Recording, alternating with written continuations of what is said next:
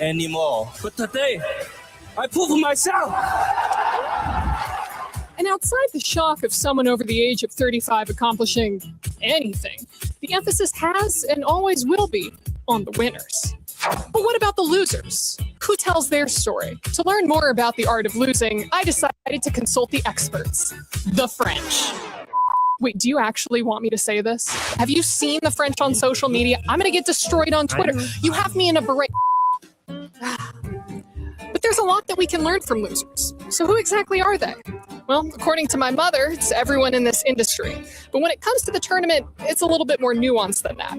There can only be one EWC champion, and in order to win that title, they have to accumulate points across a series of 24 different games. So serious contenders are going to want to field a lot of teams. It's like the great Canadian hockey player Wayne Gretzky once said, "I don't even like poutine." I know it's supposed to be our country's thing, but this isn't the right... Can you pull up the right one?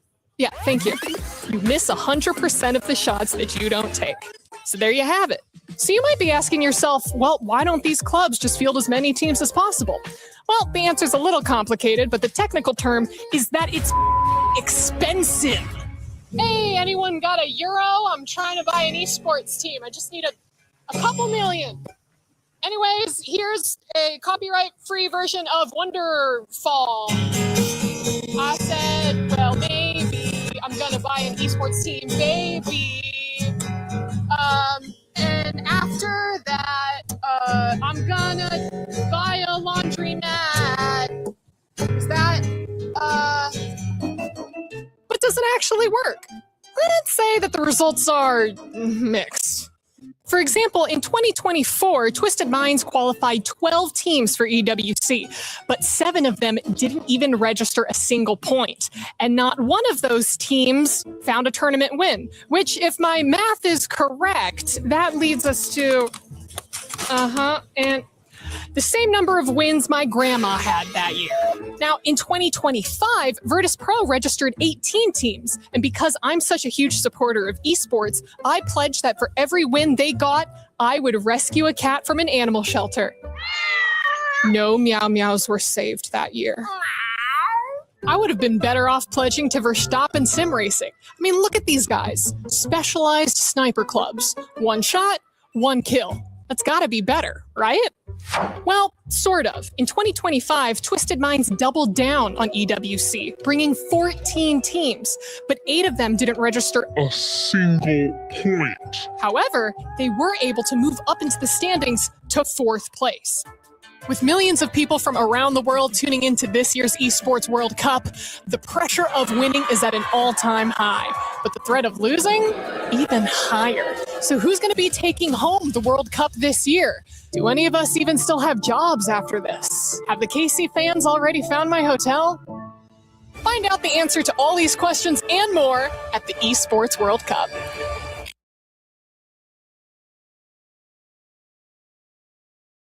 It's about to be a banger. K-Top has been on an unstoppable tear. That was very clutch. With his hand in the cookie jar, and he found what he wanted. Good stuff there, the jump in. I cannot believe K-Top started with a 5-ball. That was a classic jump in here for Mitsuha.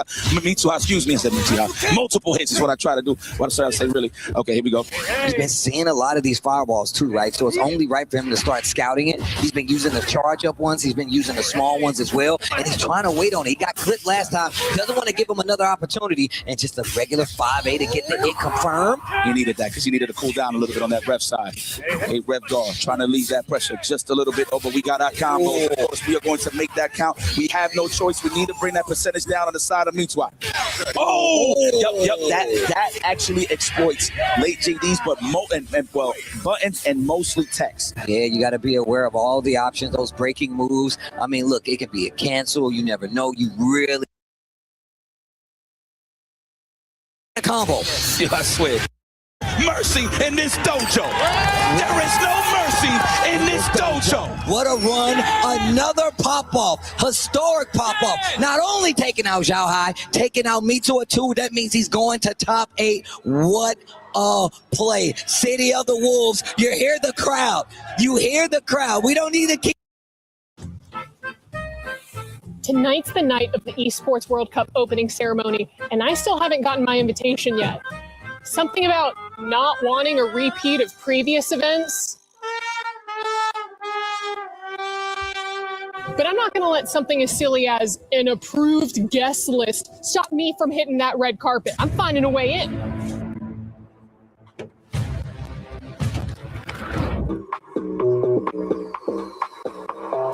Time to crush some carpet.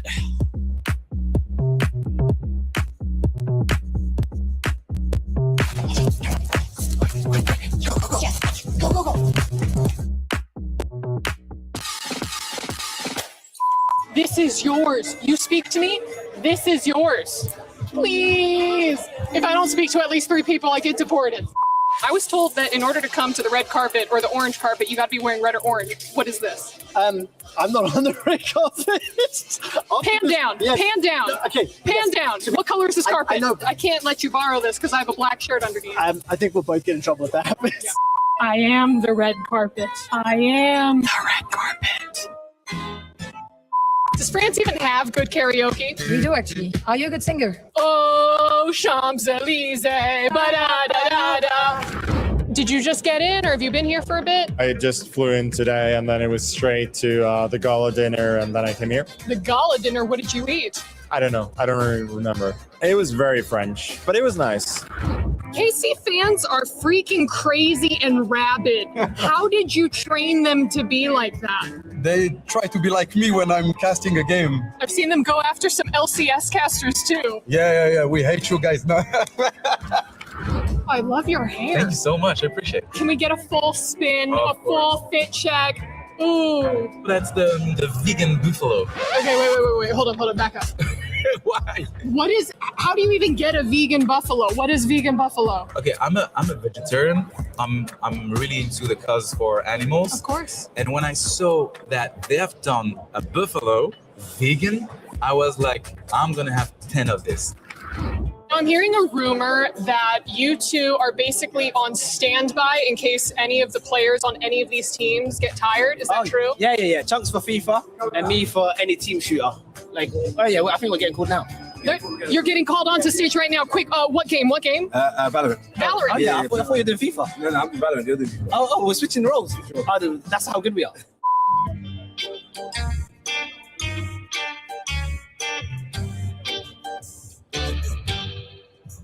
Have you been to Paris before? Yeah, I've been here for Champs, so it's my second time, and I also understand French, and I have French family, so it's nice to be here. J'aime le croissant. Ouais, je l'aime beaucoup. J'aime beaucoup. Okay, you've been practicing. You're practicing, or you've been watching a lot of Emily in Paris? I've been practicing and watching. Sounds like the show is just getting started, so let's get... Let me in. Let me in.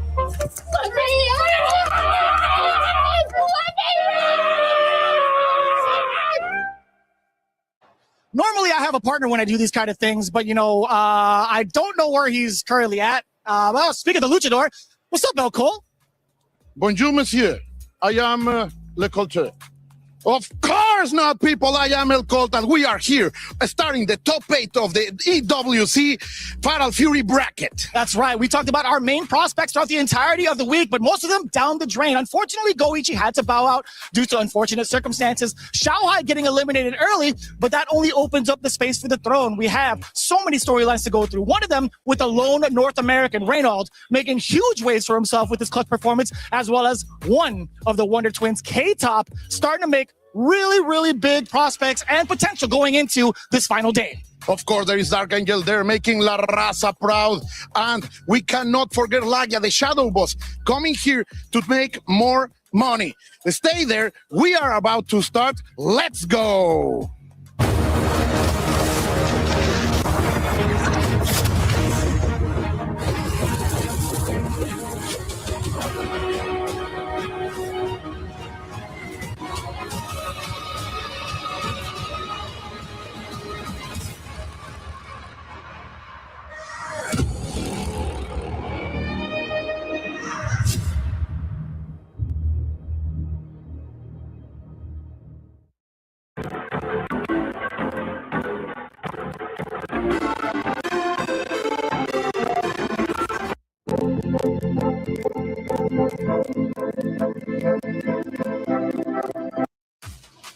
Welcome in, ladies and gentlemen, to the 2026 Esports World Cup in Paris, France. Today is all about Fatal Fury, City of the Wolves. Why? Because it's finals day. $1 million on the line, and more importantly, a new champion will be crowned. Welcome in to the Allianz Vaults. I'm Taylor Reflections Noble, joined by Logan Sama. We got Tasty Steve, boys. Let's get into it. Logan, it's finals. It is incredible. It's been 3 days of amazing action, and I couldn't have asked for a better top 8. Now, it's probably not looking how we were expecting it to look, but the diversity is there.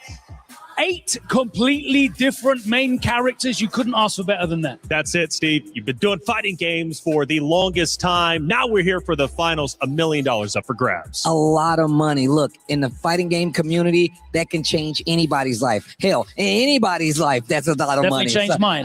I could definitely change mine, but even more so, just seeing this game being played at this level with such a diverse top 8, with such crazy representation, amazing players. I couldn't ask for a better top 8. And most importantly, this is, in fact, our first game to end for at least the 2026 Esports World Cup, which means the first opportunities to earn the club championship points. However, it's been a long road to get here, and luckily we got 2 guys to get you caught up to speed going into the finals. It's El Coates and Rome. Hello, everybody. We are here at the beautiful Paris Expo at the City of Light, where the top 8 for the City of the Worlds will happen here for the Esports World Cup. Yesterday, Lagia, the Shadow Boss, coming out of the shadows in order to deliver the victories. And, of course, Shadow X, who stays on the road, unable to clutch the victory. But the lone American Wolf Randall pushes his way through the bracket. And, of course, K-Top sending everyone to the bottom, the Gladia on top of the Coliseum. But my predictions for today, Colt, is that Nightwing will be the one to come out on top. Okay. I'm going to say that this time, I'm sorry, my people, but Japan is not going to take it home. It's going to change hands. 8 unique players, 6 different countries represented, the World and Esports World Cup on display here, and it's time to find out who will be our champion.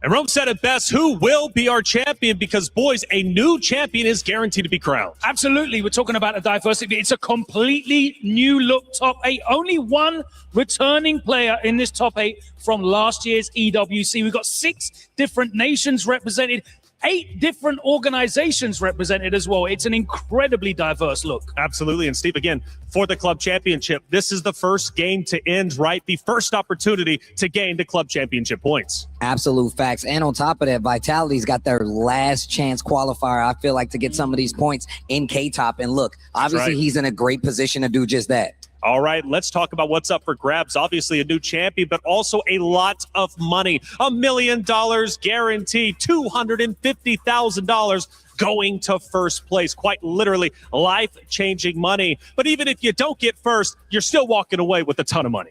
Yeah, it's an incredible split. Everyone that makes it to this top 8 is eating nicely. That's right. Very well worth all of the pain, the suffering, the heartache, the effort they've gone to grind out the season, to qualify to be here.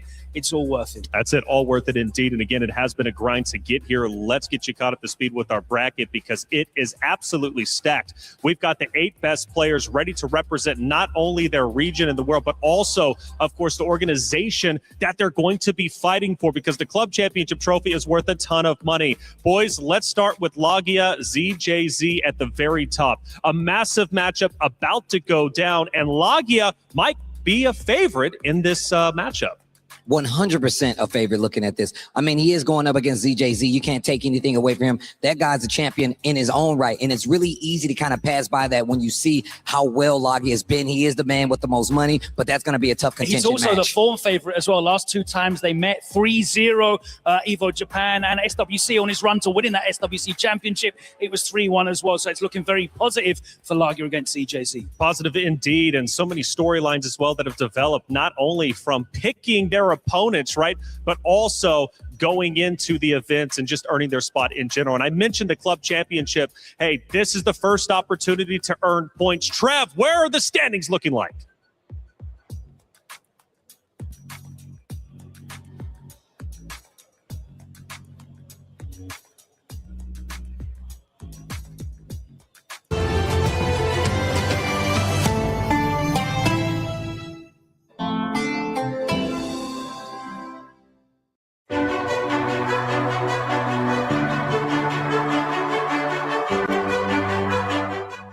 Today is the day where the first frame gets put into the Esports World Cup totem. But sad news for Team Falcons, the reigning club championship champions will be watching from the sidelines in fatal fury, as all 5 representatives were knocked out the competition over the first 3 days. Vitality, however, still flying high with lone representative K-Top left alive. Rejects Lagia as one of the 4 favorites left in the competition, and over with Mitsuhashi on Virtus Pro is looking like one of the favorites to take it all. With Goichi bowing out, the throne is empty, and the crown is there to be claimed. The Esports World Cup, the most elite competition in the world. Its trophy system is built to match. The Club Championship Trophy, awarded to the one club that rose above the rest and reigned supreme across all EWC games. Every participant earns a key engraved with their name. That's their right to compete. Reigning champions hold a key unlike any other. The Game Trophy is the ultimate prize for every game's champion. Incomplete until a champion's key is inserted. The champion's key frame is locked into the totem, a stone marker of legacy, etched with every EWC champion. The losing keys are crushed. The champion claims 3, a personal reminder of who they defeated. The rest are preserved beneath the totem in resin. Every fallen contender captured forever. Will you be remembered or forgotten beneath the totem? At EWC, nothing is granted. Everything is earned. Play is in our DNA. Whenever we let it out, it becomes our superpower. Now imagine an entire city being built to supercharge it. Kadir City, powered by play. Immortalizing your name is what Esports World Cup is all about. To be the best in your title, to be the best competitor in all of the world for the title that you're competing in. Now, boys, K-Top is looking to be exactly that. He has been out of this world and showcasing tremendous personality. I love the trash talk he's getting in the players' faces. A little bit respectfully, of course, but obviously he's here to play. Definitely here to play, and I'm glad you said the best. Like my pops told me, to be the best, you gotta beat the best. K-Top is on his way to doing just that. Xiao Hai, Daniel Maza, as well as Mitsuhashi got second at EVO this year, all by the wayside because of K-Top. And ZJZ, a champion, in, like I said, in his own right, and one of the only players that has not lost a set. You have to look at what he's doing. Got revenge on Mitsuhashi. He broke the mask. Yesterday, he saw him put that mask back together as he got that big W. And look, the only Mr. Karate still out there fighting, and it says a lot about just how much he has put into his performance here this weekend alongside his brother. Now, of course, we saw him select Nemo as an opponent. A little bit of inside baseball here. There was an interview recorded with Ryan before Nemo and Shadow X played, and Shadow X was talking about, I know this matchup, I trained with Gumi, I know the Mr. Big matchup. Nemo didn't care about that. He said, you don't know my Mr. Big. You learn from him, he copies me. Well, guess what? That didn't work out for Nemo yesterday. And K-Top has the best Mr. Big training partner. His twin brother, H-Dope, of course, using Mr. Big. That's why he picked this matchup. I'm hyped to see this one. Hype indeed. I mean, he was getting the crowd hype as well. One of the few competitors to truly get the crowd on their feet. K-Top representing Vitality. A big move for him because Vitality, after all, 3rd place last year, right? So Vitality has a real chance to get some serious points to start off with their club championship race. K-Top, obviously, he's got H-Dope, and H-Dope is going to be looking from the sidelines, supporting his twin. That was one of the big stories, right? The twins coming into the same competition in the same group. Ultimately, H-Dope does end up losing out a little bit earlier on, but I'm sure he's super proud of K-Top. Yeah, it was great to see the support, not just from his brother. We had Tassos there from the Greek community, Legacy of Kaiser, really showing that the community is behind them as well. Maybe not for the character pick, but they're behind him in spirit anyway. It's going to be very exciting to see. K-Top is really overperforming as well. Coming into this event, he had I think it was 5th at EVO. By far and away his highest event at any major of the season. That's what got him here, and now he's in top 8 at the EWC. It's an incredible breakout performance from K-Top. Well, the players are arriving to the venue, and luckily Reinhardt is on the scene to catch up to them, get some interviews in, and see where their mind's at heading into finals. It's finals day here at EWC. ラギア選手おはようございます。決勝の日なんですけれども、調子はいかがでしょうか。調子は悪くないと思います。はい。じゃあ今日頑張ってください。はい。He's feeling good. He said he's not feeling bad. Reynolds, how are you doing this morning, sir? I'm pretty tired. You must be tired. Crazy comeback yesterday. Yeah, thank you. Yeah, really nice stuff. All right. Everyone's got a few words this morning. Finals day. 決勝の日がやってまいりました。調子はいかがでしょうか。早く起きちゃいました。He woke up early. This man is ready. ありがとうございます。Good morning. Good morning. 今日は調子はいかがでしょうか。バッチリです。頑張ってください。頑張ってください。Dark Angel, buenos días. How are you feeling about your match today? Estoy feliz de haber llegado a los playoffs y daremos lo mejor. Okay. He's going to do his best in the playoffs. Let's see how it all turns out. Good morning. How are you today? Good. Good? Maybe. Very good? Very good? Maybe. Okay, maybe very good. We'll go with that. Thank you very much. 谢谢. Hello. Always smiling. Love this guy. How are you today? I'm fine. Fine? Okay, fine is good. We can work with fine. I wish you the best of luck. Good luck today. Okay. And last but not least is Mr. K-Top. How are you doing today, sir? I'm doing very well. Yes? Yes, of course. Finals day. The time has come. Time to write your history. What's going to happen?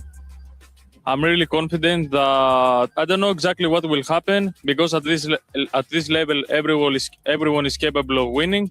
All I can say is that I came here to fight. That sounds like a very, very solid plan. Wish you the best of luck. Thank you. Everyone's here to fight at the EWC Finals Day for Fatal Fury, City of the Wolves.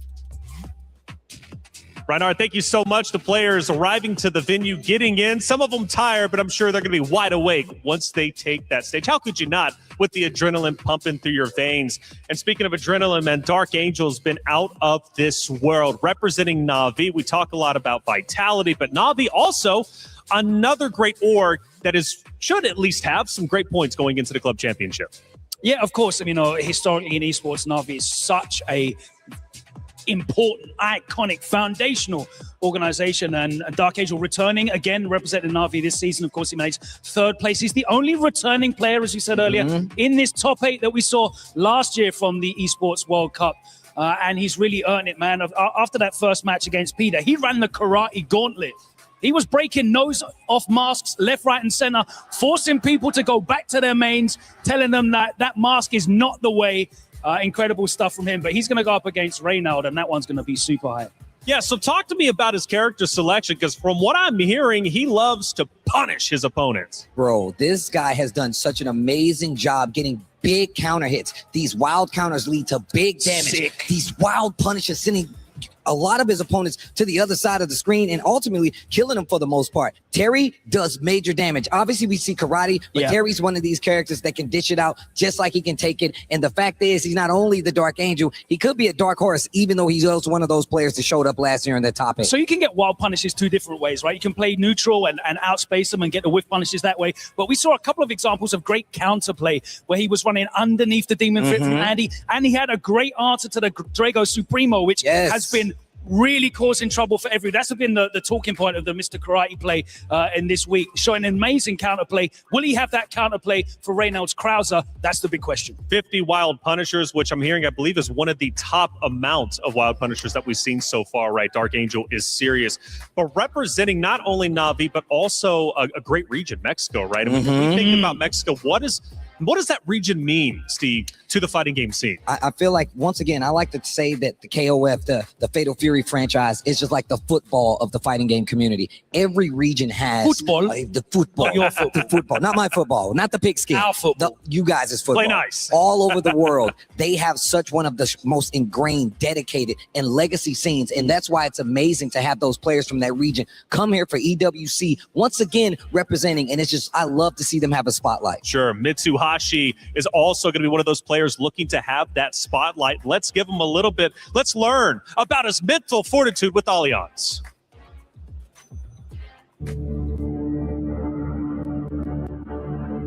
直前ってなるともう相手のことだけ考えてるって感じで、それ以外は頭にないですね。なんか空から降ってきたことを実行するだけです。直感です。正直こういうでかい大会回るっていう経験ほとんどしてこなかったので、ありがたいなっていうか感慨深いなっていつも思ってますね。まあその場に立てるっていうことがまあシンプルに嬉しい状態ですし、まあ自分を含めた対戦相手もそうですけど、そのプレーを期待してみてくださる方々がいてくださるっていうのはすごい嬉しいですね、本当に。見せますので、ぜひ皆さん、応援の方よろしくお願いします。やってやるぜ。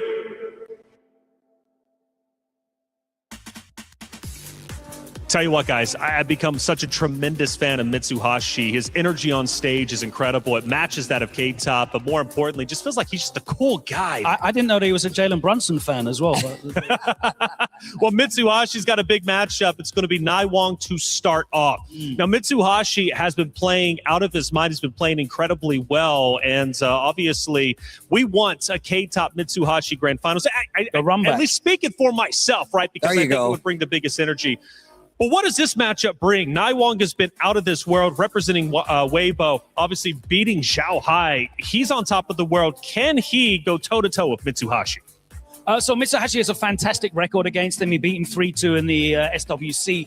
And since then, they haven't met offline, but in the SCS, they played 3 times. Mitsuhashi's got 3 wins back-to-back on him as well. So the form is definitely in Mitsuhashi's hands. There's only 1 Rock remaining now after we lost Shadowworks earlier. So it's a unique matchup with Billy versus Rock. Looking forward to it. Looking forward to it indeed. That's going to be coming up. We're going to dig a little bit deeper into that matchup, but we also have 3 other matches to take place today before obviously we get into semis and then ultimately the grand finals to crown a champion and see who earns $250,000.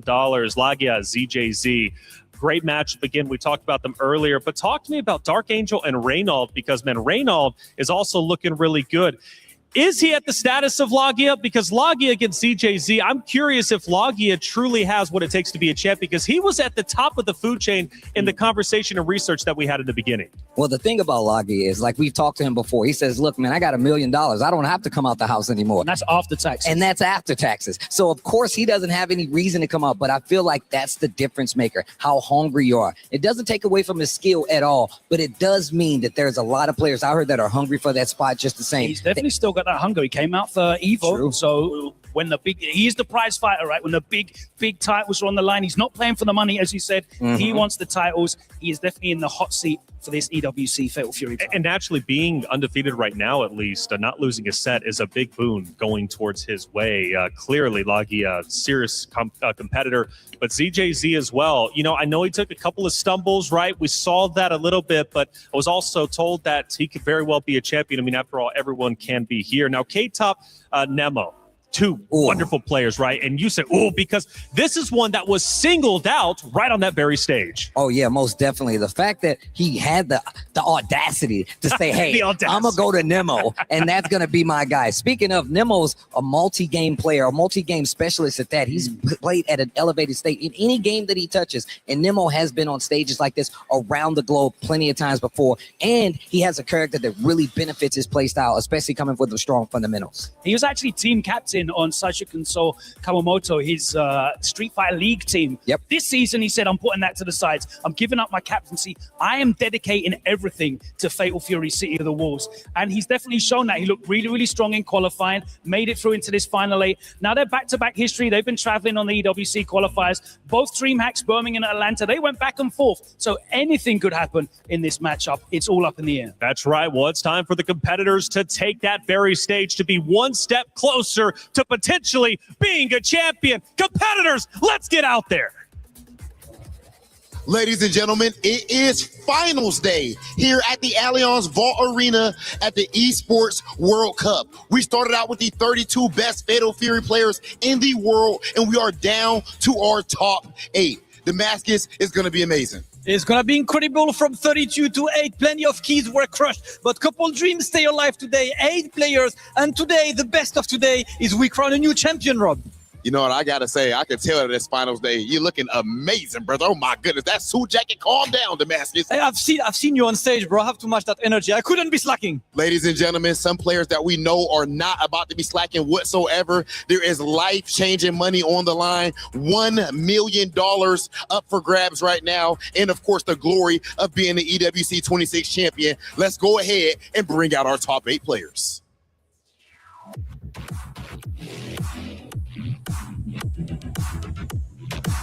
Lagia!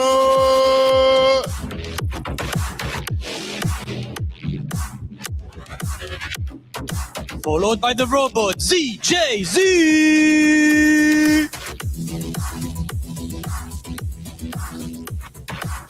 Weibo Gaming's Nai Whoa! And the Mr. Karate Killer, Mitsuhashi! The pride of Mexico, Dark Angel.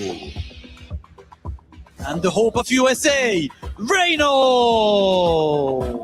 The Legend Slayer, K-Top. And all the way from Japan, the legend, Nemo. Ladies and gentlemen, these 8 players represent the best of the best, the creme de la creme in the world of Fatal Fury, City of the Wolves. And right now, they are fighting for glory and to change their lives with $1 million up for grabs. Let's get things started and send things over to the studio. Thank you very much, Hollywood Rob. Damascus looking great out there. And Rob, I agree. Damascus, that jacket, come on. I didn't even see it in the green room. Seen it out there on the stage sparkling, man. He's ready for grand finals for sure. Boys, first matchup of the day. Naiwang, Mitsuhashi about to go down. It's going to be a bloodbath. And let's not forget, Steve, it's no longer double elimination. You lose, you're out. You're going home early. And look, that's a little different from the format that we're used to in regular fighting game tournaments. But this isn't a regular fighting game tournament. This is EWC 2026, baby. So you got to put it all on the line. And obviously, these guys have been on the stage before. But it's a little bit nerve-wracking, a little bit more nerve-wracking knowing that you only get one set to win. Only one life, right? That you got to protect it, protect your key. That's your heart after all. You want to put it onto the totem wall. You got to win this entire thing. Both these guys getting ready and set up.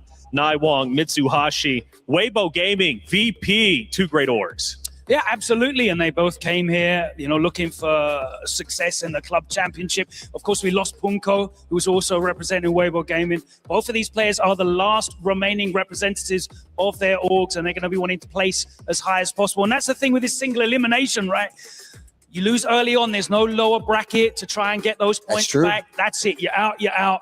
This first to 5 format is going to be brutal. That's it. Steve, character-wise, what are we expecting between these 2 giants that are about to compete against each other, obviously?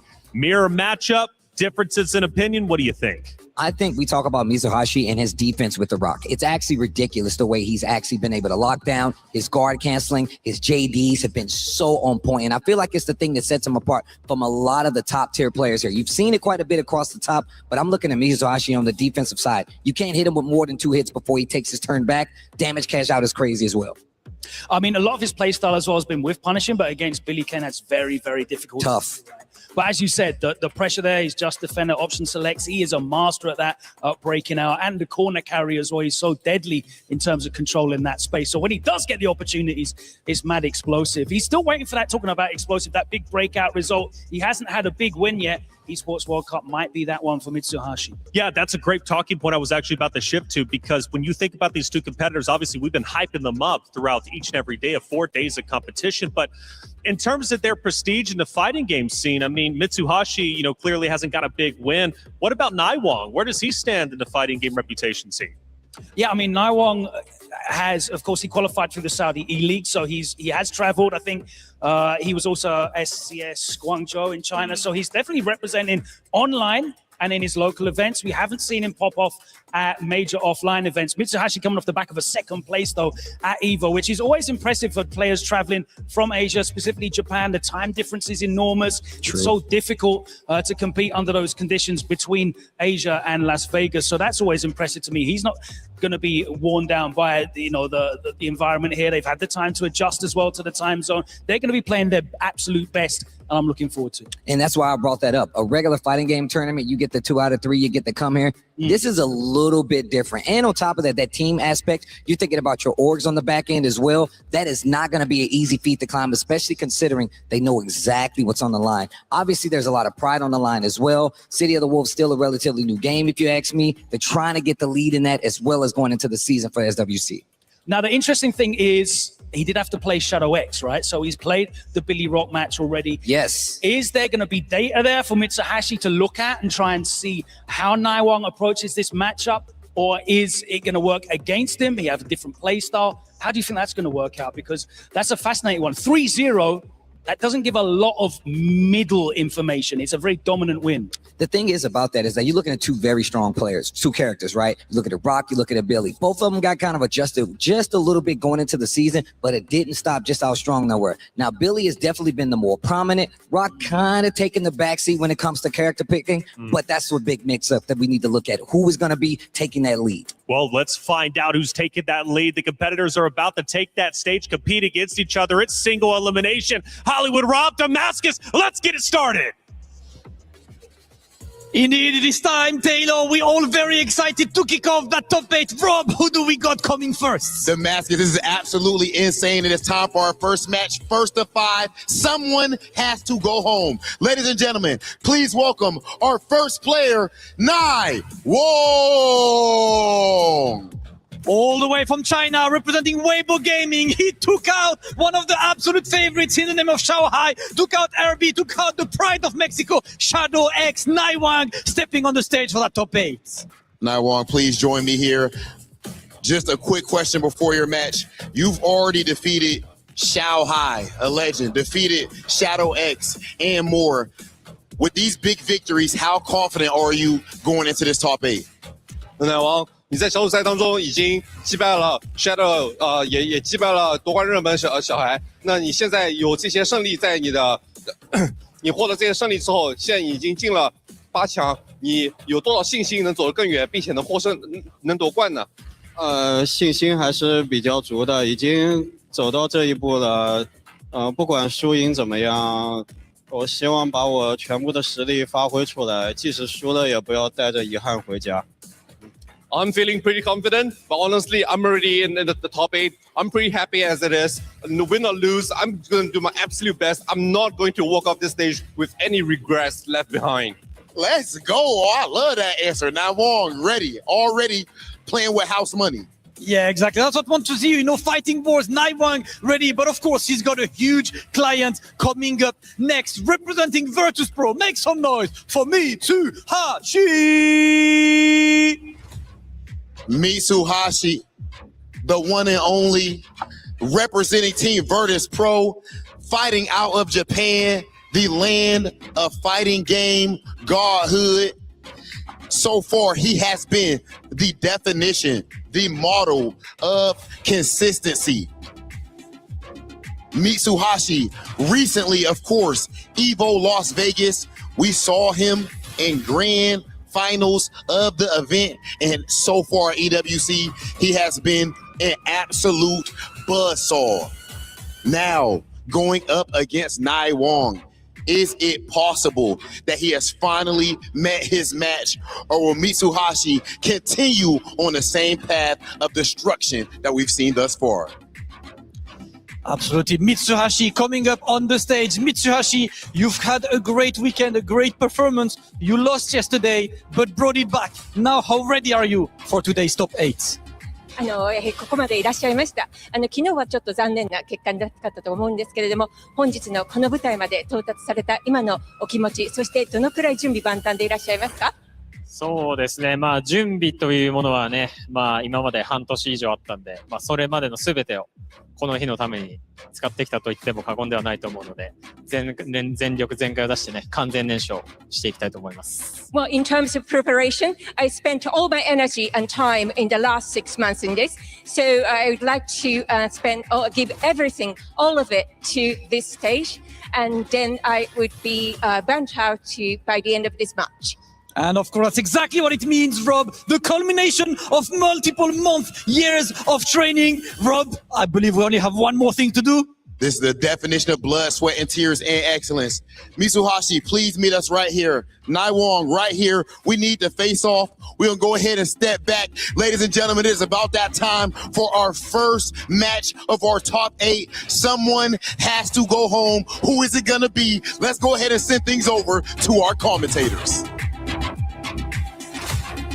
8 players, 8 different teams, 8 unique characters. A couple of 7s couldn't make us more lucky to be here to witness the first and the second, I should say, EWC Fatal Fury champion coming through later on. I am Rome himself. I am joined by the one and only Vicious. Vicious, talk to him. Yo, this is going to be the best way to start here in our top 8. Naiwong versus Mitsuhashi. A lot of things have been said thus far by everybody currently on the stage involved with City of the Wolves. What more can we ask for? The gameplay itself. We was talking about how they even got here in the first place. Mitsuhashi has been pretty much under the spotlight since his dramatic performance over at EVO Las Vegas. On the other hand, Naiwong, he's been making some pretty damn good runs himself up until this point.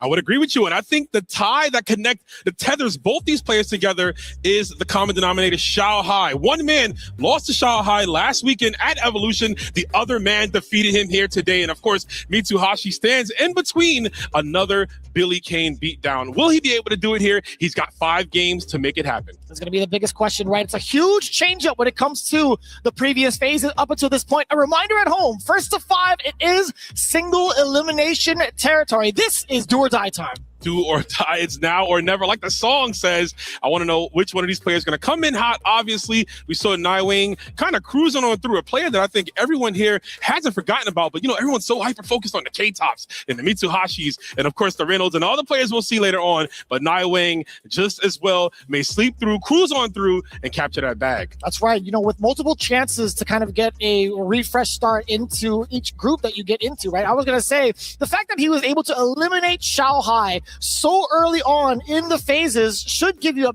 big quality indicator that he is here to do some even bigger damage potentially. Absolutely. And of course, the character selection as well. Billy Kane, the thorn, the literal stick in the side of Mitsuhashi. Again, like I said, Shanghai using that character to defeat him at Evolution. We know Mitsuhashi and how strong he is against the Karates, but lo and behold, there's only one here in this top 8, and Mitsuhashi has to go through the character that's been the biggest problem for him. I think, Vicious, and I don't want to, you know, put this on any of the other competitors, but this first matchup could very well conclude who will win this entire thing. You know what? I'm not going to be shying away from that. I think I'm going to be pretty much on the same boat. I feel like going into a lot of these matchups, we're starting to see a lot of the season 1 prowess still take hold and really kind of reaffirm themselves amongst the rest of the roster. I mean, we've talked about it pretty much all week, how often we've seen a Mr. Karate be like the prospect going into the top 8. In fact, we even had our own predictions of how many Mr. Karates were going to show up. Obviously, I was trolling a little bit, but there was a little bit of truth to it. I said there was going to be 8. Yeah, I mean, and rightfully so. Look how many were in group stage. Look how many were in the LCQ, right?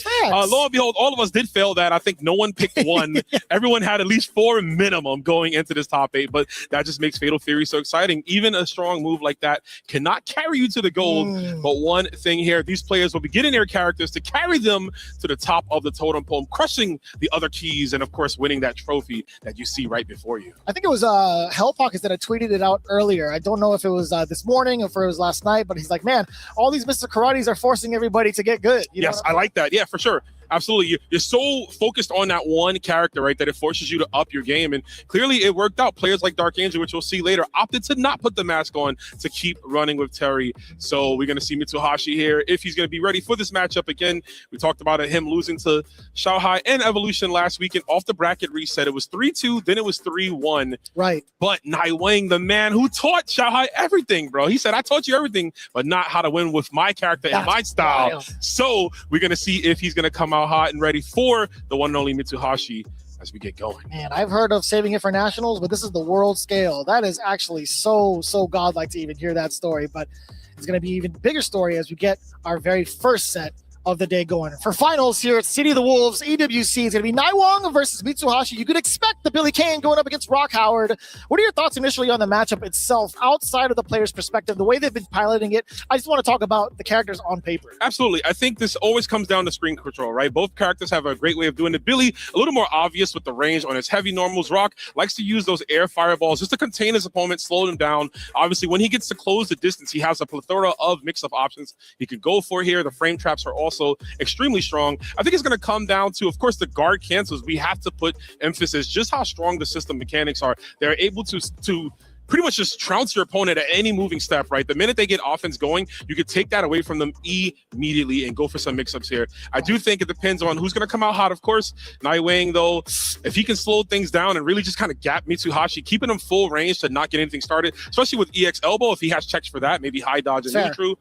It's definitely going to come down to that, possibly. Yeah, there's a lot of different ways also to kind of stagger your pressure to force a little bit of errors, or even go into like a string into a heavier special move to kind of bait out the JD timing. That's going to be my biggest concern going into it. Once Billy Kane gets knocked down, then you're relying on the mechanics, whereas the opposite end, Rock actually has a reversal that he could be dangerous with. Absolutely, yeah. Reversal, he's got a counter. I mean, he's on the front cover of the game. He's got it all, right? And we're going to see right now which one is going to have it all, because this is first to 5, single elimination. Yo, this format is so barbaric. Probably the best word to say it. Dan, already starting off pretty strong. We got the counter hit. There's going to be a lot of carry on this bad boy as well. But Naiwang wants to stay within this range, or so I thought. He triple dashed in.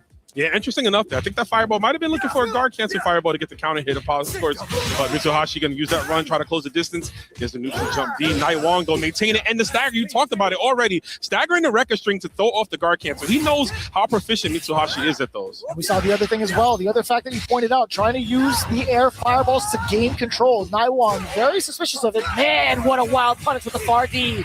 Yeah, you're always in range for that far D. I feel from Rock Howard, man. He's going to stick it out the minute you mistime your gap. A nice hit confirm. We get the 2 ways to the 5 A's all the way to the corner. Again, we talk about some of the timings you could have with the JD, trying to anticipate some of your normals, but the slight hezzy coming in with the double tap A's, being able to catch Mitsuhashi sleeping. Ooh, throwing out that rear 6A, not a normal you see too often from Billy. Got that in the 6B, which goes over. Nice 2C. Max range. He was definitely trying to cack. He caught his far C as well from Rock, looking for far D. But man, the damage. Billy Kane's got those in spades. We're going to get the super confirm as well. Takes him to the corner. This is going to get real rough, Vicious. Yeah, I mean, we talked about it in the pregame interview. You can't really stop a man who's feeling pretty good about just being in top 8. Like, he's playing freely. He's feeling himself. He's vibing out just being here by default. So that just makes him even more dangerous. So level 1 coming in, ignition. Very good. He cut it short too, saving the rest of that rev meter just in case he needs it for right now. Possible guard cancel, goes for hard dodge. Yeah, this is looking like almost a perfect here. Mitsuhashi really going to have to find a way to crack him open. I don't know if EX elbow is the way. You see Naiwang priming himself forward, and he doesn't have to overextend. He's got a nice low health lead. Yeah, and he's also keeping a little bit of precaution, right? He doesn't want to overextend. Even within the mid-range, he's just tabbing on A. Waiting for him to close it out. There's the jump B. All right, Mitsuhashi is all the way in now. Oh, what you reaching for, my guy? He said it's getting hot out of here, man. Go sit down. Go cool yourself off. Yeah, if you weren't going to be ready for any sort of like defensive maneuvers, I think you would have been chipped, right? It's just so scary to even try to avoid the chip damage on that super. Yeah, chip's an option, right? But thankfully you do have rev guard, right? So you can obviously kind of nullify that. And honestly, that would have worked out for Mitsuhashi well. He would be able to get a big punish.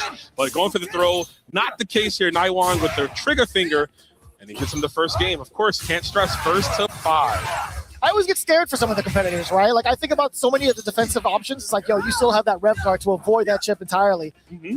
Yeah, it's always there. It's always on the table, man. And this game's so mechanics dense, right? You have to know when to use everything at the right time, when you have access to it. We see them just to fin pings, just to keep our rev meter in the crack counter at the end. Bit of a flex. I see you.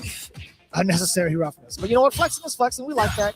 I wouldn't say it's unnecessary. He definitely needed to get the momentum back. But for, I mean, this very moment right now, Naiwang seems to be doing just fine and gaining it all back for himself. Yeah, he's at a low percentile, right? Basically having every tool at his disposal. Nice air fireball just to contain him. We want to use some of those. And a good trade in a sense for Mitsuhashi. He maintains the lead, but also stops the EX pole, excuse me.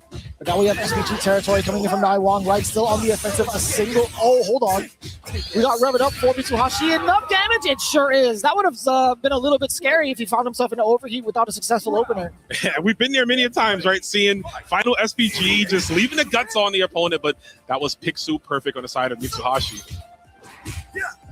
An aggressive start for Naiwang. The neutral jumps being shown from Mitsuhashi now within this round. Trying to find that control, trying to find that opening, finds a counter hit. Nothing too big just yet. Naiwang playing it patient, playing it cool. Yeah, gets him on a 2B. I do like the 2B on the side of Mitsuhashi, though. Too far to get that big confirm, like you mentioned, off of it, but good acknowledgement there. He will dash through, try to navigate through that far C, and he does. Wild punish off the jump B. That was perfect timing there. Raining down upon him, and another bait. That's going to be good for Mitsuhashi. But look at the ref meter. He's not going to be able to overextend as much as he wants to, saving the bar for the next possible kill. Ooh, give me that. Yeah, even then, cutting it short, right? Guard canceling does reduce your damage, and he didn't want to spin the meter there. Oh, the reset. He caught him pressing mad buttons. Be pressing on, man. Not in my presence, says Naiwing, and he's just overloading his bar. Razor Storm right through off the guard cancel. Yo, Mitsuhashi, the defense on display, coming back with that clap back. Brother, my wrist hurts just thinking about the input. Tell me about it. My man was flexing too. As soon as he hit that super, he put his hand up in the air. He's like, yeah, that was pretty beast. I know. Yeah, man. Stylish as can be. You love to see it. Mitsuhashi fighting back here. It is 1-1. I feel like this set's going to go the distance very much so between these two players. As it should. We want more games, especially in this format. Single elimination. We got to make it count. Yeah, this might be the only chance you get to see either Billy or Rock again. A diverse top 8. Interesting enough, right? How crazy does that work? Brutal, but so true. You're speaking facts right now. Yeah, just trying to find the closeout. Okay! Just a little bit overzealous in the movement.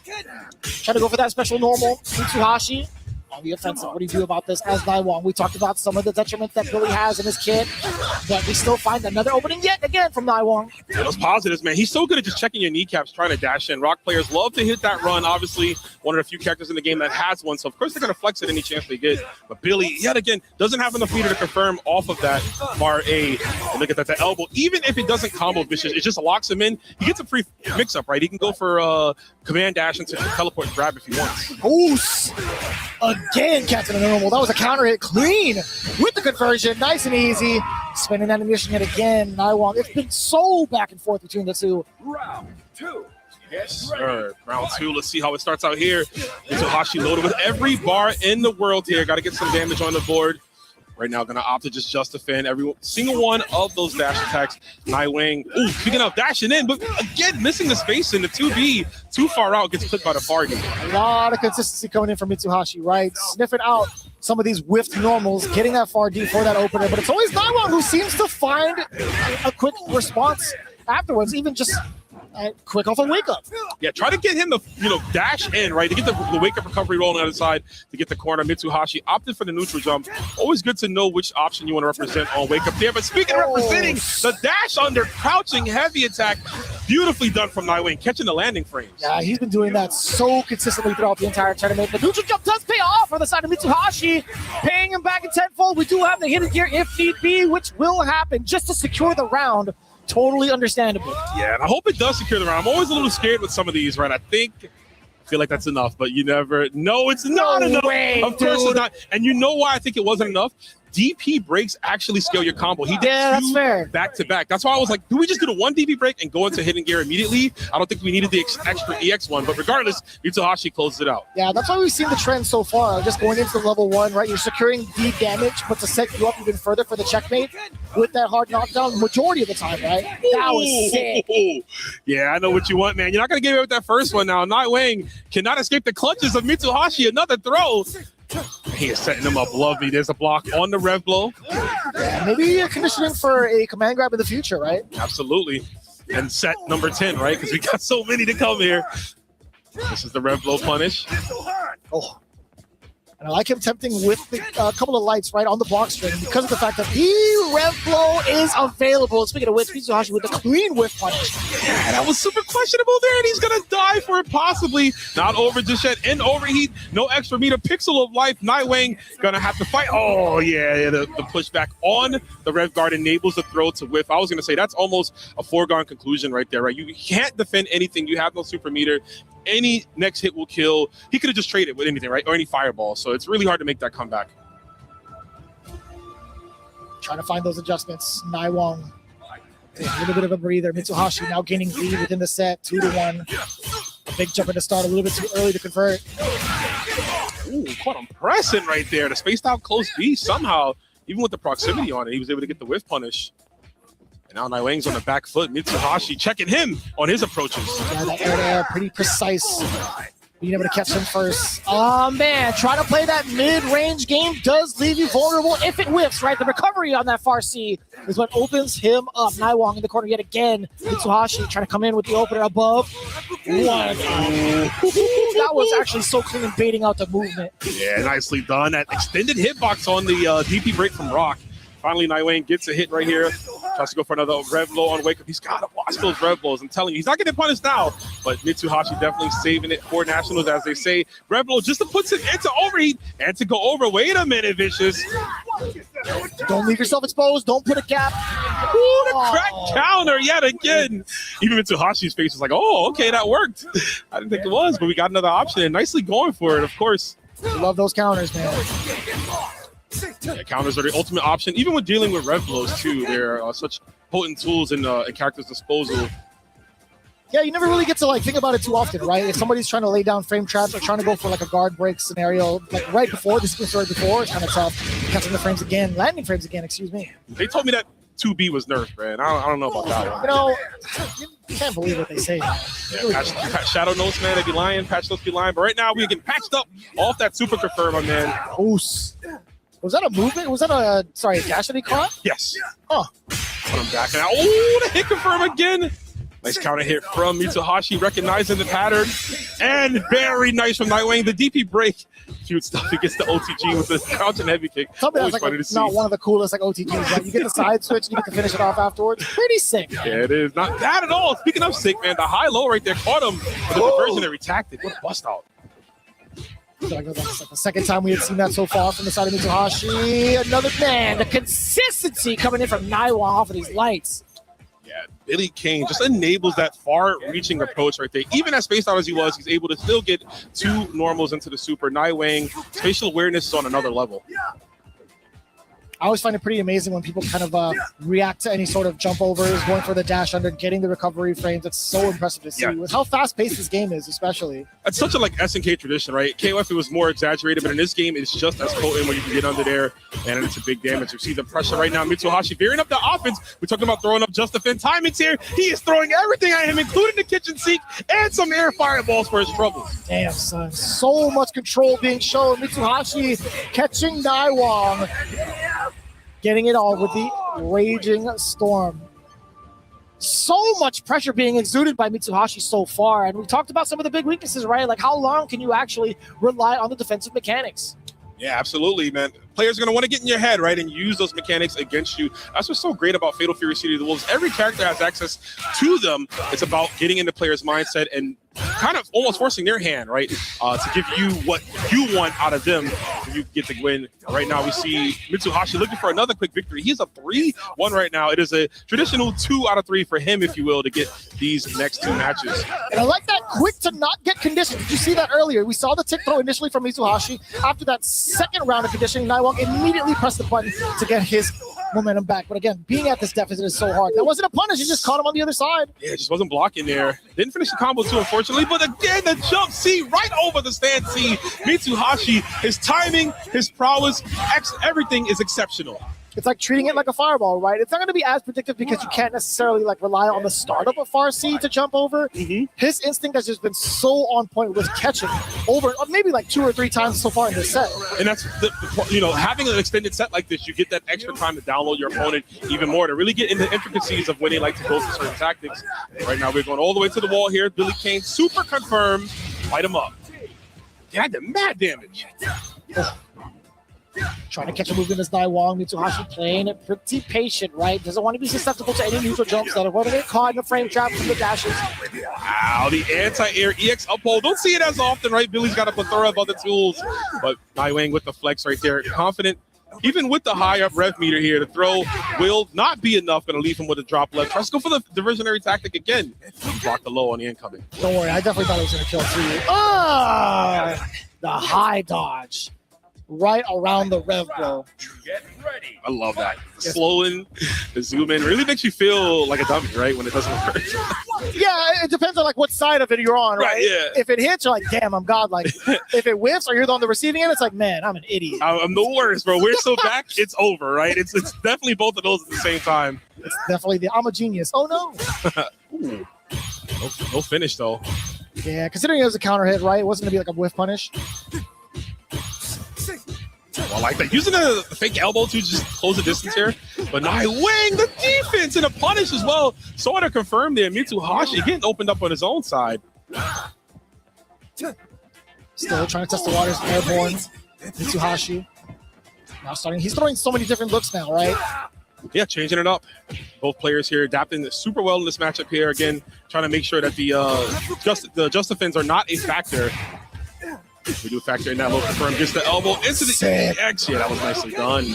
Counter hit conversion from the close B to the far B. Ooh, swell punish just right into the dome piece. Beautifully done from Mitsuhashi. Naiwang was expecting a jump B to go over the stand C, which is why he tried to get the 2B, but Mitsuhashi delaying the jump D even more, was able to catch him on the downswing right there. That's usually how you blow up those like anti-air low attempts. So greatly done right there. Nice adaptation. He's up 4-1. Naiwang, the Shanghai Destroyer, on the back foot here against the man who Shanghai defeated. It's the final shot for Weibo Gaming's Naiwang. Can you find any sort of solace for the pressure away from Mitsuhashi? We're going to get started right now on the opposite end, though. Will we be able to answer that question at all with the amount of pressure Mitsuhashi presents? I mean, he's got to figure it out right now, right? Vicious, this is it. Single elimination bracket. You fought so hard to get here. You don't want to go as the first person of the day, but I do like that we attacked that second life bar, the rev meter of Mitsuhashi. And now he's seeing red. And if you're Naiwang, you got to be seeing green to go on the offensive here. That is just a blatant hit. Wait a minute. Not like this, dude. No way. That's a rare miss that never happens. Ooh, but this is going to go all the way through. Mitsuhashi set point right here off the drop from Naiwang. Naiwang cannot let that deter him. Has to stay focused, has to lock in. That last round might as well been 100 years ago in the past. You are looking towards the future.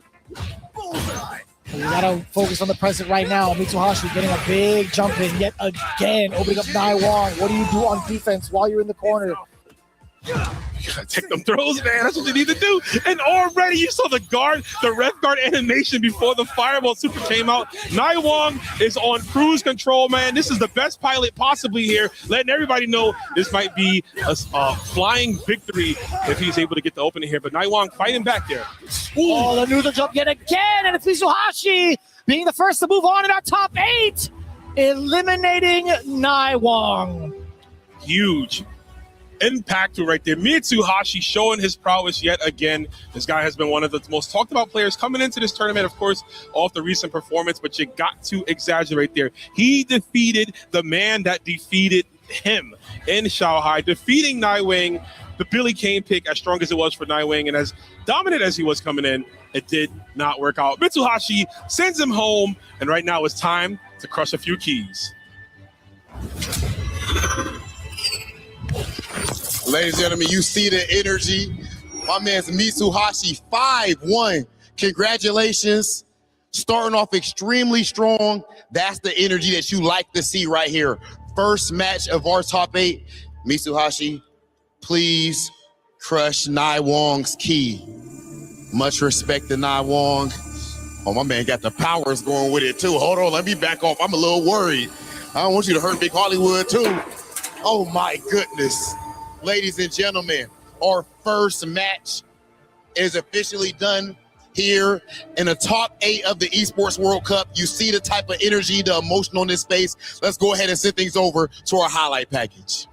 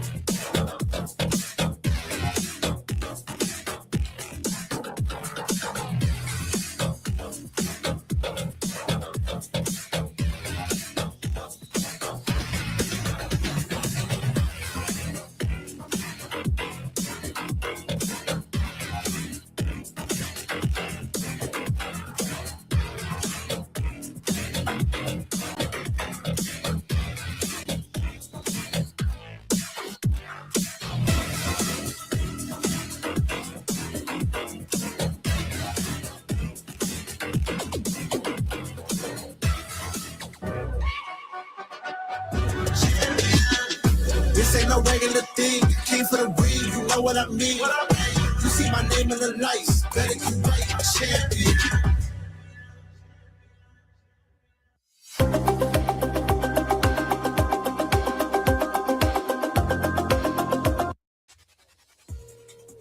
One key is crushed, 7 players remain, and you know we're going all the way to the end as we are crowning a champion right now. The first match of the day is done, but we got another exciting, another juicy match coming up next. Listen, Rob, I think there is a Titan coming up the stage right now. Man, speaking of Titans, how insane was that first match? Mitsuhashi with the 5-1 to start things out. Going to be extremely tough to stop. That said, ladies and gentlemen, let's please keep the ball rolling. Please welcome to the stage, Logia! The SWC World Champion himself, representing Team Reject, undefeated for the entire weekend. Sent out Chao Shai, H-Dope, Reynald, and VX Bao on his way here to that top 8 of Esports World Cup. He got the SWC title, and he's looking for his Esports World Cup title now. Logia, I already feel the aura with you just standing next to me right now. Of course, you are the reigning SWC champion. You literally won $1.5 million. You are used to pressure. So how much do you think that will help you in this top 8 right now? Do you have any nerves? はい、もう数々の大舞台でご活躍されていらっしゃいました。たくさんの賞金も獲得していらっしゃっています。$150万の商品も獲得していらっしゃいます。ということはもうプレッシャーも感じないのではないかと思いますけれども、いかがでしょうか。プレッシャーはめちゃくちゃあります。言うてEWC の優勝ももちろん目指してやってきていたんで、これももう大きな2つの大きな目標のうちの1つなんで、これに目指してやっぱりトップ8にも来たんで、もう緊張はしてますけど、全力で出せるように頑張りたいです。Well, of course, I'm very, very nervous. But one of my ambitions and goals was to conquer EWC, to be the champion as well. So I was all preparing for this. So of course I'm nervous, but I'll give everything to this. Absolutely love that answer, Damascus. The SWC champ trying to add EWC, the creme de la creme, to the trophy case. Hey, if you can get the double, there isn't more credentials than this. You know, Lagia looking for this, and his opponent is an opponent he picked himself, as he has been undefeated for the entire weekend. He got the luxury to pick between two. Up next, facing Lagia, make some noise for ZJZ.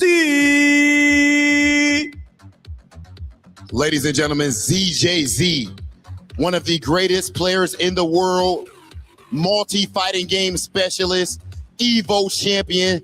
This is a fighting game genius in every sense of the word, and of course, representing Team T1. ZJZ, I just have one simple question. Let's wait for our translator to join the stage, of course. ZJZ, ready for Lagia? Maybe. Just a maybe.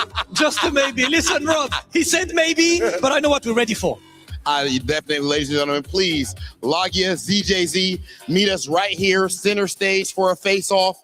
We need to see that energy. It is about that time. Two Titans are about to face off for glory. And of course, we are viewing entertainment. $1 million on the line in this top 8. Let's go ahead and get things started. Send things over to our commentators.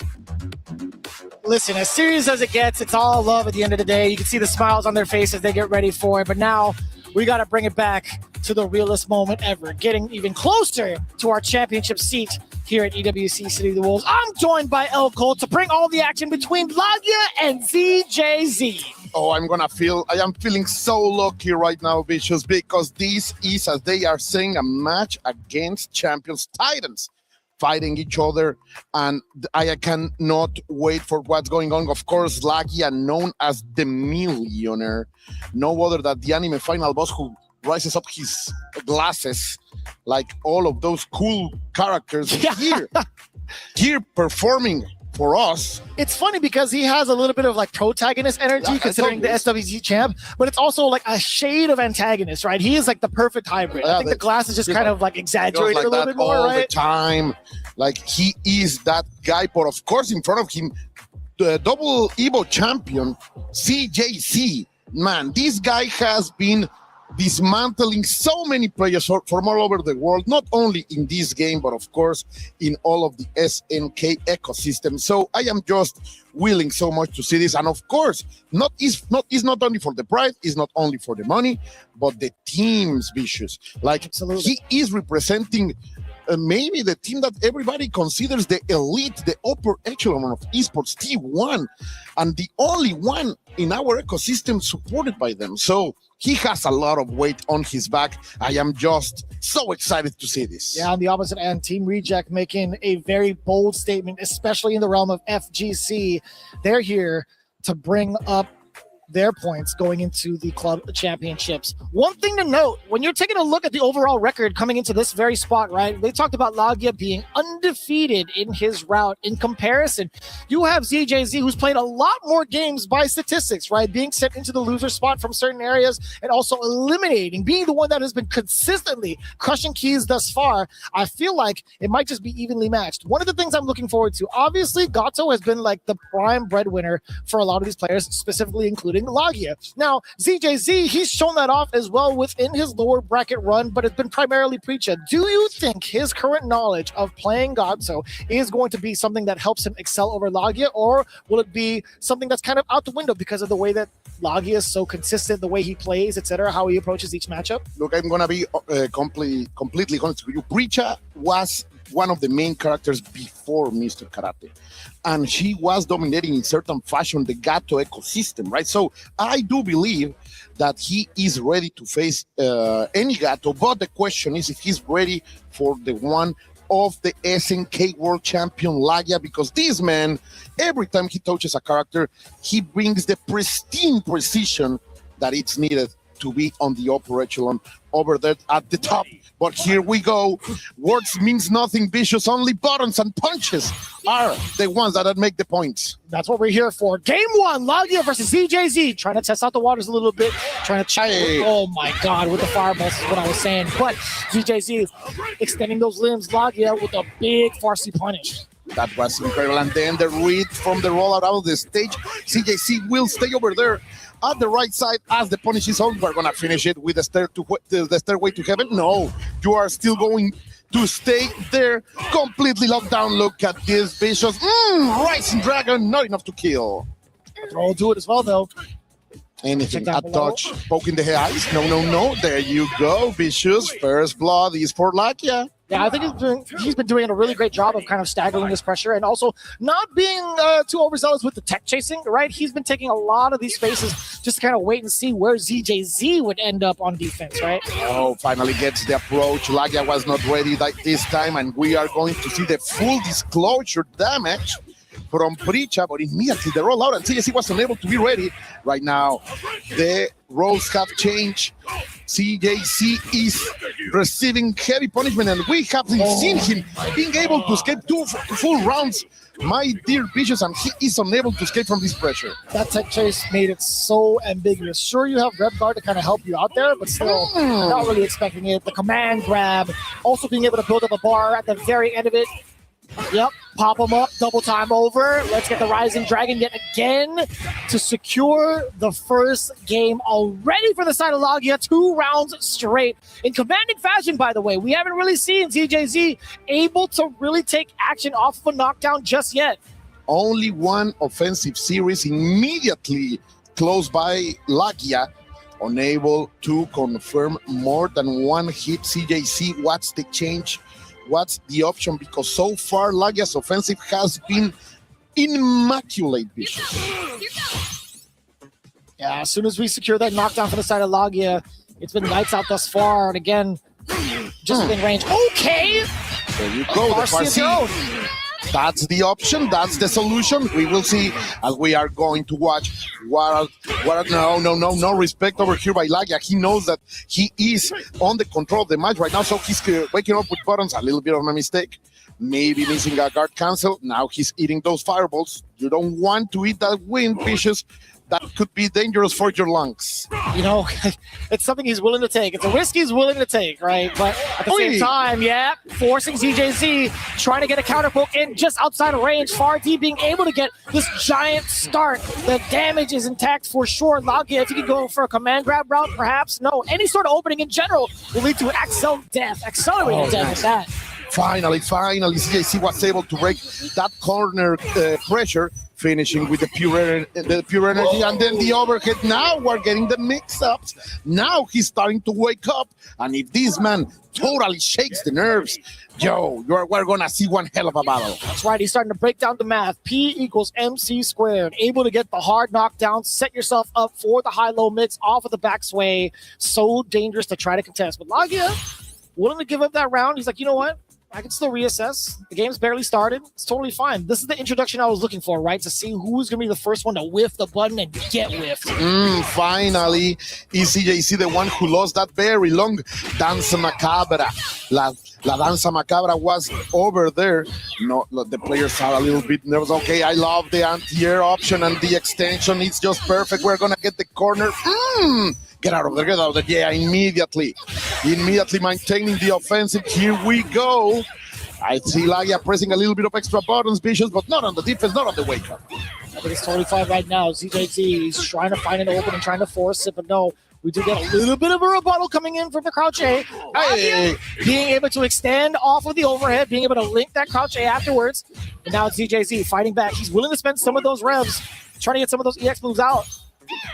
Oh, he's gonna get the open. That's gonna hurt. He has the bar. He has the resources. There is no fever. Expend everything. Only one bar is going to be enough. He wants the resources for the next round. Lagia knew it was going to kill. Why spend more, Vicious? Just the exact amount.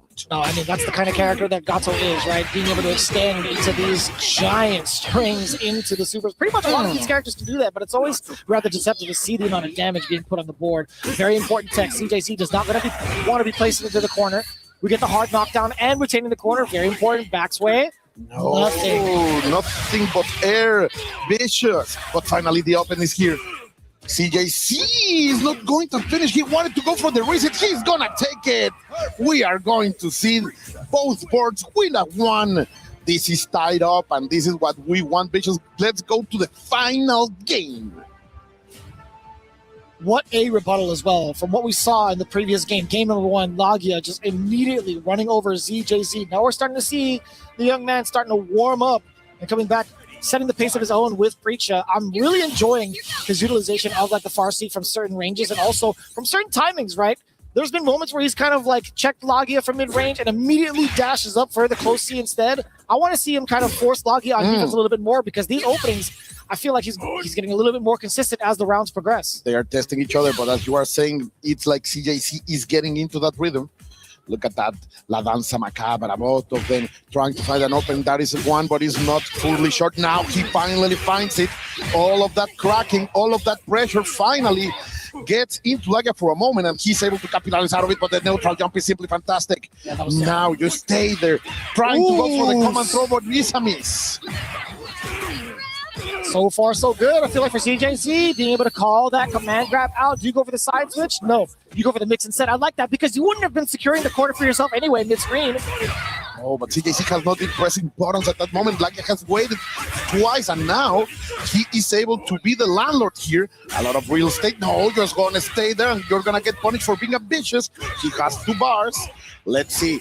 Are we going to spend all of the cash? Yes, of course. We're going to go up with the golden dragon. Like the legend says, little carps became dragons. Lagia is legendary as that. Not going to lie to you, I didn't think I was going to be doing enough damage. Because we saw like SPG range for Lagia. I thought he was going to go into the hidden gear. He knew, bro. He's the science, the knowledge, the practice, the grind is here. That's the definition of millionaire fighting right there. He knew exactly how much damage he's going to be doing. And this is no 2001. Yeah. Oh, thank God. Let's see. Don't take me back there. No. I'm good. Are you willing to do some true love making? That's the question. As right now, CJC is delivering all of that. As you say, pure energy right here, getting into the frame, staying there with the empty jump. Lagia was more than ready. The shenanigans are not breaking up the Japanese Titan. Let's see CJC trying to fight for the pride of his country. Of course, trying to go forward. 41, he gets the opening. Lagia. Even when he's down, he's always feeling dangerous, Bishop. Those back-to-back counter hits. CJC pretty much just hit the speed bump on the way to try to speed over towards Lagia. Oh my God! What normal did he even punish? That was wild. No pun intended. No access for the hidden gear, only one bar. This time he knew that was not going to kill. That's the secret, that's the stuff. Double overhead into kill. Lagia is looking fine. That was kind of nasty. What a rebuttal. That was mad quick as well. And I have to say something, because even if CJC won that last game, all the time Lagia is the one that feels more dangerous. Like he's always in control. Yes, CJC is finding those openings, but it's only Lagia the one who is consistently maintaining control. I mean, he gained it right back, right? He only has a single game advantage. Single game advantage. Excuse me. I was trying to go with something else. But anyway, yeah, CJC still has plenty of time to adapt towards what Lagia is presenting so far. I mean, I will say Lagia's defense was much more pristine in the previous match, right? Avoiding the high-low mix-up game and also avoiding some of these normals being like dashed up on. And not pressing buttons when he's not needed, right?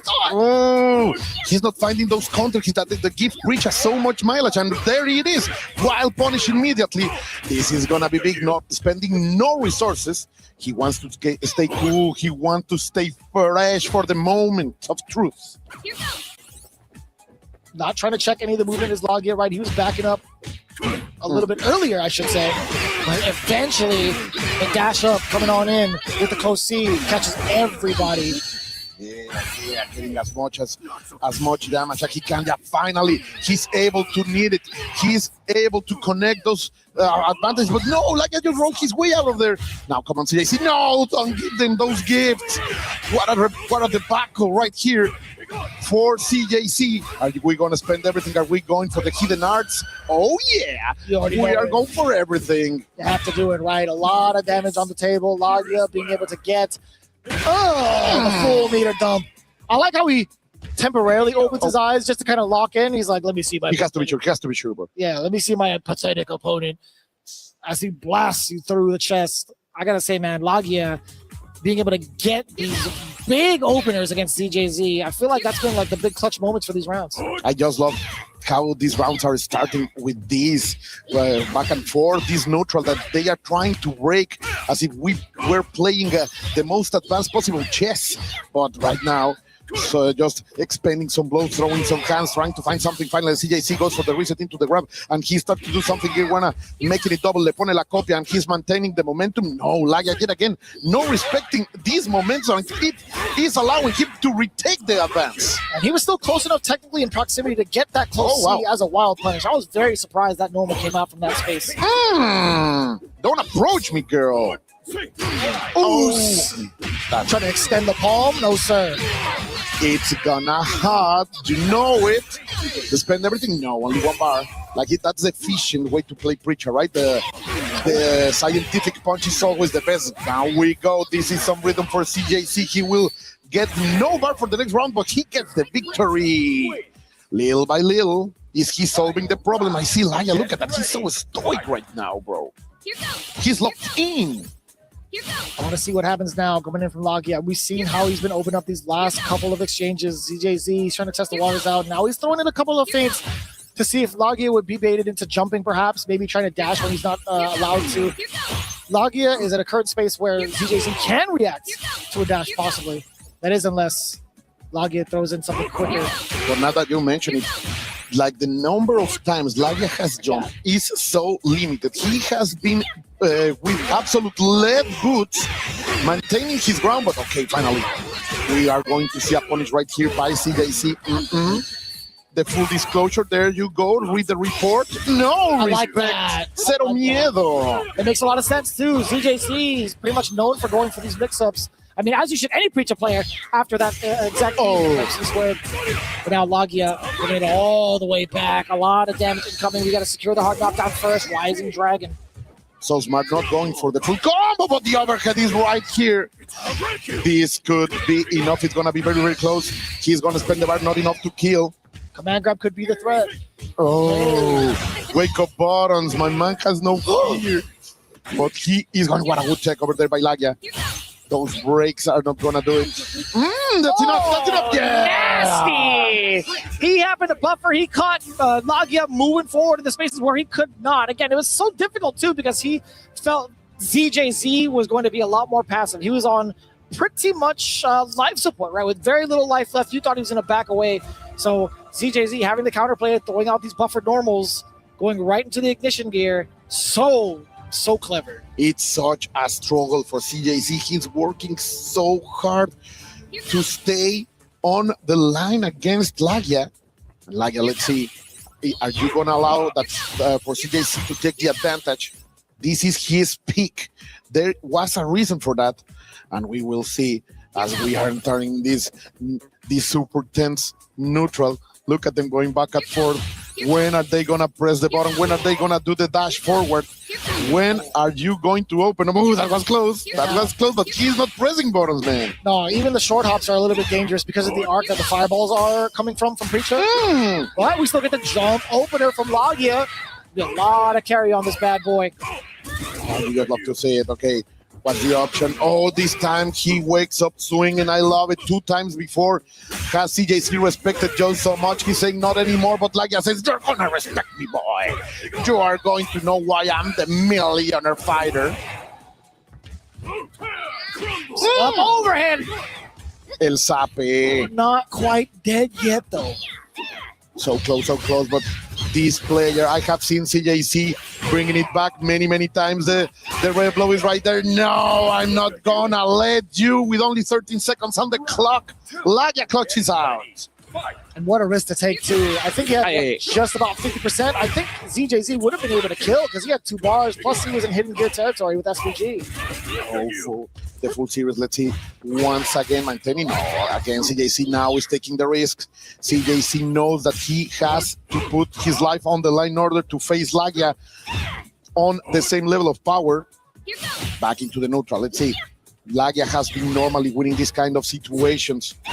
Has CJC bring something? Those warmers, bro, are not doing what they do normally. Yeah, does catch Lagia on the approach airborne. Even Lagia kind of shook his head. He's like, I can't believe you actually committed to that DP. DP break. I mean, although it's stopping any sort of air approach, Lagia could have gone in for an empty jump, right? Like, that's the mind game. You could have gone for like an empty jump JD, but... And as you see, like, the body language, like, I have been trying to condition you, but you are not falling for it. Exactly. And you will have to respect me little by little. But look at that. He's hitting all of that wind. Finally, delivers something. Just defend. Perfect time. Getting a little bit of life back. Now I'm in SPG. What are you going to do? Everything is on the line. Oh, that opening is going to be enough. He has the secret. That's why he wanted to be on the SPG. Lagia, are you that kind of evil genius? I can't believe it. Again, 13 seconds on the clock. It's kind of difficult. ZJZ was totally complacent with trying to play neutral out with some of the fireball games. Just wasn't ready for that micro dash in. Lagia has been finding these spots so consistently throughout the set. It's hard to keep him conditioned. It's hard to keep him away, as we've seen. Man, like this could be a grand finals on any ultra major on the globe, but we have it here too. Oh, to open up the bracket. I can't believe it. And the pressure is on. Remember, this is a single elimination bracket. People, I know La Familia of the FGC normally doesn't deal with this kind of pressure, but here at the EWC, everything is earned on the highest levels of pressure. And now we're going to get a switch up coming in from ZJZ. I repeat, it's going to be the Gato pick. We're now in the mirror match territory. Is he really trying to do that, man? Like, you have to be a madman or incredibly brave in order to challenge him this way, but the opening up is going to be for Lagia. He's going to say, I am playing the more fierce of the Gatos yet again. A perfect series, the close D to open up. This is efficiency into damage, my dear Vicious. I don't even think he did too poorly with the Preacher anyway, right? I think he was just fine. He was learning. He was coming close so far. Like, you are completely right in your analysis, Vicious. Like that expert eye that you have, but here CJC telling us, no. That was the right choice. Here we go. Can he really bring that dragon from his own side? As we see Lagia getting into overheat, but giving no care about it. The Thunder Thikes are gonna finish it up. Man, Lagia playing with authority right now, Vicious. Yeah, even while in overheat, right? He's still willing to press the issue. He's willing to dash up and get some of these exposed defensive checks, right? He's going for the crouch B a bunch, and he's going in for the lights. Even though it doesn't lead to big damage, the knockdown is just so important for Gato, especially with the tech chasing that he's been doing. CJC finds a fast hit, immediately trying to maintain the momentum with the Oki situation, but he's unable to do so. Lagia defense has been completely on point, not allowing him to connect one offensive into the next all road long. But finally here, CJC is going to get something. Lagia on the red Gato, CJC on the white one. Keep that detail, my friends. Staying on point because these two players are giving their all for you, for your entertainment, Vicious. That was kind of wild to see. Oh, the counter hit opener. ZJZ finally starting to show some life. Lagia, what are you gonna do? Lagia, what are you gonna do? Nothing. A throw. Still alive. Oh, he read it. Finally, CJC making the prediction. What did you say? I see you. You want to say something? No, I'm agreeing with you. I'm totally agreeing with you. That was actually so perfect for ZJZ to catch the big uppercut against Lagia. He needed one round, and he has locked in now in the control of Gato. And back again into this view. Look at that dance, man. You go forward, I go forward, I go back, you go back. I just love to see this. This is fighting game. This is the neutral we love, my dear Vicious. Brother, how many times has Lagia come up with these big counter hits, catching ZJZ flinching off of these dashes alone? A ton, right? Coming super fast just when he feels that there is something coming. The predictions are immaculate yet again. Lagia with the control of the stage. The dragon is rising. One more opening. What is gonna CJC do? Quite keep your response. You're gonna get a throw. Another one that would kill. No, not like this. Deja vu, but in the other side. See, this is the really awkward scenario that CJZ's placed himself in. With that mirror match, forcing himself into the Gato, you're trying to readjust for more information, but it's at the cost of a game. Now you're at the deficit of 2 whole games. I honestly think the Preacher was doing just fine. Yeah, now that you have to readjust, like even at an even slower pace, I feel like it's tough to come back from. I'm gonna say something, and as a Preacher myself, I'm gonna say sometimes it feels that she's a little bit predictable, and Lagia little by little was getting CJC into that square when he could not be creative. Like, we know that Preacher has that amazing set of pressure, right? That you go for something crazy each time you find that knockdown. But Lagia denied that completely, and he's going to stay with Gato. There is no more science for CJC. He will have to stay with this character. Damn. Yeah. As you say, I don't know if it's the right choice, but I hope the best for him. Yeah, I agree with you. I just hope that he can find these adjustments sooner rather than later. I don't think he's going to have another chance if he takes that L, obviously, with the first to 5, right? But right now, ZJZ is trying to set the pace as well, but Lagia is too active right now. Look at the speed he's playing at. Lagia's been in 6 gears. ZJZ barely taking Gato out the garage. And the spacing, bro. He's always in the perfect maximum range for those Cs, finding them each time. And next, let's see, once again, he finds it with the low B, the 2B as the kids would say. And now he's rising. But okay, CJC trying to maintain something perfect, just defending the air, just for the fans, for the boys at home. Oh, you tried to set yourself up for a far C punish. Lagia already airborne, and now look at that match point to move on. I am just as excited as that Mars people enthusiast over there. Yeah. Believe the lies. They are real Vicious. Oh, I've seen it. I've definitely seen it multiple times, and it's taken multiple quarters to get to that point. ZJZ getting the first opener against Lagia. He needs this. He needs this. This could be the momentum shift, but he will have to do something insane. Now on the dash on, there is something that I like. That is a good way to change things up. And now you have the come and throw. No! Tell me that wasn't sick. Perfect timing, Vicious. You're able to catch the side switch. Bang! The chiropractic adjustment. That's what disgusting. That cross of Vicious. That's what we need to see from CJC. Let's go. Let's go. One more round. I genuinely thought he was going to stay on the same side. Damn, son. You're just going to dash him into his face. Getting the close C, counter hit, explosive start for Lagia. Micro dash forward into the Dragon Fang. Get that hard knockdown. What's the setup? Oh, trying to go for the lows. CJC was more than ready. On the center of the stage right now, CJC is trying to walk away from the corner. We are going back into the never breaking neutral. CJC goes far with a sweep. That's a big bottom to attempt. I love it. It's the first time we've ever seen it all set, right? Yeah. For either of both of them. Oh, but like I know he's gonna drop it. Let's be careful. Perfect defense over there by CJC, even getting a little bit of extra life, but he needs to press on the brakes right now because he is on match point. Oh, being able to bust out with the invisible DP. Right back at you, says Logia. Big hand. Let's see. Let's witness them. Ooh, look at the SPG ready on the side of CJZ, trying to dash up Logia. Trying to maybe catch a whiff punish, and he does exactly that. Hook, line, and sinker. Plenty of damage on the table. Pure extension. Just like that. Destruction. Logia moving on over ZJZ, scoring 5 games to 2. What a dominant fashion for this man. Always lurking, always searching, always watching, and always when he shows up, a force to be reckoned with. That's Logia, as you said, the millionaire fighter. But I am listening that Damascus is ready to go. Yes, Colt, another big match, and Logia, he picked his opponent yesterday. He's the one who said, I wanted ZJZ, and you can see exactly why he wanted him. Dismantled his opponents. Logia moving forward. He knows the path is clear of both Xiaohai and Goichi. So for him, it looks like a golden opportunity to get yet another massive title without his biggest usual contenders. It is time for another key to be crushed right now as ZJZ exits the stage, and time for Logia to crush his opponent's final dream. ZJZ has been through the trenches, only player who had 2 losses to qualify top 8, but unfortunately, this one was big, brother. My God. And this one hurts.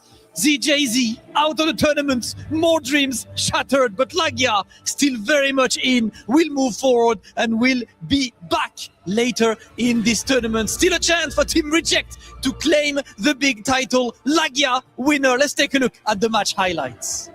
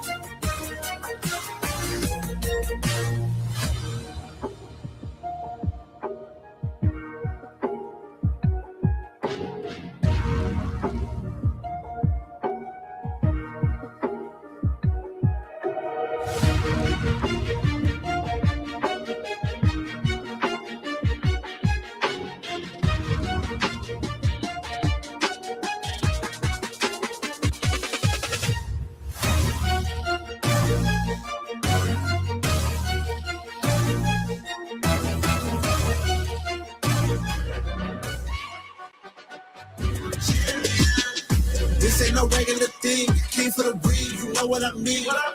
You see my name in the lights. Better get right, champion.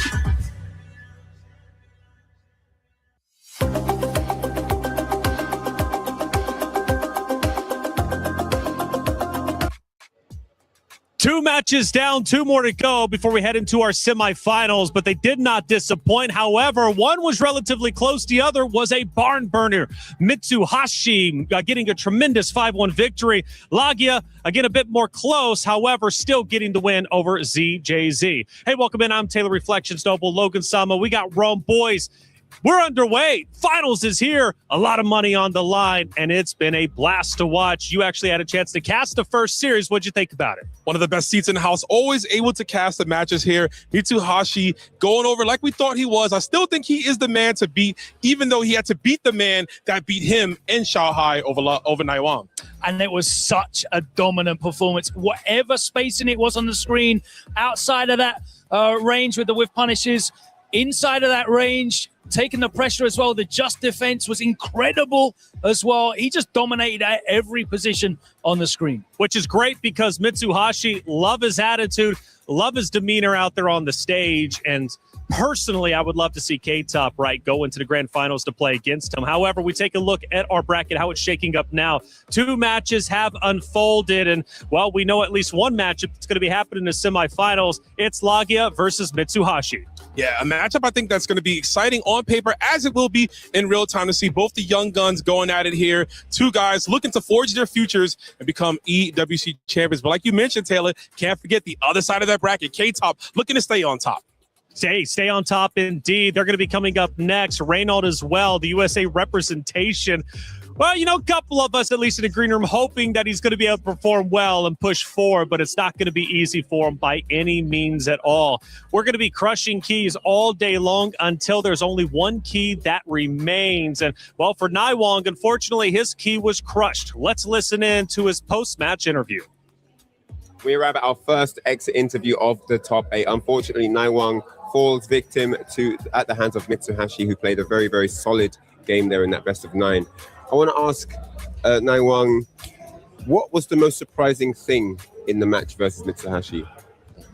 那我首先很不幸以止步8强，然后在前面输给了Mitsuhashi。能不能跟我们也说一下，就是 Mitsuhashi 这次跟你的对决当中，哪一样东西是让你最惊讶的呢？就是最意想不到的？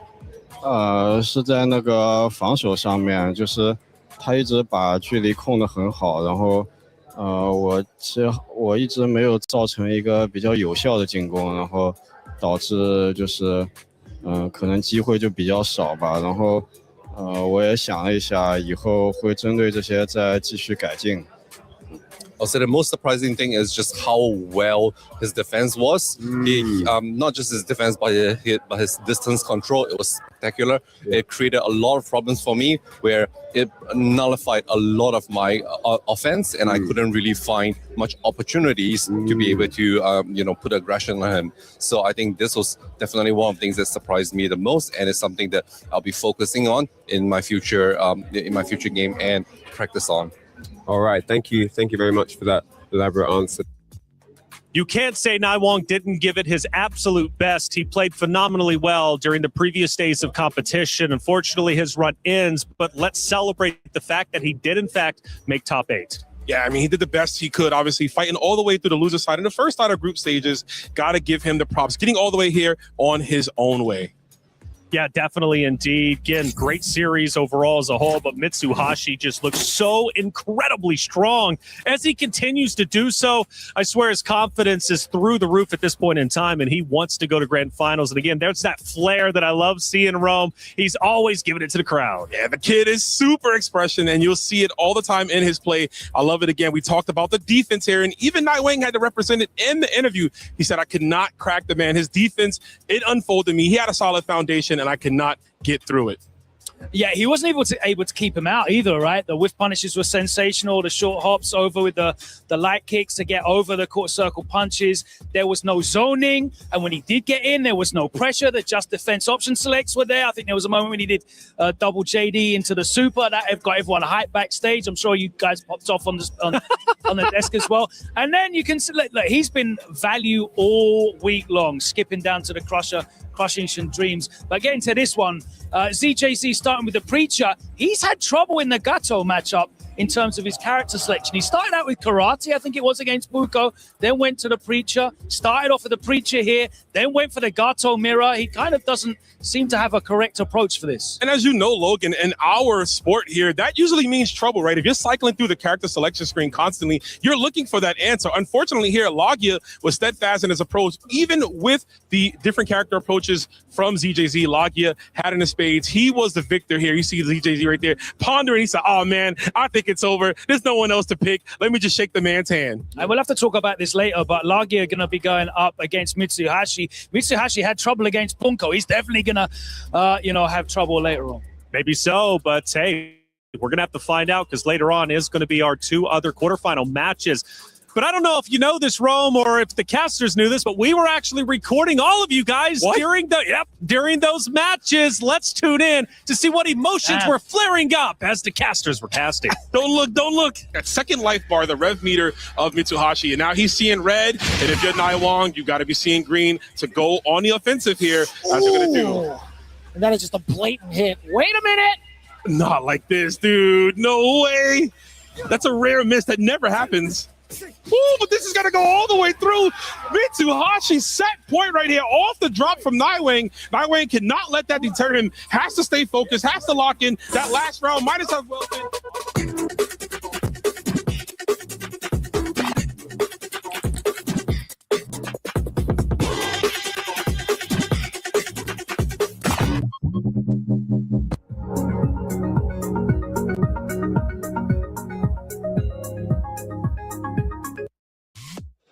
Always great to see the casters. Look, even though they might not be in camera all the time, the emotions are still flaring because, well, they got to make you feel the emotions at home, and they do that each and every game. Hey, check it out. Rome is gone. Rufamonga, you're back. You were here for the first days, and now you return for the finals. How you feeling? Hello. Yeah, we're back. We're some great matches there. Lagia being dominant like he was before. Actually, before anything else, I just want to give a big shout out to K-Top from a few days ago. We love this. Because Shanghai has like very credible claim to being the best of all time. That's right. To beat him, great. Right. To beat him in an SNK game, wow. And to beat him in a mirror match. So K-Top, that's kind of where I'm putting my money right now. I just want to put that out there. As a European, I love that. I'm definitely backing him Of as course. well. I'm outnumbered. I'm outnumbered on the desk as the American. No, K-Top has been phenomenal. And speaking of which, he's coming up next. Play against Naimo. Going to be a big matchup, though. And I don't know. If K-Top does go through, I've been saying that Mitsuhashi would love to see a rematch between the both of them. But Nemo has been truly phenomenal. We had a chance to catch up with Nemo. Let's hear what he had to say. I'm here with Nemo ahead of finals day. He's got a serious job ahead of him, 3 times to win to become the EWC champion. But let's get a little hint of the mindset going in to the day's proceedings. Nemo 選手。はい。あと3回勝てば EWC 優勝っていうところで、はい。精神的にはどうでしょうか。そうですね。作戦は万全なのでしょうか。まあ、この大会で一番やらなきゃいけない対策がやっぱ空手の対策だと思ってたんで、空手の対策を一番やってきました。でも、次の対戦は K トップで、そうですね。彼は兄弟の H ドープがいるので、まあ、ちょっとビッグ戦の理解度はやっぱすごく高そうなので、そこがちょっと不安だなって思ってます。はい。So I asked him if his strategy is ready because he has 3 more opponents to take on if he wants to be the champion and be crowned king here at EWC. And he said that Mr. Karate, having countermeasures for him is probably the most important strategy at this tournament. But his next opponent, K-Top, plays with H-Dep, his brother. So he's concerned about how proficient K-Top is going to be in that Mr. Big matchup. So he's thinking about that. But we're going to see it's the first of 5. Thank you very much, Reinhardt. Of course, always covering the players out there with the great interviews. Nemo about to go toe-to-toe alongside that at K-Top. Rufamonga, did you have a chance to see, though, after day 3's action, the competitors choose who they wanted to play? Yeah, picking who you want to play, that's definitely a big call, right? Like, because that's a level of confidence. Because, like, well, you got to say, I want to play you because I think I can beat you, right? Like, I'm not here to have a hard match. I'm here to win a lot of money. That's right. Well, it still might be pretty hard. I mean, K-Top, he's going to have his work cut out for him. But it's not the only matchup, though. We have 2 more quarterfinals about to take place to decide our lower bracket matchups. And next one coming up is going to be Dark Angel Reynald. Now, that one is going to be fun. Yeah, I mean, we know Nemo's not a big fan of Mr. Karate. He is definitely calling the players out. But Dark Angel has been just getting the job done. He's been snapping the noses off those masks. I think he played 4 Karates back to back to back to get here to face against Reynald. And Reynald, with that Krauser, though, is going to be explosive. The crowd's going to be loving it.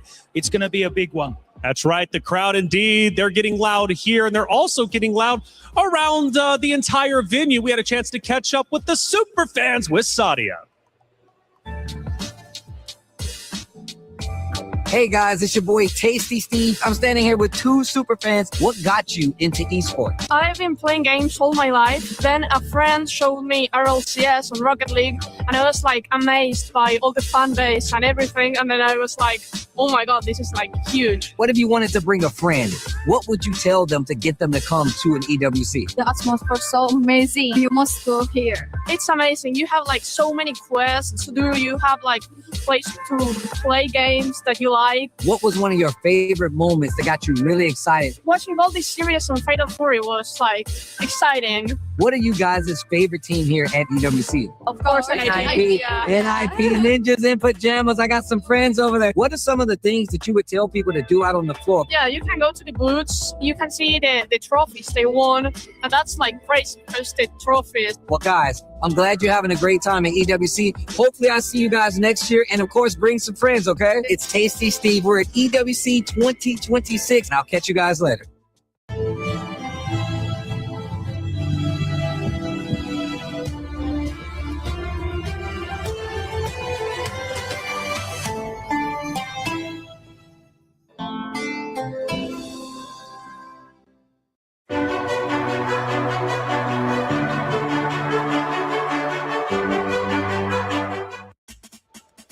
Two more matchups to determine who moves forward into the semifinals. We're getting closer to the finals, but we're not there yet. We still have more story to tell. Let's send it over to the stage to get the next matchup started. Hollywood Route Damascus, take it away.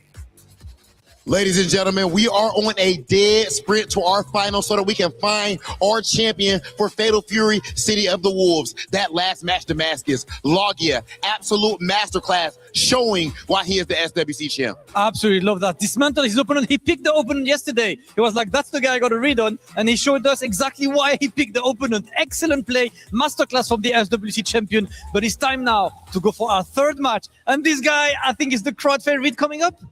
Definitely, I would have to say so with all of the trash talking and immaculate play. Without further ado, ladies and gentlemen, welcome to the stage, K-Top! All the way from Greece, and he represents Team Vitality, one of the most popular teams around. You know the fans are going to be around for Team Vitality. K-Top, who took down Daniel Maza, Xiaohai, CJZ, and Mitsuhashi. An absolutely incredible run, and it's time to continue it in style. K-Top, right now, your dreams are right in front of you.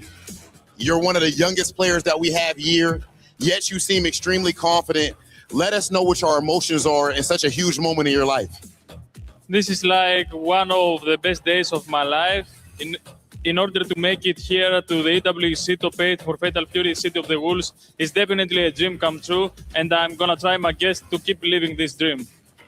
Let's go. Ladies and gentlemen, K-Top, the one and only. I'm loving this energy, Damascus. Absolutely. Energy is there. You know, the crowd will give it in style as I see the Vitality fans here and around. But his opponent is a big client that he picked himself regardless. One of the absolute legends of fighting games. Saishunkan Seoul Kumamoto's very own Nemo. One of the OGs from the Japanese FGC with success in multiple titles. That cold stare has looked into many opponents' souls and, of course, snatched them right after. Nemo is ready for his next match. Always ready. Nemo, I have a very simple question. A couple months ago, you announced on your stream that you would stop playing other games to focus on Fatal Fury. Now you made it all the way to top 8. The training paid off. How happy are you about that? 数ヶ月前にもうフェイタルフューリー一本でこれに特化してやっていくんだということを発表されました。そして今このような大舞台に立ってトップ8も突破しこのような状態にいらっしゃるわけですけれども今どのくらい満足していらっしゃいますか？そうですね。ゲームを一つに絞ってやってきて。で、こうやって画廊伝説で、EWC トップ8入れたことはすごく嬉しいです。で、やっぱりそのチームに貢献したい気持ちはすごく強いので、このまま優勝を目指して頑張っていきます。Well, I'm so glad that I've made the choice to focus on one game in Fatal Fury and using Garo and you made it to top 8. So I have a very strong sense of duty to contribute to my team. So I'd like to carry on making all my efforts into it and become the champion. And if there is one man who can deliver, it is definitely Nemo, Rob. Okay, Nemo and K-Top, there's only one more thing that we need. Please meet us right here, center stage, for our face-off. Ladies and gentlemen, again, first to 5, single elim. The man standing across from you, K-Top, standing across from you, Nemo, is trying to send you home, and there is only one way to stop him. It is time for K-Top versus Nemo. Quarterfinals EWC 2026 Fatal Fury City of the Wolves. It's your boy Tasty Steve and Colt on the mic. How goes it, my guy? Oh, so happy to be here with you, with the tastiest of Steves. Ah, yes. I am so happy right now. Look at those. Did you look at those eyes? Did you look at those eyes? That's eyes are of hunger, of ambition, of desire. Oh, man, this is going to be amazing. K-Top defending the land of Europe against all of these invaders, of course. Oh, yeah. For vitality, that's so important right now, Steve. Last year, they came short for a little point. Right now, this game will be the first one to deliver points to the championship title. I like and that. If they do this with all of the Falcons out, that could give them the final victory for those $7 million. Yeah, that team championship, bro. You really want that. That club championship, I should say, really is something that all these orgs are looking for. But of course, K-Top, Nemo, more concerned about getting this dub in front of them because this is only a small step in being a champion here for EWC and Fatal Fury. But I'm telling you right now, K-Top versus Nemo. It's going to be the Karate versus Mr. Big. This is a matchup. We've seen it a couple of times. Of course, Mr. Karate, the hot commodity out here on the streets. However, Mr. Big is also pretty big in his own right, yeah? Only one of them made it. Only one of all of those Mr. Karates made it here. And before we start, I just want to take a moment, dear Steve, in order to say, Goichi-san, oh, Daijini. Please get well soon, Goichi-san. All of us here from the bottom of our hearts, we wish you well and a quick recovery because we want him back at his best. But let's go.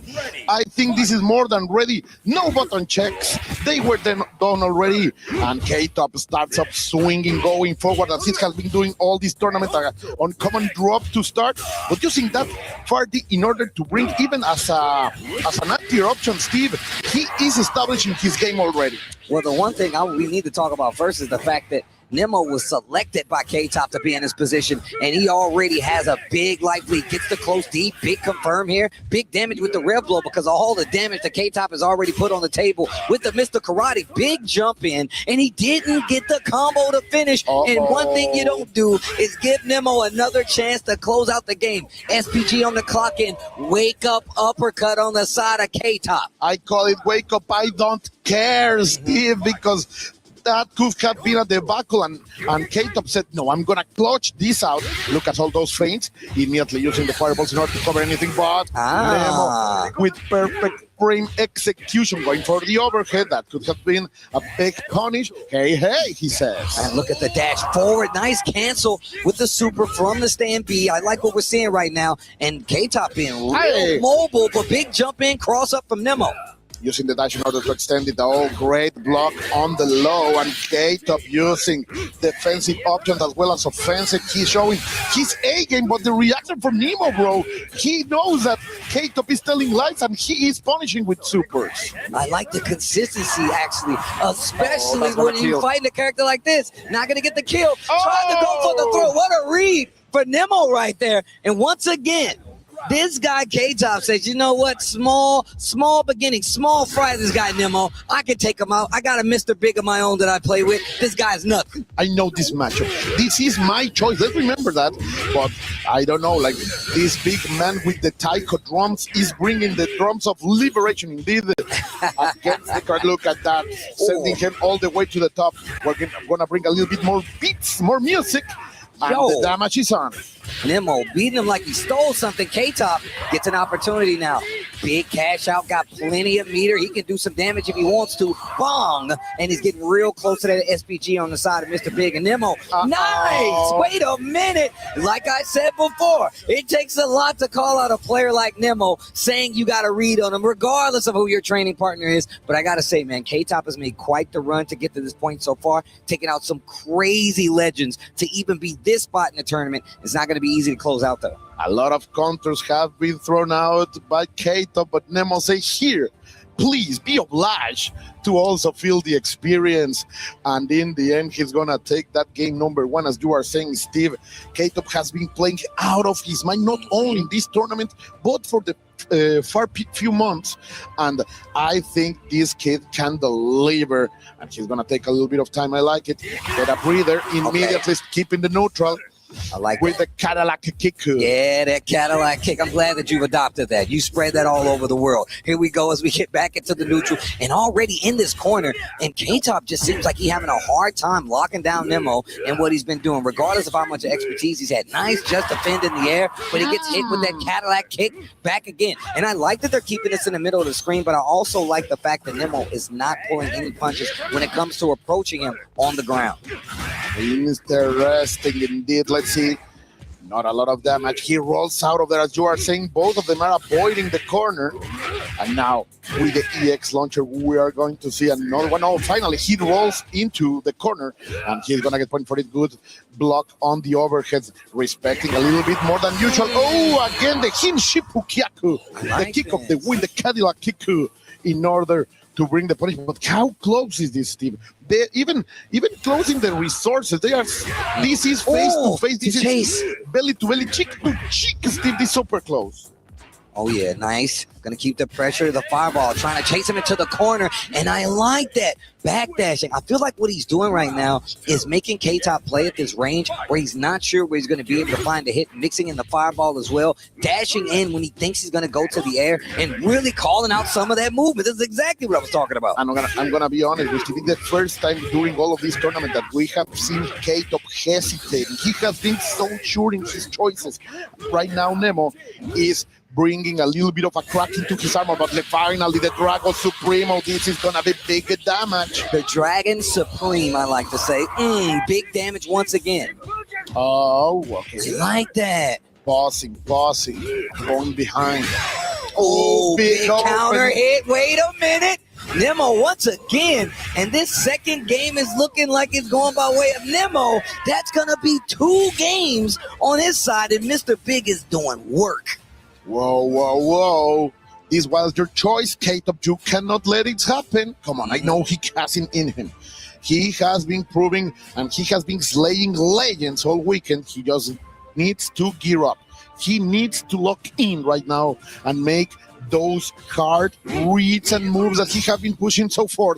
We will see. Here we go, Steve. Let's business them. I'm going to tell you right now, my mom used to tell me all the time, every time I did something bad, you made your bed, and now you got to lay in it. K-Top definitely made his bed with Nemo, but he's definitely still got a big opportunity to close out, and it whips completely. Nemo gets another big hit, and the life lead is crazy, but he is an SPG. Oh, my God. The double dash. We've seen him represent the throw. We've seen him represent the fireball. This time calls him out. Life bar almost perfect when it comes to how much life he has left. It was a perfect. Those were 3-for-3 offensive reads with mistakes on K-Top on the defensive side where he has been on point all weekend. I don't like this for K-Top. He needs to shake it. Wow. He needs to hard reset and bring it forward. Let's see. Okay, a little bit of extra aggression. Yeah, I like it. But again, a mistake, and Nemo is more than ready to punish. Calling out a lot of the options, and then he's getting close D again. Hey, what's going on, Steve? Is this why he's a god? Yeah, look, man. Look, I've seen Nemo and called a lot of his matches before. This ain't the first time. My man is tough. But K-Top, I've been talking about him all weekend, and he's already taken out some legends to get this far, so it's not impossible for him to make this comeback. You can't doubt the nose. You can't doubt Mr. Karate. Yeah, that's for sure. And right now, he's fully loaded. And I'm sure he's also locked, but Nemo is not allowing anything. Getting the guard cancel out of the Shippukyaku and delivering the extra damage. That's almost enough.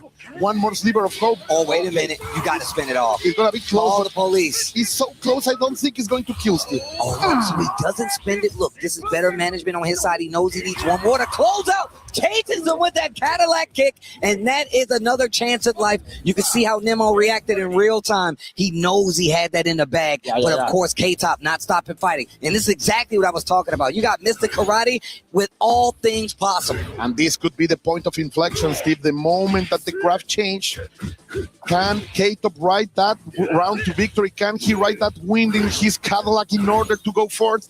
Being very, very careful right now. Okay, then again, with those 4Ds, he starts using them a lot, and now he gets the counter hit.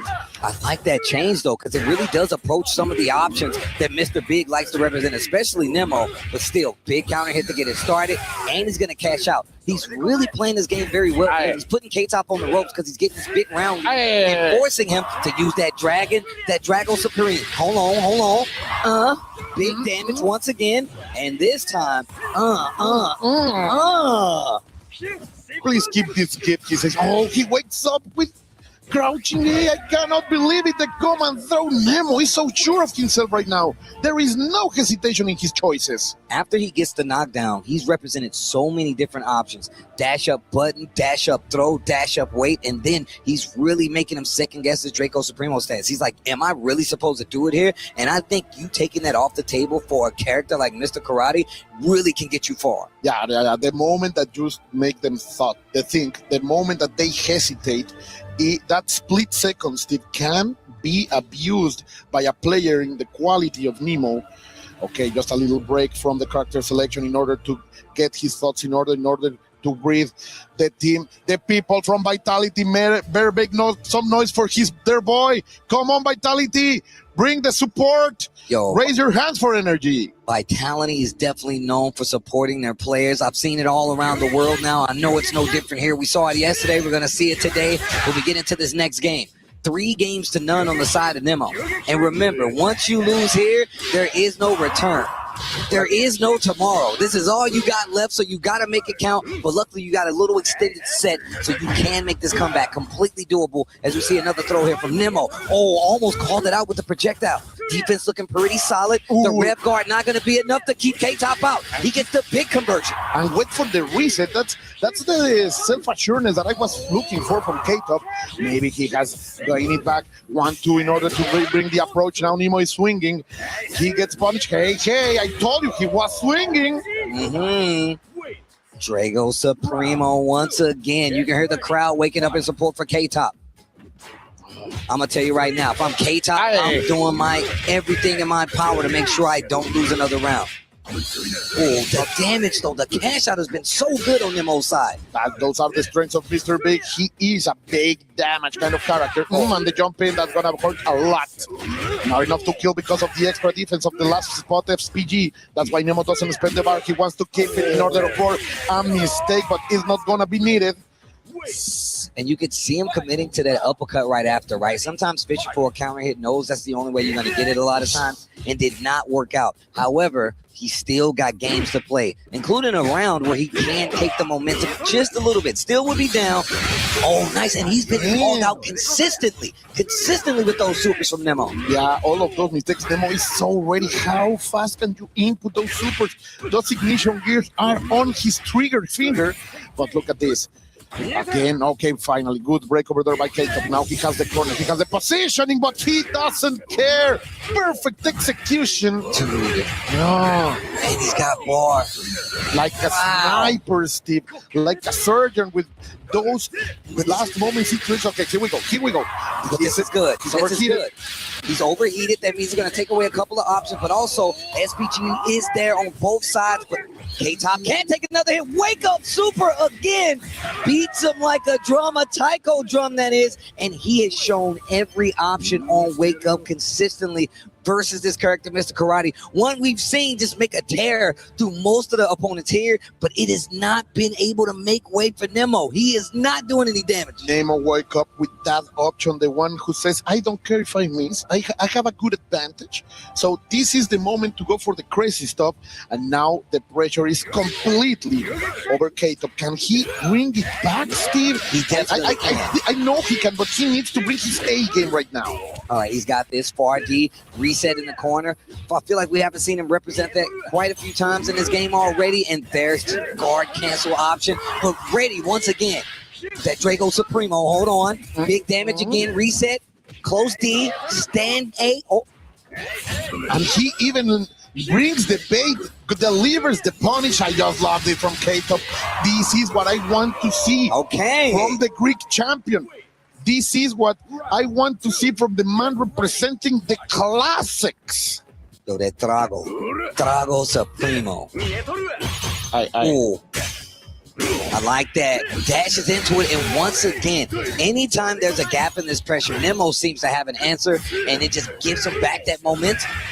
And it has been breaking, as you say, not only like the offense, but the momentum for Kato. But he looks like he's still thinking on those errors, and Nemo brings the most out of it each and every time. He's not going to spend the ball. He wakes up with buttons. I just love to say it. When his life is in danger, he comes out swinging. And like I said, he actually got the counter hit that time. So look at the damage conversion he got because of it. One more hit, he's got 2 bars. He's got more than enough what it takes. The Supremo, the stance. Oh, yeah, somebody call the police. Somebody call the police. I know you hear the sirens revving up. You better spend it. Don't play with it. Wait a minute. He didn't go for the kill. No, he didn't have the second bar. He didn't have the second bar. On the wrong side. Okay, and there it is. Nemo, once again, stealing back that momentum, and around will be the difference on the life here for K-Top. Come on, K-Top, she can do it. Okay, now I wonder if that was a bait. Steve looks like it because the punish was on point, and this is going to hurt. Also, he's going to give all of the stage for him to control. The landlord is here. This is Mr. Karate, this is Kato. What a patience. Perfect anti-air, my dear Steve. Got the wild punish, knockdown, fights back to the middle of the screen. The Oki options that Nemo's been showing so much have really taken him far. But luckily enough, he hit him too far, and he didn't get the fireball connection. But once again, SPG on the side of Mr. Karate. What are you going to do? Catches him low. He's got a bar as well. There's going to be big damage, not enough to get the kill, though. One more chance, one more hope. He goes for the command throw. And Nemo is gonna do it. Nemo is gonna prove that he's so close to the divine, Steve. I cannot believe it. With the respect from the Greek twin. Vitality, his representative is gonna go down. Nemo, what a performance. Wow, and that is a big draw. K-Top unfortunately gonna go down. Nemo taking the set. It looks like the Mr. Big was too much for Mr. Karate. That means there's no more Mr. Karates, and that also means that's the end of the key for K-Top as he hands it to Nemo. We're gonna send it down to the stage, and he says, I don't need a nose. I don't need a mask. Rob, take it away. Oh my goodness. Nemo talking spicy. Nemo, congratulations, bro. My goodness. The Mr. Big, and he big time. That's the OG right there. He said, hey, K-Top, you young, you godlike, but hold on. Hey, come on now. Come on. Hold on now, young blood. Go ahead, crush that key, Nemo. I know he's rejoicing at that. Looking at it, you can feel it. You can feel it. Oh my gosh. Okay. Ladies and gentlemen, Nemo, the OG, getting it done. Let's go ahead and send things over to our highlights package.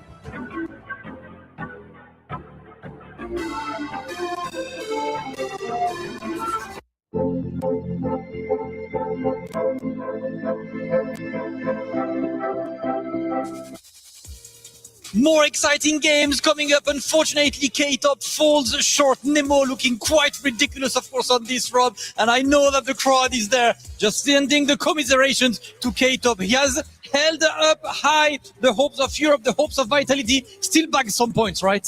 Man, what an insane outcome that was. Phenomenal run from K-Top. Extreme respect to one of the youngest players that we had in this tournament. But Nemo, of course, does move on in this situation. That said, ladies and gentlemen, it is time to keep that energy up because we're about to get started with our next match. Please welcome to the stage, fighting out of Mexico, Dark Angel! All the way from Mexico, representing Team Navi. Lots of points on the line. He had to go through VX, Bao, Mox, Ko, and Kindevu himself. Dark Angel all the way here. The Terry specialist always brings the hype with the character that when you see on screen, you know he's not too far. Dark Angel, it's an honor to get a word with you, brother. What I have to ask you is straightforward. You know you're the fighting pride of the Mexican FGC. Do you have any words for your scene before your next match, before the Mexican FGC? ¿Tienes algo que decir a la gente que te apoya antes de este partido? Agradecer a todos los que me apoyan y espero que disfruten el espectáculo. Thank you very much to everyone who supports me, and I hope you enjoy the match. That man about to represent Damascus. It's about that time. That's about that time indeed. You know, the fans are at home watching, the fans are here watching, and there is a fan favorite coming up next to take on Dark Angel, this time all the way from the US, representing Elite Esport. Make some noise for Reynolds! Reynolds, you saw the clutch out to qualify for this top 8, representing Elite Esports, the last hope for the NA, for the USA specifically, FGC. He's been doing this for a while, multi-game specialist, and of course, dominant in the world of SNK. I can't wait to hear from him. So Reynolds, very happy to see you there. You're a fan favorite. We love how you play, and you bring a character no one else, really plays in the name of Krauser. That choice is there. It works for you. Do you think people are ready for that character specifically? I don't think they're ready for the damage. So you're ready to do more damage now, yeah? Of course. Well, let's go. Listen, Reynolds, good luck to you, Rob. What's next? You know what time it is. Dark Angel Reynolds, front and center for our face-off, ladies and gentlemen. We are about to get into it. It is time for Reynolds versus Dark Angel. Let's send things over to our commentators. Yes, it's about that time. EWC 2026 is about to go down. It's your boy, Tasty Steve, joined by a legend. And if you know, my brother from another mother like no other, IFC Yipes. How goes it, my guy? Give me two more. Got you. One more. more. Listen, brother, let me tell you something. We've been chilling with Reynolds all night. Yes. He's been comfortable. He went to sleep early. Of course, Dark Angel, the same thing. These guys are prepared to get some big bags, but they're not even thinking about the money right now. They're thinking about the pride and the W. That way they can push forward and represent their respective scenes. But everybody respects the same house, and that's the FGC. Let's see how this match is going to play out. I mean, we got a little intel last night. I'm not going to say it too loud because that's facts. But wait for him to put the headphones on, bro. Don't tell me just yet. All right, so we'll do it as the match goes on. Yeah. But with that being said, this is actually going to be crazy. We get character representation like we have no other. We got a Krauser, we got a Terry. I mean, what can we expect? All right, so you already see the expectation here. I mean, we get the sneak peek right now. I don't know. I mean, they're doing their button checks right now, but there's a little bit of a matchup issue here. I know everybody was ready for the Krauser, but I'm going to let the character select screen speak for itself. Hopefully the production team puts it out there so everybody can be nice and surprised at what we see here. I mean, you already know Dark Angel is going to be rocking the Terry Bogard, but it's none other than, if you've seen it, let's see it on your screen, then Mr. Karate. The dojo is wide open. Now, I spoke to Reynolds last night. He said, look, he's played Terry Bogard before, especially at the level of Dark Angel. But I forgot exactly who he plays back home, right? But apparently Terry Bogard bodies Krauser. That's what it's on paper. That's what Reynolds said. Okay. He said he's going to go for the Mr. Karate. I like the lore.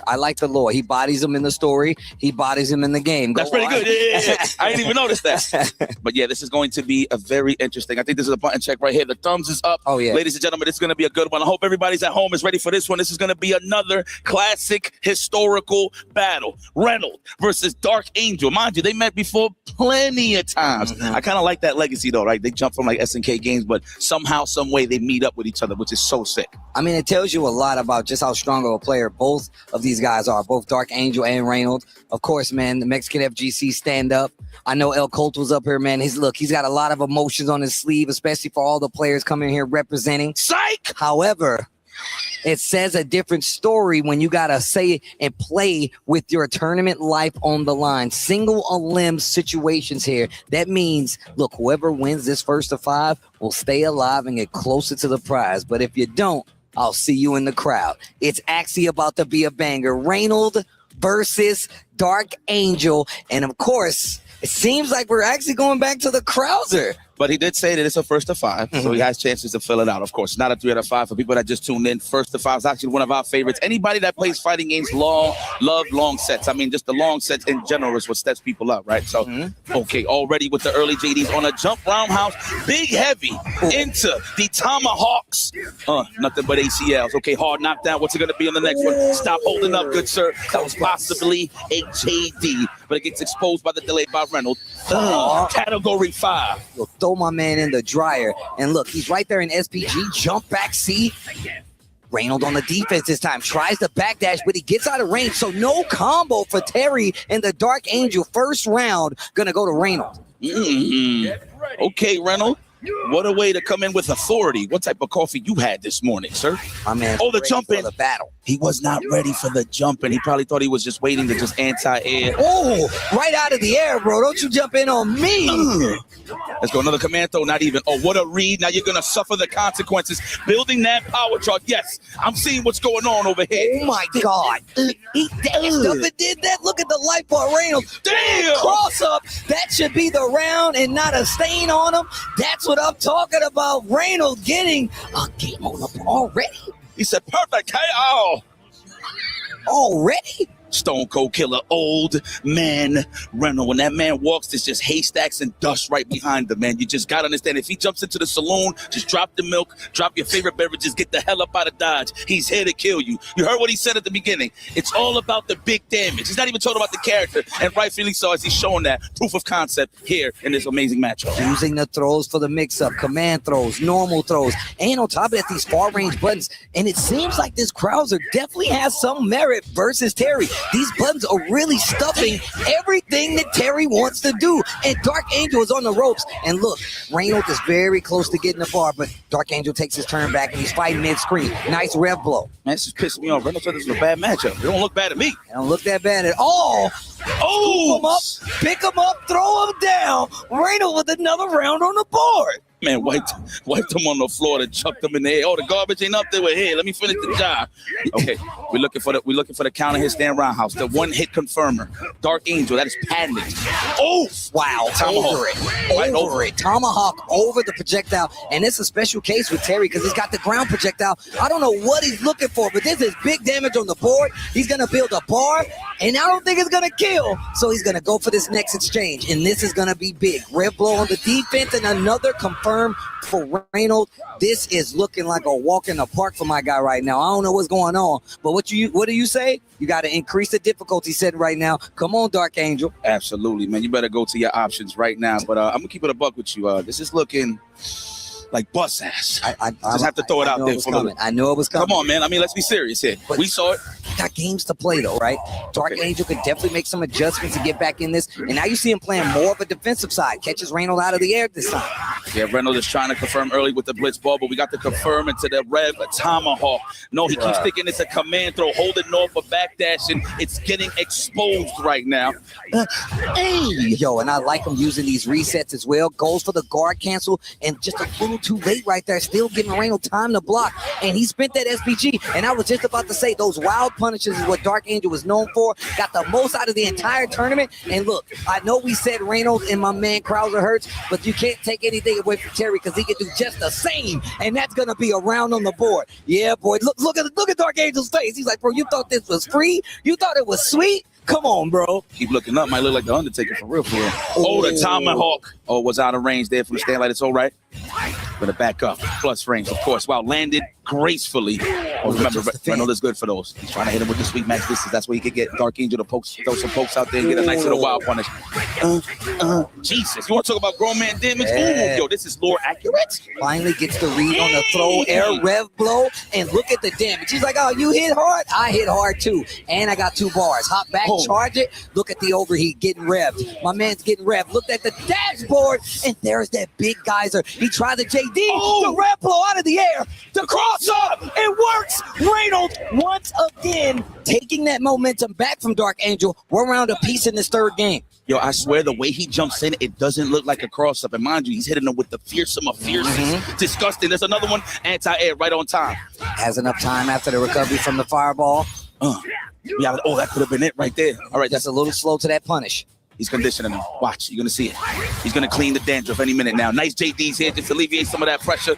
Combinational attacks. Oh, that's big damage. The break. Absolutely. He might be high enough to actually get a little more here. No, not yet. Okay, big jump in. Reynolds back to the wall. Krauser stuck in this corner. And that's what I was talking about with those projectiles. They actually go under it, and that's exactly what you want. But Reynolds still got a chance. He's in SPG. Check the meter. Eat smart that bad boy. That's right. But he's going to clear it this time. And the last time we saw that, the shoulder blades hit him. But Reynolds says nothing. And oh, my God, the combo didn't get the kill. But this is definitely winning. And the walk-up rev blow, the glow of the green, and Reynolds adjusted himself. I don't even know who he's talking to. But that's anger right there, baby. Oh, yes, his imaginary friend. He probably thinks that it's the ghost of Hell Pockets right next to him. He's like, yo, he's talking to him telepathically. Now we're going straight to the match. 3-0 already for the obvious. Reynolds is just running amok. Look, and I like that from Dark Angel from the last round. I just want to highlight that he ate the fireball super. That way he don't go into the overheat. Smart choice, but at the same time, you're taking damage. Jumping, looking for that counter hit, of course, from the side of Reynolds. He's trying to get that aerial counter hit, trying to hit the cross up. I love the back dashes from Reynolds to get out of harm's way. Oh, no confirm. He ain't have the power charge. Oh, wow. Nice guard canceled. Gets the dunk on top of it. And I like what I'm seeing on the side of Dark Angel. Went for a more evasive play so he can make sure he doesn't get overheated. And now you see him starting to find these spots where he can jump in. Not a counter hit, but he tried to hit a button, so he eats the damage. Unfortunately, he thought it wasn't active. And he thought it was done already, but it was still active. When the level one, it's all right. Scoop. We in this corner.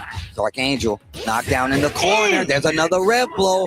He's about to touch the green right here. There it is. Oh, what a check, run up, throw. I like that. Little crouching light punch. Then he runs in, sets him up for the throw. Dark Angel's got an opportunity now. Take that momentum back. Reynolds is up 3 games, though. Put a wind on the fingertips right now. He look like he's shooting a free throw.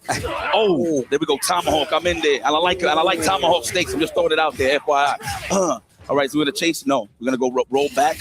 Kick back and relax. See what he's going to do right here. It's going to be a jump in. That's what he's looking for. He was trying to hit him with the jump roundhouse, but the early jump in from Dark Angel defeats it all the way through. Psych! High nice, dodge. The high dodge. You see the slow-mo. Dark Angel getting around on the board. If he can get this next series right, the rev blow not going to be close enough this time. And Dark Angel gets a game on the board. That was godlike. Backdash and get the whip punish on the rev blow with the geyser. That was pretty smart. All right. Finding some footing here. I see you, Dark Angel. I like this. I personally want to see it go to the distance, but you know, you know what I mean? I don't want to mind Reynolds getting busy. You know what I mean? Which he is 3-1, right? Almost had to punish on the whiff throw. There it is, blitz ball. He's trying to condition him to jump so he can hit him with those patented tomahawks. Release me, says Krauser. Bro, this is getting dangerous. Trying to scout the jump, playing the fireball projectile game right now. Sorry He gets a big hit. Yo, look at the grin on freaking Reynolds' face right now. He means business. Oh, nice.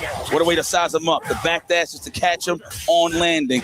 Okay, wake up, Buds gets the counter hit. He's got the bar, but you got to be careful of that rev gauge. Cross under, no. I like the rev. Get the hell up off of me. Okay. Oh, no. Oh, wow. Got the counter hit, and he tries the tomahawk to get in there, but he's in trouble. Big he's got. He does have another power charge. I believe Reynolds was trying to match, and he got blessed on the way in. He had no choice. Oh, and that's gonna do it. Dark Angel starting to make some headway in this matchup versus Reynolds. That would have been gangster if he woke up EX Command Throw. But he don't have EX, but just Command Throw in general. All right, there it is. Nice on landing. There was a lot of empty jump scenarios where Reynolds was safe, but met up with the sweep. That was very smart. Okay, he's getting acquainted with the JDs. That one in between, he could definitely punish. So we got to be careful, Reynolds. Nice, another one on landing. That crouching roundhouse is a landmine. Where you going? Oh, right on time. And he's overheated, but he still uses the super, takes off a chunk of damage, closes the distance. These air exchanges definitely working out in Reynolds' favor right now. And now he's back on the defense. Look at the stand normals. He's respecting the space, jumping again. He's got bar, but he's not going to be able to get the kill. And almost there's a throw. Not dead just yet. Dark Angel's got a chance. The tomahawk. Oh, we cooled off now. Oh, nice the chase. Look at Reynolds. All according to plan, huh? Oh my gosh. Yo, stop. High-level gameplay right here. I'm getting nervous for both of these guys. I'm not even going to lie. Bro. I'm like, bro, what's going to happen here? I didn't even know Blitzball could counter hit like that. He flew in the air, so just everything is a punch. It's just damage on the side of crowds. Hello. Oh, meaty. Conditioner. He's going to jump now to bait it? Not yet. Oh, another one. He has no reversal, so he's going to have to take the JD or wake up super if he really want to check. No sight. We're going to wait. Dodge. Wow. Counter hit, too. Oh, you almost caught him on whip. Where the hell you going? He's getting a little fidgety here, Steve. He's trying to jump out this corner. Now he's going to have to guess again. He's making wood angels. Damn. The geyser. And look at how that just put him right back in the game. The next exchange could be something big. And this geyser just put him on winning point with the standing lights. Dark Angel with another one on the board now. I like that a lot. I like that he just kept this safe just for raw damage with the guys. And mind you, if you jump and you do it at low altitudes, you can't JD. So it's like a good option. And I'm pretty sure if Reynolds had a chance at JD, he'll probably be popped up and pushed out a little bit. So regardless, he probably would have been safe. Don't quote me on that, but it looks like it. You know what I'm saying? We call it how we see it as it goes on. Those jumps are really starting to get scouted by Terry. Reynolds needs to take that and change up its approach. Look at this damage he's going to get after the knockdown in the corner, too. 1, 2, 3. You want to learn your alphabets and your numeric orders? You listen to Terry Guardian, the knockdown.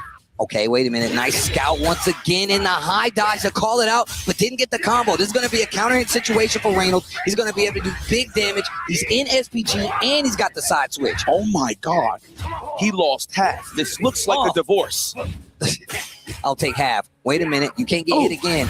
Those wild punishes, bro. If you get hit, we know Dark Angel's got those. So if you walk into something sparingly, and once again, catching him on the tech side of the corner, he's been doing such a good job of reading the roles of Reynolds, especially taking full advantage of it. And now, Dark Angel, 1 round away from tying up the set. Nice cancel to get the throw. So much cash to spend right here. Look at this, full bars. These guys are stars, literally. Oh, bars. Oh, wow, nice that. Set that up like a little frame trap. I love it, a space trap, I should say. Looking for that hit right now is Reynolds. There is the high dodge. He saved it, too, just to get the positioning here. Oh, yes, close up the delayed tech. Unfortunate here for Reynolds. Cross up. Thought it was going to be an empty. Stays in the front, hits him with the target combo. Nice little rev to push him out. Oh, big punish. Nice and easy. Is he going to do it? Say it with your chest. No, not yet. Okay, Chase. Trying to snipe out the jump. And he needs to be careful with those jump ins. We've seen Dark Angel be ready to deal with it. Blitz ball, too. They're just conditioning. Oh, wow. Needs to be careful now. I feel like that kind of helped out Dark Angel in a lot of instances. Back dash is caught by Dark Angel. He's got the meter to close this out. Pending no drop. This should be the round. 2 times. The level 2 for the finish that we're going to make sure it kills. Man, good stuff to Dark Angel. I like how he adapted, man. He's just playing the game. So the thing is, he's conditioning Reynolds pretty well right now. Reynolds doesn't have a reversal naturally, right? And obviously, Reynolds trying to keep that cash for the big damage, for the cash out. So, gonna make a decision here. I don't know what they can hear in the character select screen, but I do feel like he should just run it back since he already warmed it up. Keep it solid with the Krauser. And mind you, I'm being biased just because of the match being so great because I want to see both of these characters.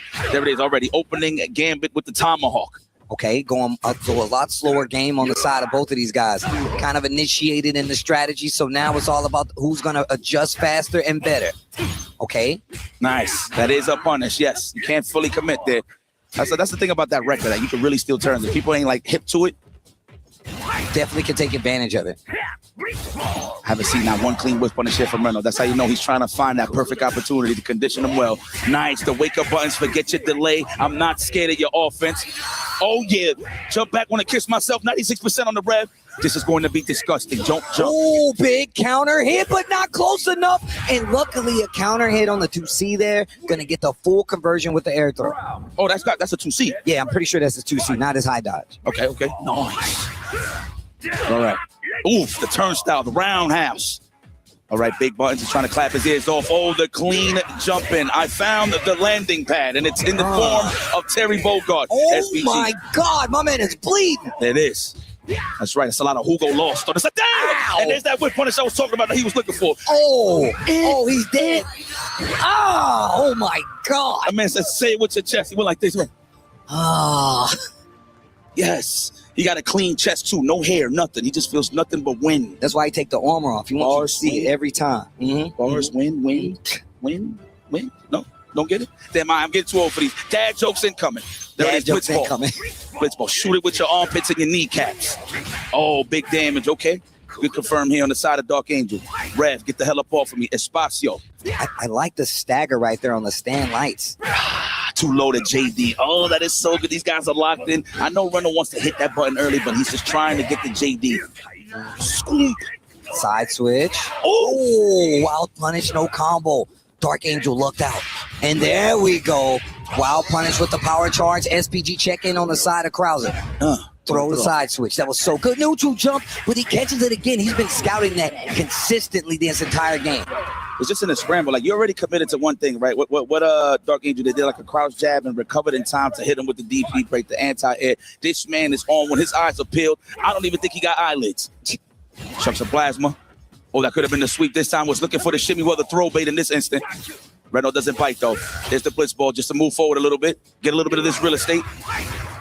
Oh, nice jump. He dashed in and uppercutted. But missed the combo, though, unfortunate. And keeps going for it, thinking he's going to clear it. Dark Angel ready for every jump. Even the rev guard pushing him back a little bit. Starting to challenge just a tad. Oh, the dash under this time. And he gets the side switch. Great positioning on the side of Reynolds, but he still is at the life deficit. There's the command throws back in the game. Wow, stand light anti-air. Really, that big of a body. Or maybe his punch is just that slow that he could challenge. And he's pretty tall, right? So that makes sense. Wow, good stuff there from Dark Angel. That scramble could have been Dark Angel's way out, but guess what? I got the meter, and that is a tied set. 4-4, one more, and then somebody goes home. And a perfect KO on top of it. Game number 9, one of my favorites. We rarely get to see these in tournaments. That's why EWC is pretty cool. I actually like that format. No loser side. Yeah. Whoever loses, pack it up. First to 5, that's a lot of games. That's enough for you That's a to lot get in of the games. bag. You know what I'm saying? That's a lot of games. Last game, speaking of, big jump in for first blood here for Dark Angel, and big damage because that's Terry. Goodness. I like he's not using the rev. He wants to stay healthy on the side of the rev. That way he can keep some ball for the finish. There it is. Nice. Not ready for the jump, though. Wow, nice sweep. Just catches him standing right there. There's the throw. SPG's getting pretty close on the side of Reynolds. Damn. Hard read there on the walk back. Hello.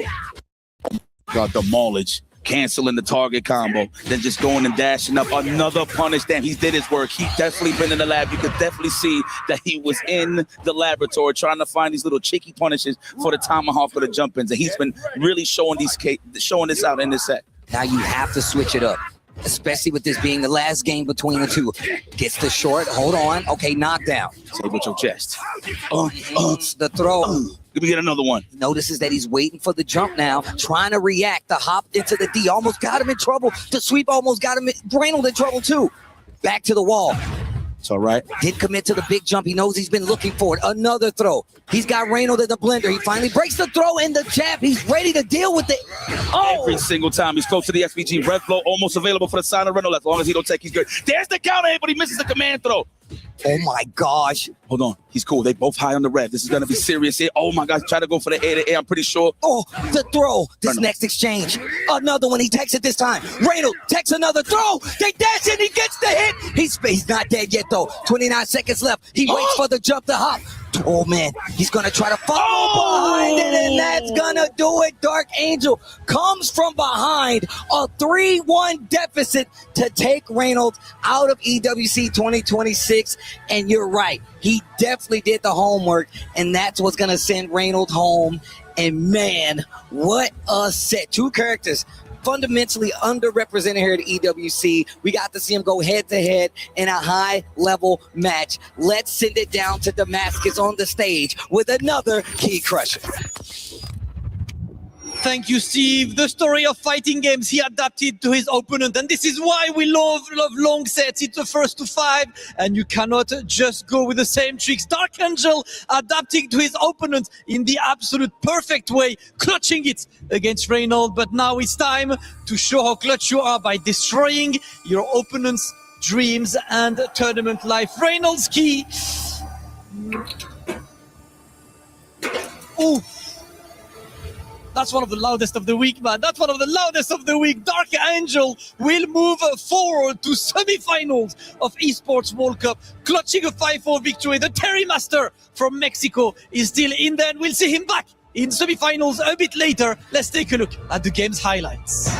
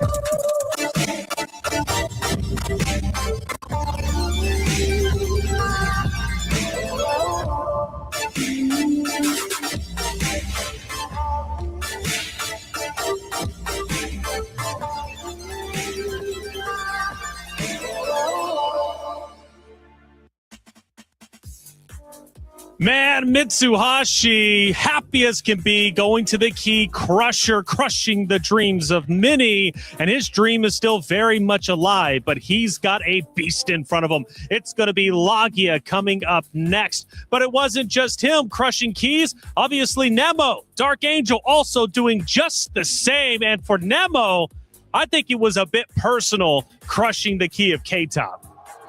I mean, Nemo put together that poster with all the Mr. Karates that qualified for Esports World Cup.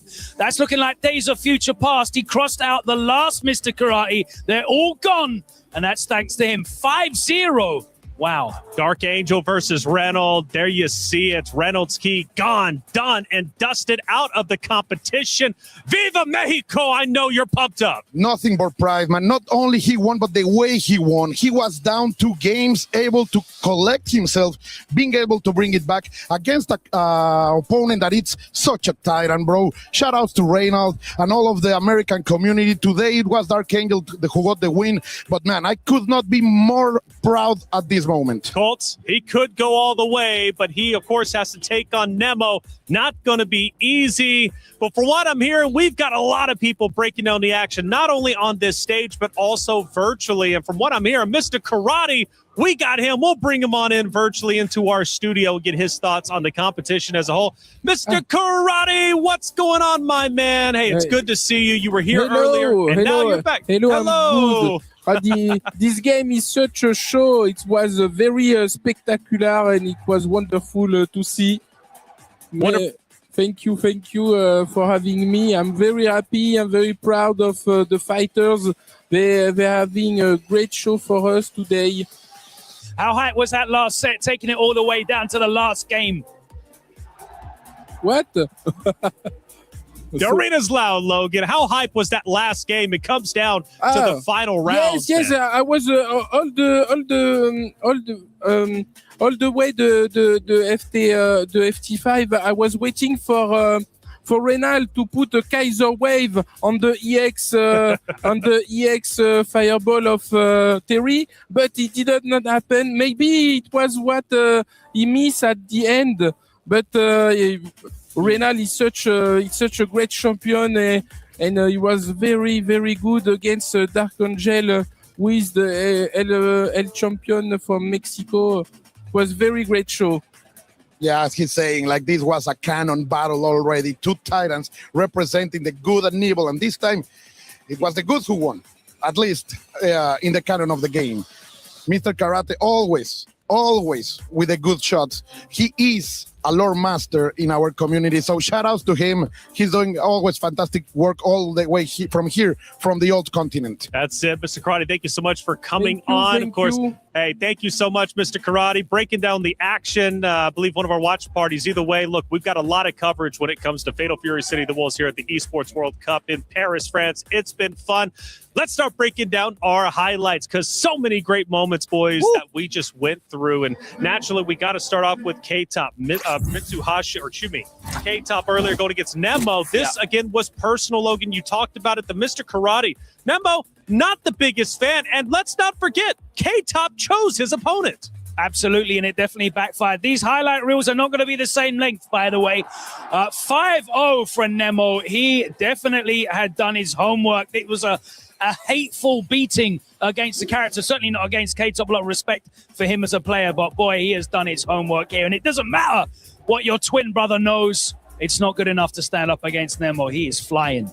To be honest, all this week we have seen no other than K-Top being so on top, never hesitating. But today, Nemo completely changed that. He made so many mistakes. Nemo's actually just won 8 games back-to-back against Mr. Karate, by the way, beating VX Power 3-0, so he's on a bit of a run. He's looking to change the meta himself, okay? Personally, himself. To be honest, yes.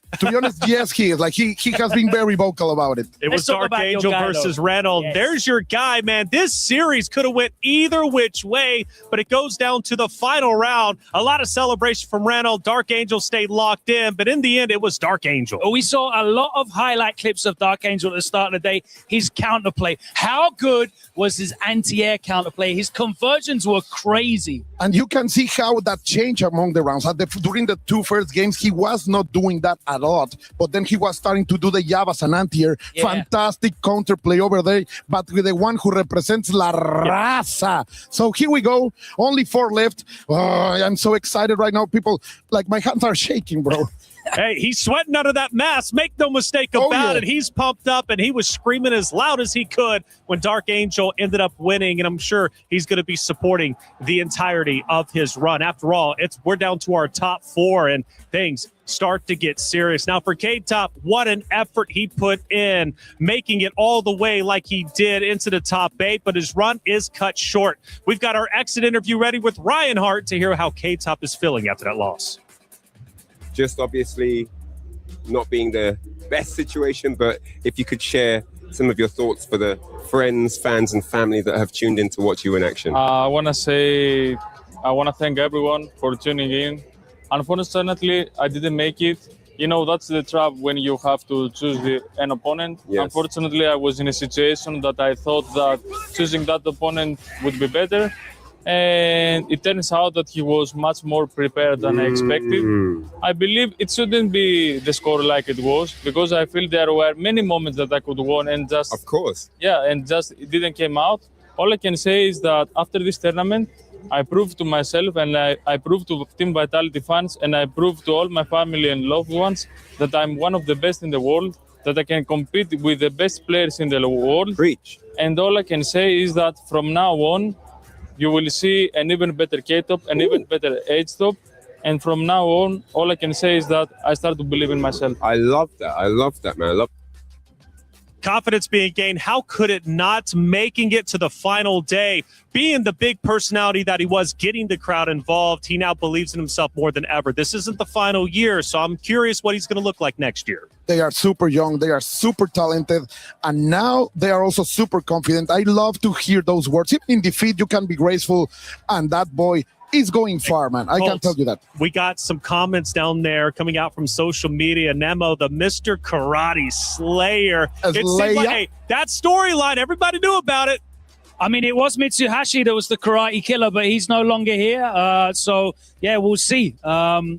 Nemo marches on. A very impressive performance from him, man. He definitely does not like that character at all. Oh, hell, Nemo, still great run. Hey, KTOP, absolutely. He did, in fact, have a great run. Make sure you're staying active in chat. You never know when we're going to pull one of your comments in, and you'll be a part of the broadcast. Beautiful things. We love to get you involved. We really do, because, hey, after all, you guys make the show worth it, right? Without you, none of this would be possible. Now, I got a question for you. Do you happen to know your first console that you started playing on when you started becoming a gamer? Let's find out some of our Fatal Fury's first consoles in this piece.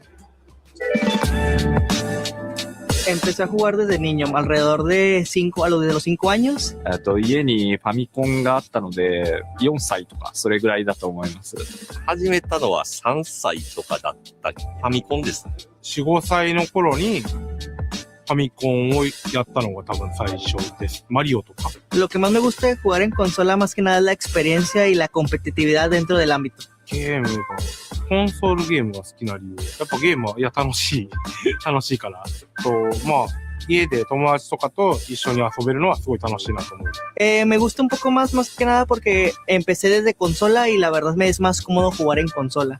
コンソールゲームで、プレイしていくうちに、やっぱり同じ趣味を持つ友達っていうのがかなり増えて、そのゲームのおかげで友達かなりたくさん増えたので、そういう意味ではやっぱり感謝していますね。はい。is in our DNA. Whenever we let it out, it becomes our superpower. Now imagine an entire city being built to supercharge it. Kadir City, powered by play.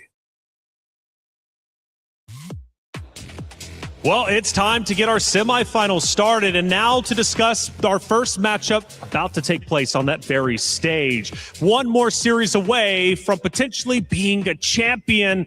Things start to move along, and it's Mitsuhashi going against Lagia. And Logan, they have history. Yeah, I mean, they faced each other at EVO Japan, which was the most recent head-to-head. It was 3-1 to Lagia. Now, that is the most relevant because it was with Gato and Rock. That's right. They have gone against each other previously in 2025, but they were both Hotaru football players at the time. So yeah, they were more into the basics, let's say. They were getting into the game, but now they are free and they are very expressive. And if you look at their run throughout the bracket so far, we saw Mitsuhashi face against Bunko, who's also a Gato player, but I wouldn't put him in the same level as Lagia. He struggled in that match. It was 3-2, very, very close. Managed to overcome. Lagia is going to be a very, very big ask for him. Of course, he's a two-time SWC champion in Fatal Fury and in King of Fighters, so he has a prestige of winning the big one. Mitsuhashi's still looking for that big one, of course, with the second place at EVO as well. Yeah, completely right. As you say right now, I think like the chaos from Bunko is not part of this factor. Lagia has been playing incredibly serious, and the spacing he's managing right now is fantastic. So we will see what happens. Definitely so. Emotions are running high, however, as we get deeper into the tournament. And for Mitsuhashi, we have an interview with him. From what I'm hearing, it's quite emotional. Let's listen in. How he feels about taking on Lagia next. そして決勝までの道は半分仕事が半分終わりましたが、次の相手はラギア選手です。そうですね。SWC チャンピオン。そうですね。あんまりにも甘く見ない方がいいですね。どうですか？そうですね。普段正直一番やってる相手ではあるんで、あれなんですけど、なんだろうな。あいつがいなかったら正直僕ここに立ててないんで。はい。まだ勝ててないんですか？勝ててないっていうかなんだろうな。あいついなかったら、僕多分格闘ゲーム今やってないんで。あ、そうですか。なんだろうな。そうだな。ずっと信じて。すいません。The emotions are strong here. If it wasn't for Lagia, he wouldn't even be playing fighting games. He's just very, very emotional right now. Thinking about the match to come, it's a big moment for him to take on Lagia on this massive stage with everything on the line, and the emotion has just overcome him right here. And it's going to be a huge, huge battle. You can see what it means to the players here at EWC. It's actually, 頑張ってください。すいません。ありがとうございます。大丈夫です。This ain't no regular thing. Came for the ring, you know what I mean. You see my name in the lights. Better get right, I'm champion.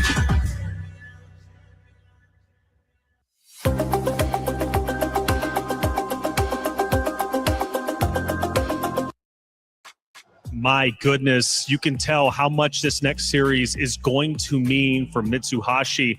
Not only obviously for what's at stake to move forward and play in grand finals, but to play against such an inspiration, which is Lagia. But he's got to beat him if he wants to be the champion. It's not going to be easy, and nothing ever is if you want to hoist a trophy. Let's send it to our stage for semifinals with Hollywood Rob and Damascus. Ladies and gentlemen, as you just heard from Reflections, it is time for our semifinals.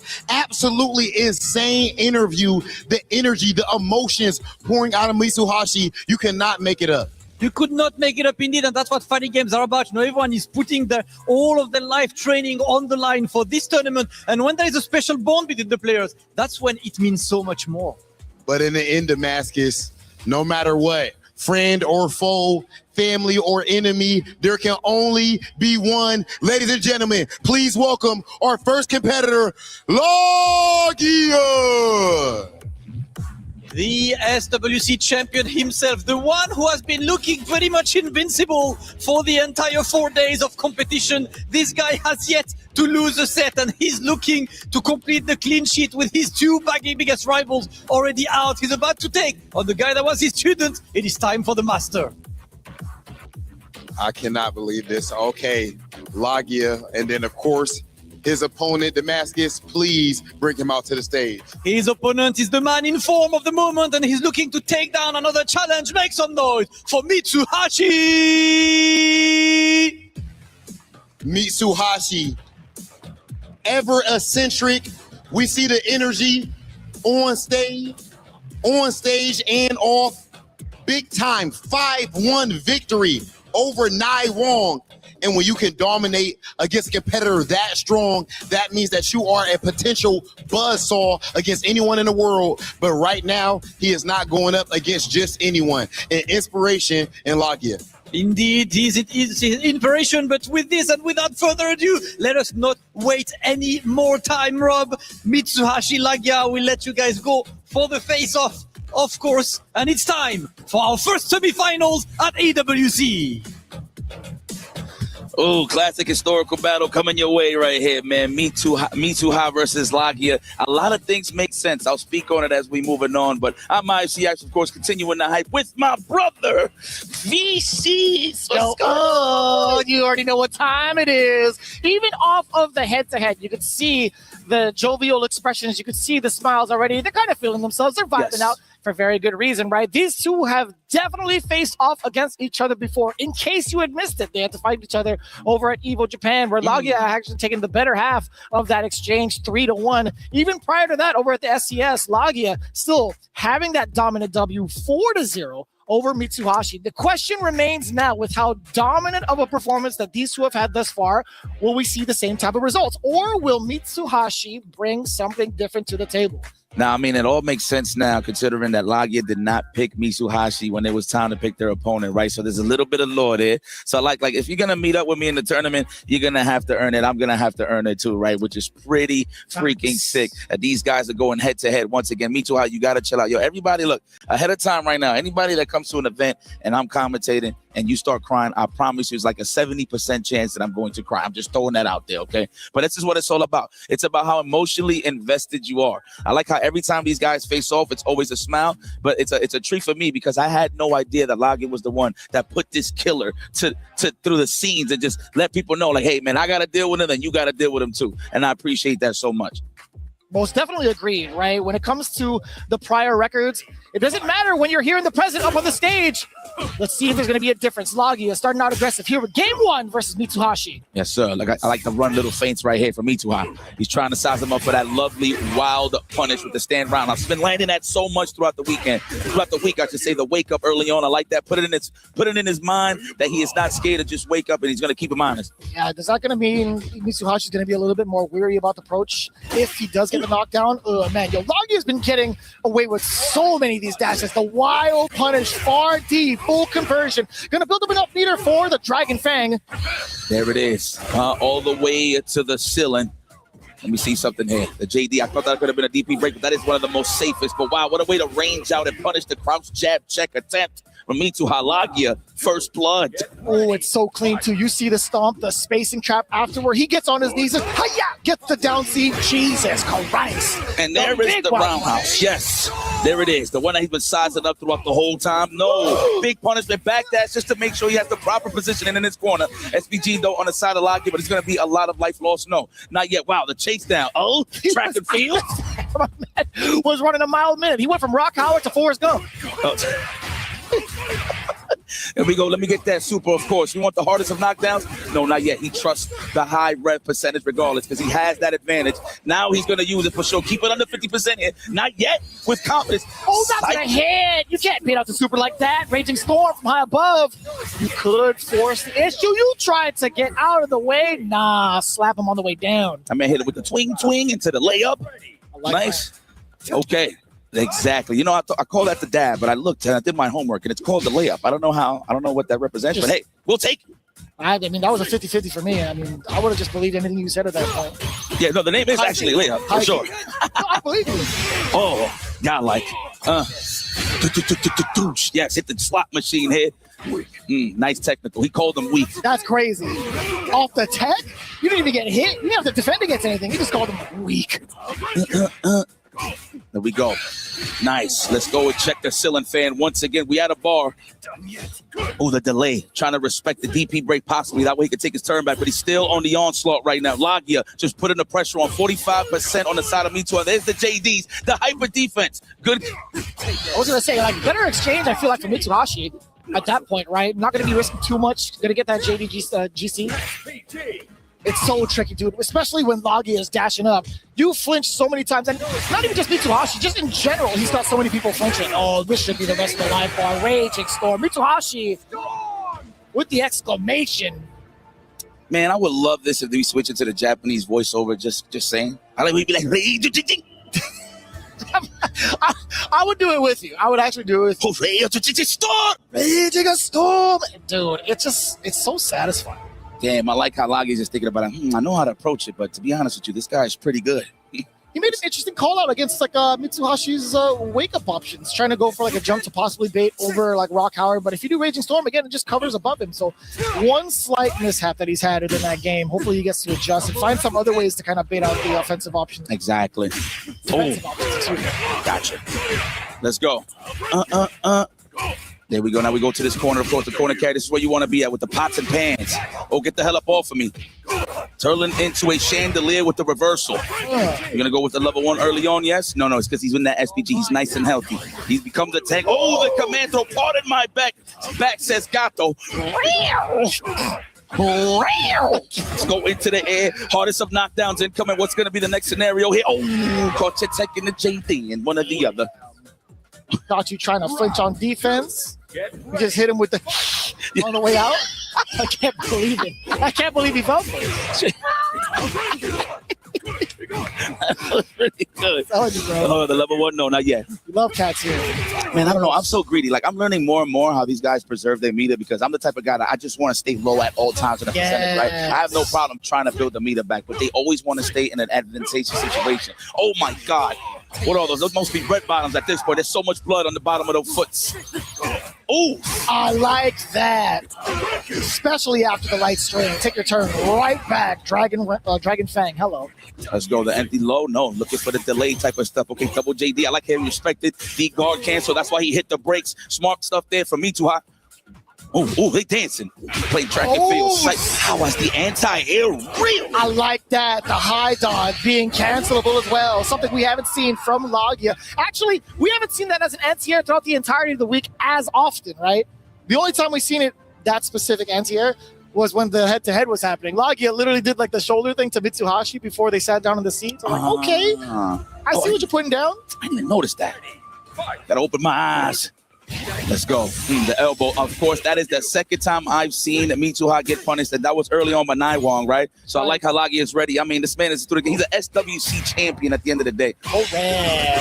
He's been ready for the Rock Howard as well, right? I feel like he's just made so many adaptations towards, like, any of the offensive sequence Mitsuhashi has presented so far.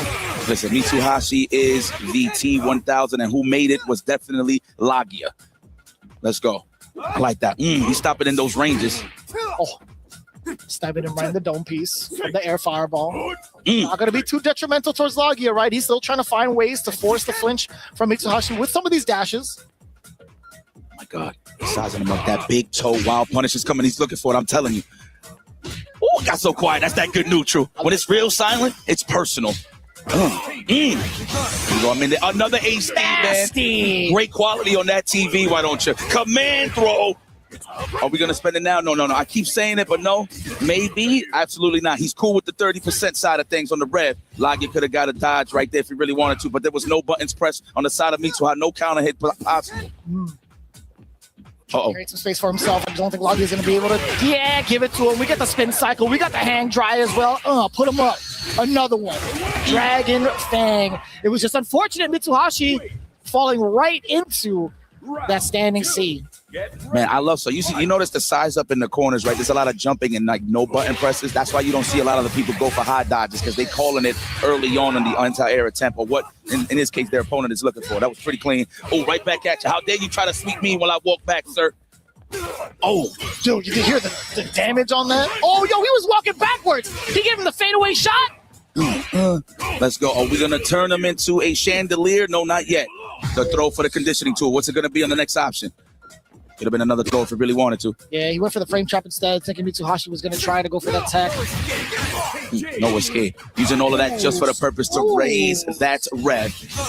Ninth again, third time. I can't even say it's a charm. He's just been on point this whole time. 80% of the side of Mitsuha. This is troublesome. That's why you're seeing a little more mobile. That way he could just cool down just a little bit. Looking for blocks, and right now it's Lagia. Oh, it's okay. We got the fire D confirm. But how much longer can you last? Oh, I thought that was going to be command grab. Mitsuhashi sticking it out on defense. Oh. Oh, I like that. The ranged overhead. You know, you just naturally want to protect your legs, especially when you add a pixel. So I like that sneak in there from Mitsuha. Yeah, even Lagia shook his head. He's like, damn, that was max distance. That got me. You earned it. It's fine. Part of my back. I got a beautiful jacket here. Back dash, of course, just to chase the tech. Oh, my God. The stare down, too. Mitsuhashi was really trying to go for a light, or at least trying to egg out a light from Lagia. That's right. Kick back and relax. I like that. He's trying to be annoying right here. He's trying to hit him with the good old rope-a-dope. Come on in here, whip son, so I can get a big punish with the stand roundhouse. Using that vortex fan just to get a little bit of that space here on the side of Lagia. Oh, nice clip. Caught him on the movement side of things. Where the hell you think you're going? He's so consistent with catching random bits of movement, too, from that far C and making it hurt so much. You do get a feint, trying to get a high-low, but Mitsuhashi on the way out catches Lagia. Speaking of movement, giving him a dose of his own medicine, backing away, back into the neutral. Again, both are trying to find these openings with these really quick micro dashes, right? Yep. Thing about Lagia, I love when he's spacing. He's just trying to snipe you, dashing forward with the stand phase. That way he can get the shenanigans going. So that's why he's trying to size up. And I like how Mitsuha is meeting him halfway. He definitely got enough. Storm! He's like, it's like I'm trying to figure out what is he doing. He's like scratching the air and leaving plasma. I don't know, man. Just looks cool. That's pretty similar. I mean, like, Geese kind of does the same thing. Yeah. They do, like, they start up here, and then they do, like, the cross arm at the end. But their hands are like this. They're like cats, right? It's definitely like this. Why you say? Well, I mean, we all know who's the father, of course, of Rock Howard, of course. But Mr. Geese. But Terry, you are the father. But he's the father that stepped up. Yes. The elbow. Yo, 4 times. I'm counting it. Lazarus, I got you. That's 4 of them. HD. Great TV quality. I could hear him putting it in the spreadsheet. He's gonna be like, actually, it was 5. It's okay. Oh, there it is. Big boots. There is blood on the bottoms. That's a knockdown. Throw for the conditioning tool. Not yet. No, he's gonna back tech. I like that. Reset a little bit of that mucho lugia. I said mucho. That counts. Take it. The idea still came across perfectly. Bingo. Ah, my guy.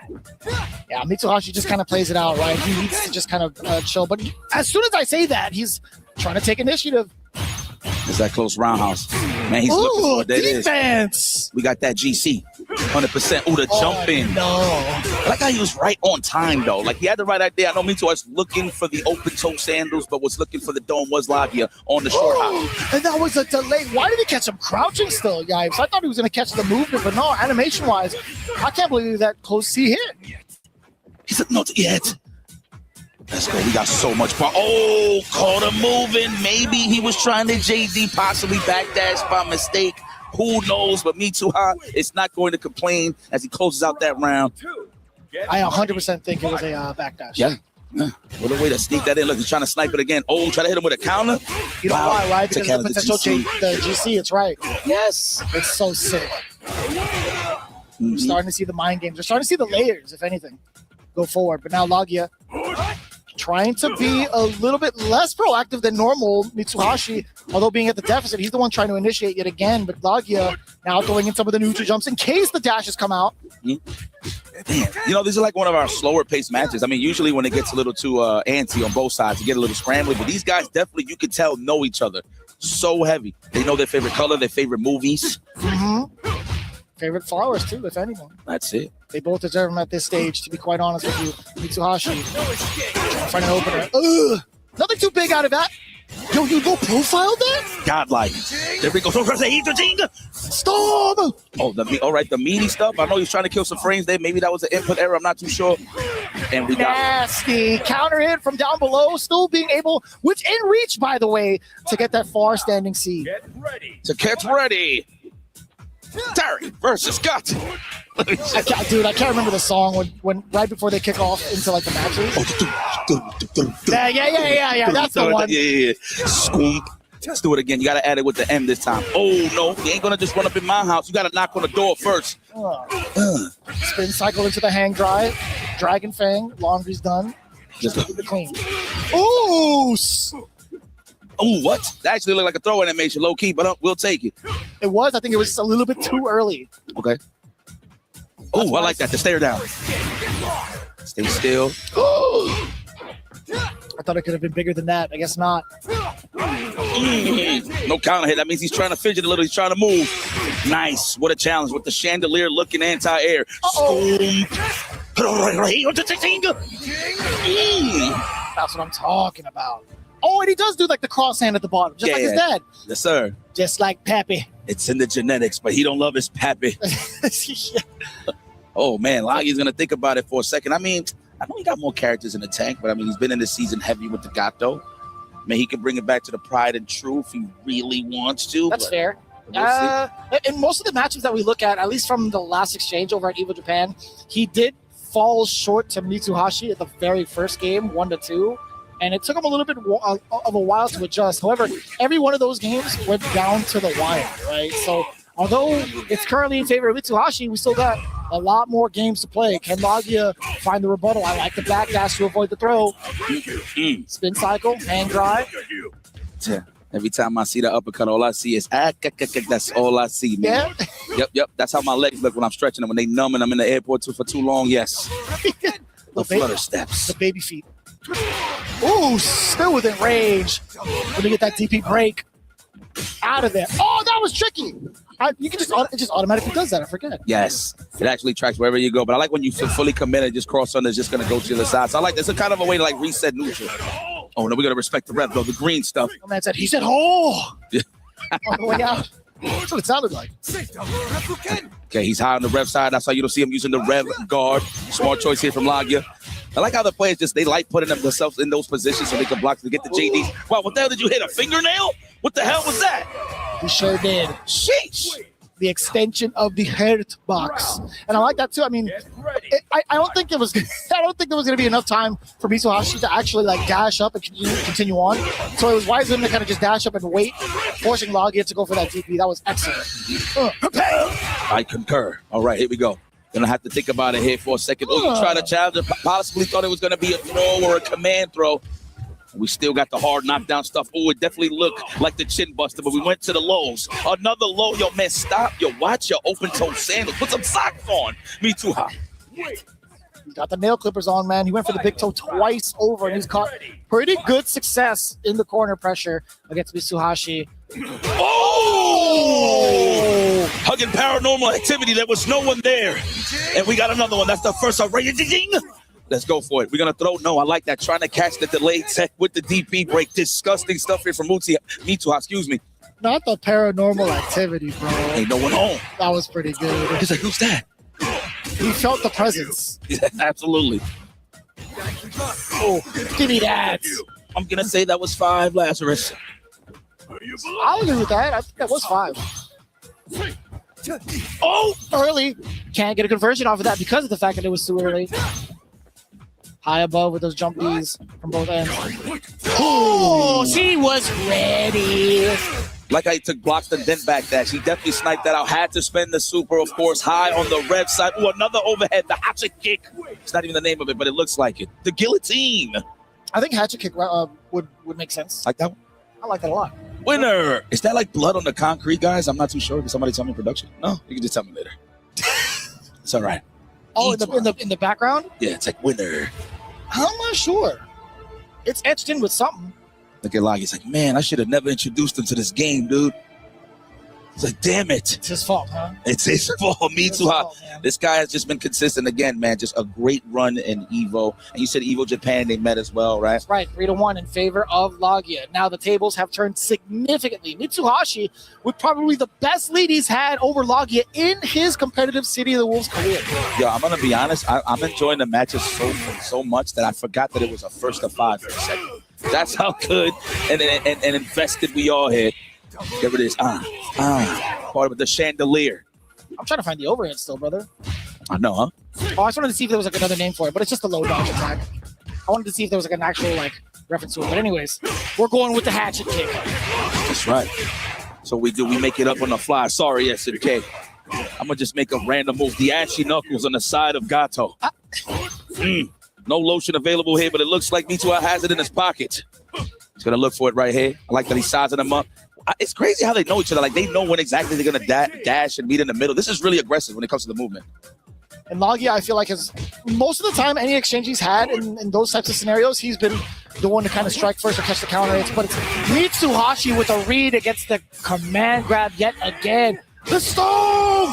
Yo, Mitsuha's playing it so smart. He's holding the lead and playing it annoying. So obviously Logia is trying to go for the big damage. That's why he went for the patented command throw, but wasn't there. Already holding back for the second and I think the third time where he gets a clean punish and finishes the job. True.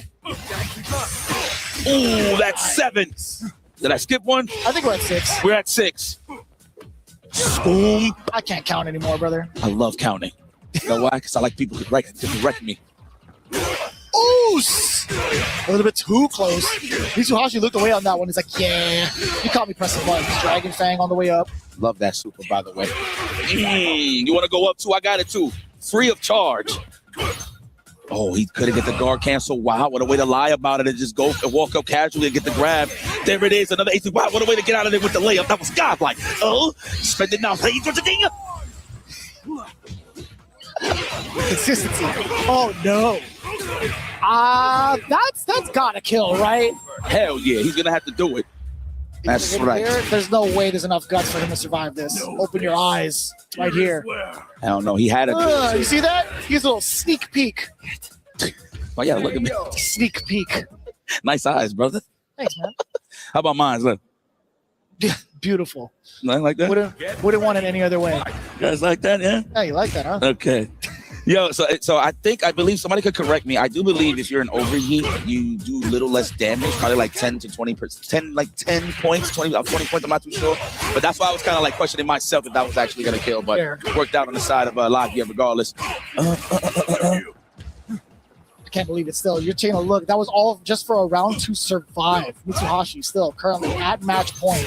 Ooh. Oos. You thought you had a guard cancel? Check this out. Ooh. Another one. A third one? Yeah. Ooh. He's Some gonna hand grab? short hop now. Oh. He's going to short hop. On when is he going to do it? No. I like that. He's just instilling his will to put him in the quarter immediately. Now it's time for the size up. Oh, he got hit by 3 raw heavies, 4 raw heavies. Oof. Oh, now it gets annoying. You can't even just jump freely anymore because the rev blow actually does reach in the air as well. So Lagia got to be careful. He's going to probably look for a high dodge scenario if he does see the rev blow the next time. And Lagia, even though you saw Rock revving up, he didn't want to be overzealous. He didn't want to be antsy about it, playing it cool, playing the life lead game rather than trying to force the overheat. Oh my God, it's so quiet. It's so intense. It's so quiet. Then all of a sudden it just gets loud, just like that. What a confirm here from Lagia. And does he stay alive? Survey says that. We stay alive, ladies and gentlemen. Yo, Lagia coming back with the chiropractic adjustment into the rug burn. Yeah, that sums it up for sure. Tell me it's not one of the illest supers in, like, I want to say, like, fighting in history. And he's doing it all with his eyes closed, which is kind of crazy. That's intentional. He's purposely closing his eyes. Before, he used to actually be, like, blind. I don't know how he got it back this round, or, like, in this iteration of the story. Okay. All I know is His father took his vision, is what it was. You remember the Broadway show Cats? Oh, of course. Yeah, he's the main lead right here. Ah. Yes. There it is, the press. I love the backdash to avoid the tech roll forward to get out the corner. Unhand me. Says me too high. Don't touch the jacket. Don't you dare. Oh. I'm not going to equate too much. Just sniping a little bit off the top. Oh, man.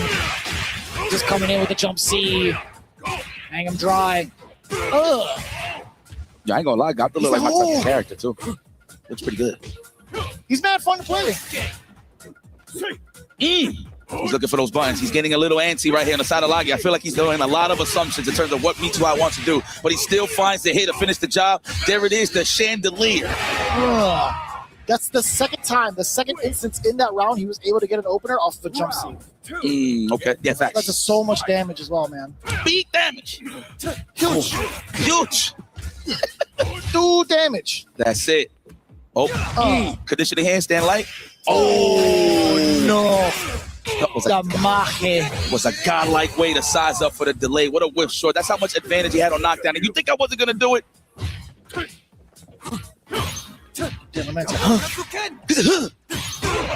Okay. That's got to be 7, 8. GC master right here, literally. We're going to have to spend it immediately. Yeah, it's a little high here. Yes. Let's extinguish that fire. Hard knockdown scenario here. And just outside of SPG range. Oh, no. Oh, yeah. Oh, no. Dude, come on now. He gave you a chance at life and you ran into the sea again. Lagia. Another game. Matt Vicious had the survey out there. He said, oh, no. Oh, yeah. Crack to the glass, right to the wall. Let's go, Lagia. That's what I like to see, man. Show the guns. That's in the form of Gato. Man's bringing in the juice.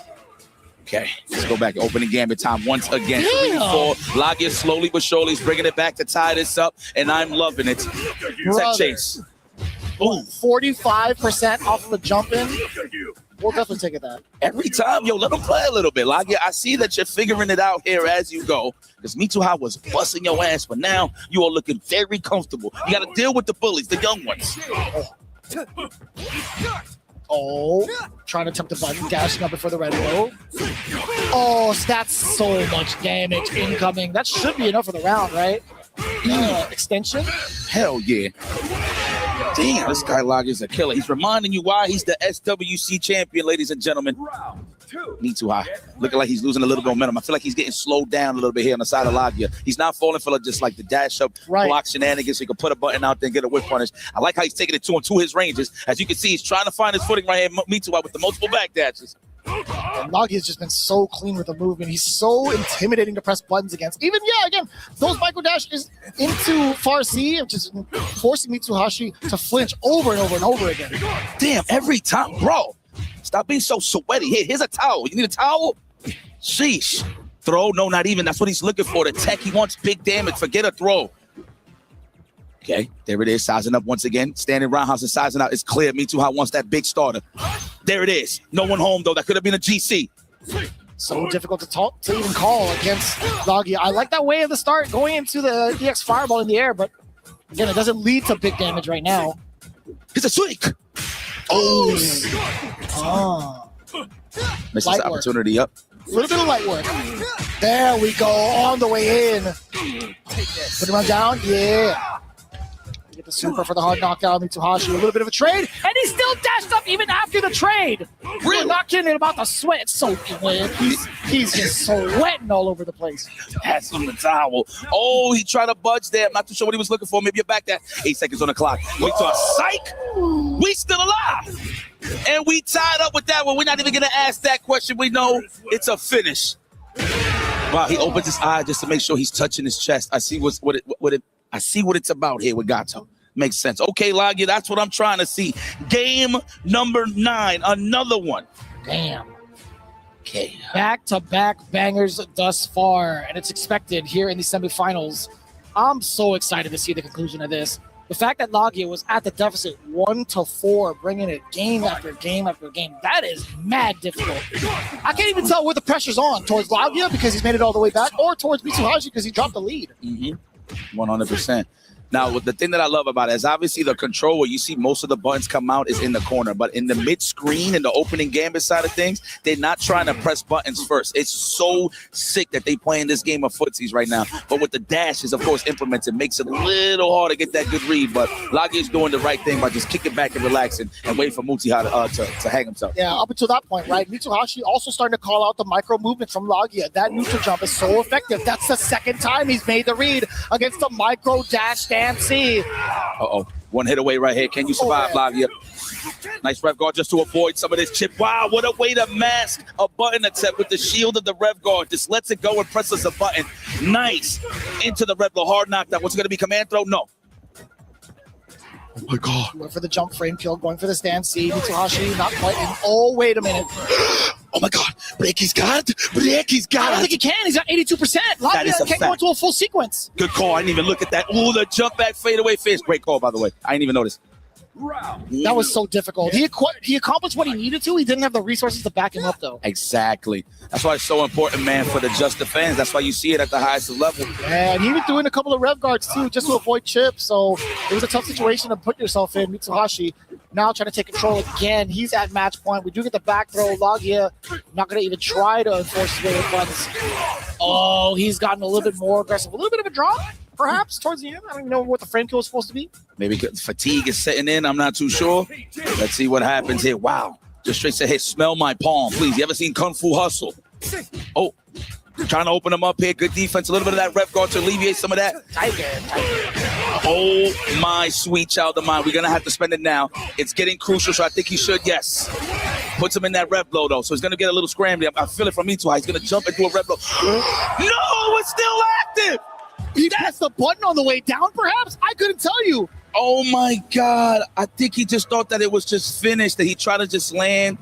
I think it just reached regardless. It said punish midair. Okay. So that had to be a button, no? It probably was a button, yes. Wow, look at that Mitsuha, so emotional. You know how much this means to him. Look at, mind you, he's beaten him before, but in the grand stage in the long set against Lagia, super emotional moment here for Mitsuha. Yo, come on, y'all gotta stop crying, man. I'm gonna cry too. It's a beautiful thing. I'm not saying to stop, but damn, come on now. No, we gotta celebrate this exact moment. Mitsuhashi finally overcoming his major bracket demon and taking out one of the #1 prospects here at EWC as he moves on. The emotional state he's in, incomprehensible. Okay, well, let's send it over to Rob to talk to the emotional one of the killers of the tournaments, Mitsuha. Rob, take it away. Absolutely emotional situation. You see the state of Mitsuhashi. Sometimes in the end of the day, ladies and gentlemen, this is the truth of competition. Even if it's your friend, family, or even your teacher, they have to go. There can only be one. It's amazing to see the relationship between the two.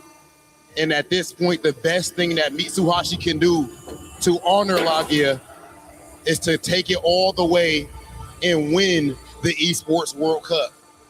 Mitsuhashi, amazing performance. Good luck in grand finals. Let's send things over to our highlight package.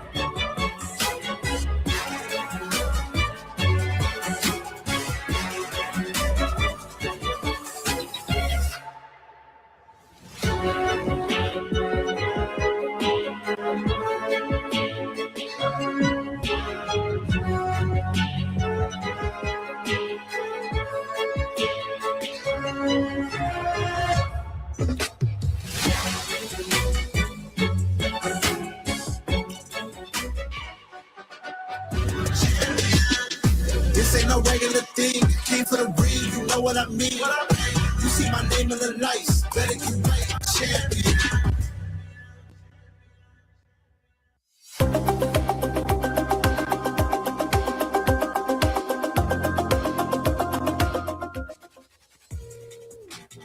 Wow, what an incredible moment, an incredible match, an incredible burst of emotions for Mitsuhashi defeating his demon, his teacher, the man that has consistently stopped him in multiple brackets. But today might be Mitsuhashi's day. It looked like he might end up getting come back on. He was up, I want to say 4-1, and then Logia showed exactly why he is the teacher of the student. But at the end, Mitsuhashi was able to get it done. Now we just have to see, can Mitsuhashi take it all the way? First, though, we need to know who he is going to be going up against in grand finals. Ladies and gentlemen, please welcome our first player to the stage, Dark Angel! The Terry Master representing Navi all the way from Mexico, and he has always been ridiculous. And how incredible would it be if the grand finals of Esports World Cup ends up being the two poster boys of Fatal Fury? Brock qualified to grand finals. Terry could follow through. Dark Angel coming up on stage. Dark Angel, of course, you see the aura, you know what's going on with him. That said, our next competitor, of course, is standing in his way. Oh, and that's a Titan. He got through in a super dominant way before. He is now fully focused on Fatal Fury City of the Wolves. Make some noise for Nemo! Nemo has officially, as you said, Damascus, focused all of his energy here, and we are seeing that work bear fruit right now. Nemo, of course, an OG from Japan, representing Saishun-kan, Kumamoto, Seoul, and I'm not going to lie to you, this match is extremely tough to call, but in the end, single elimination, Damascus, we only get this energy at EWC. Exactly, it is a first to 5 to decide who joins Mitsuhashi in grand finals, and without further ado, players, I will let you take your spot for the traditional face-off before the semi-finals. Nemo taking on Team Navi's very own Dark Angel. Everyone, please make some noise for the second semi-finals!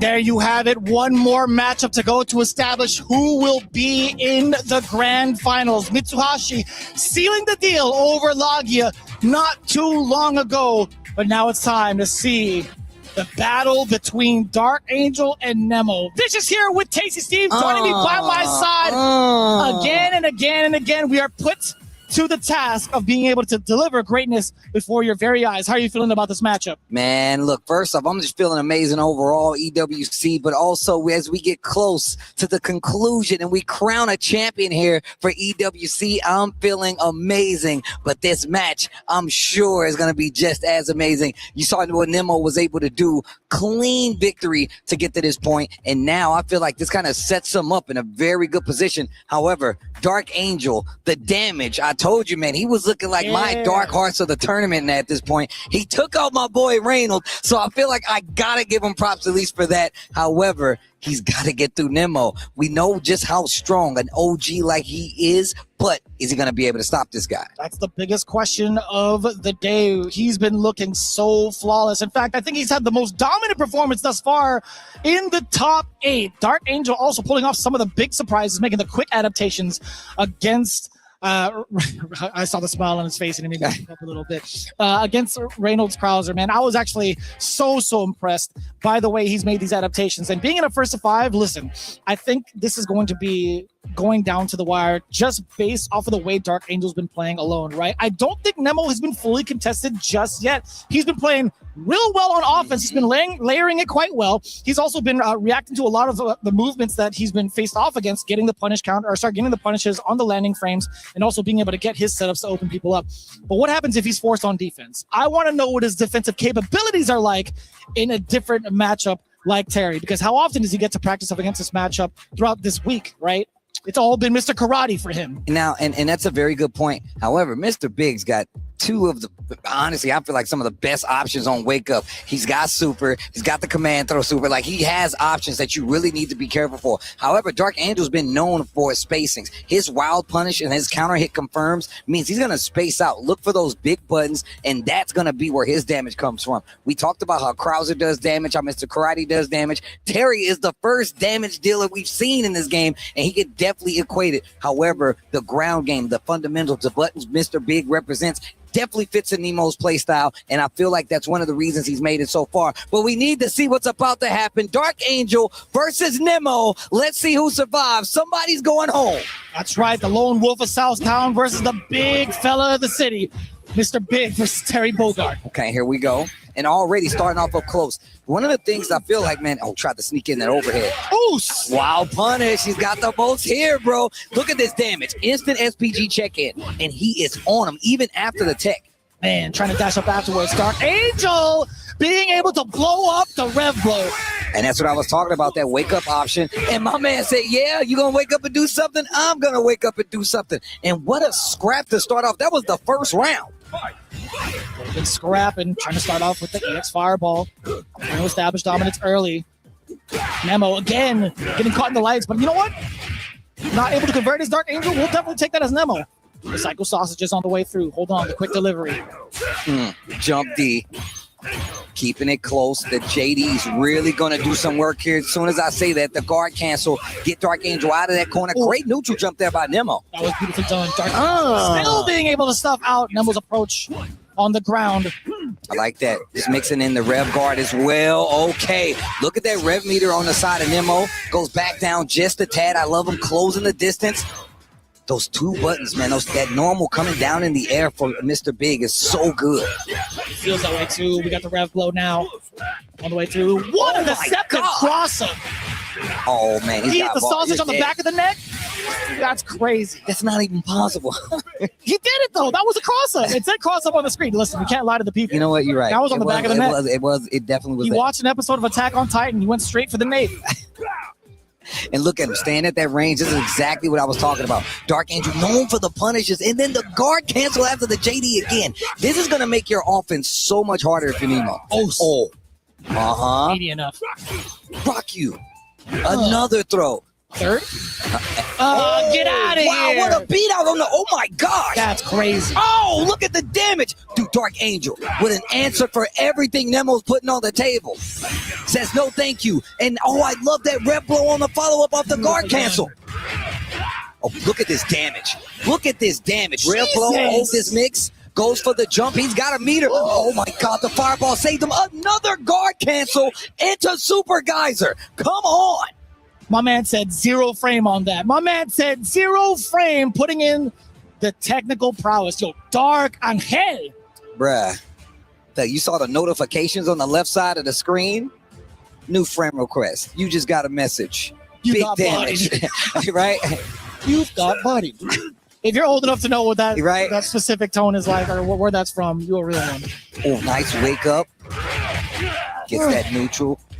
Light punch starting off. Give me that. That's a counter hit as well. We do get the juggle up. Knockdown in the corner. Feint to the throw. This has got him so much mileage. Ooh, that was a little bit awkward. If he had swung on the way down, perhaps, no?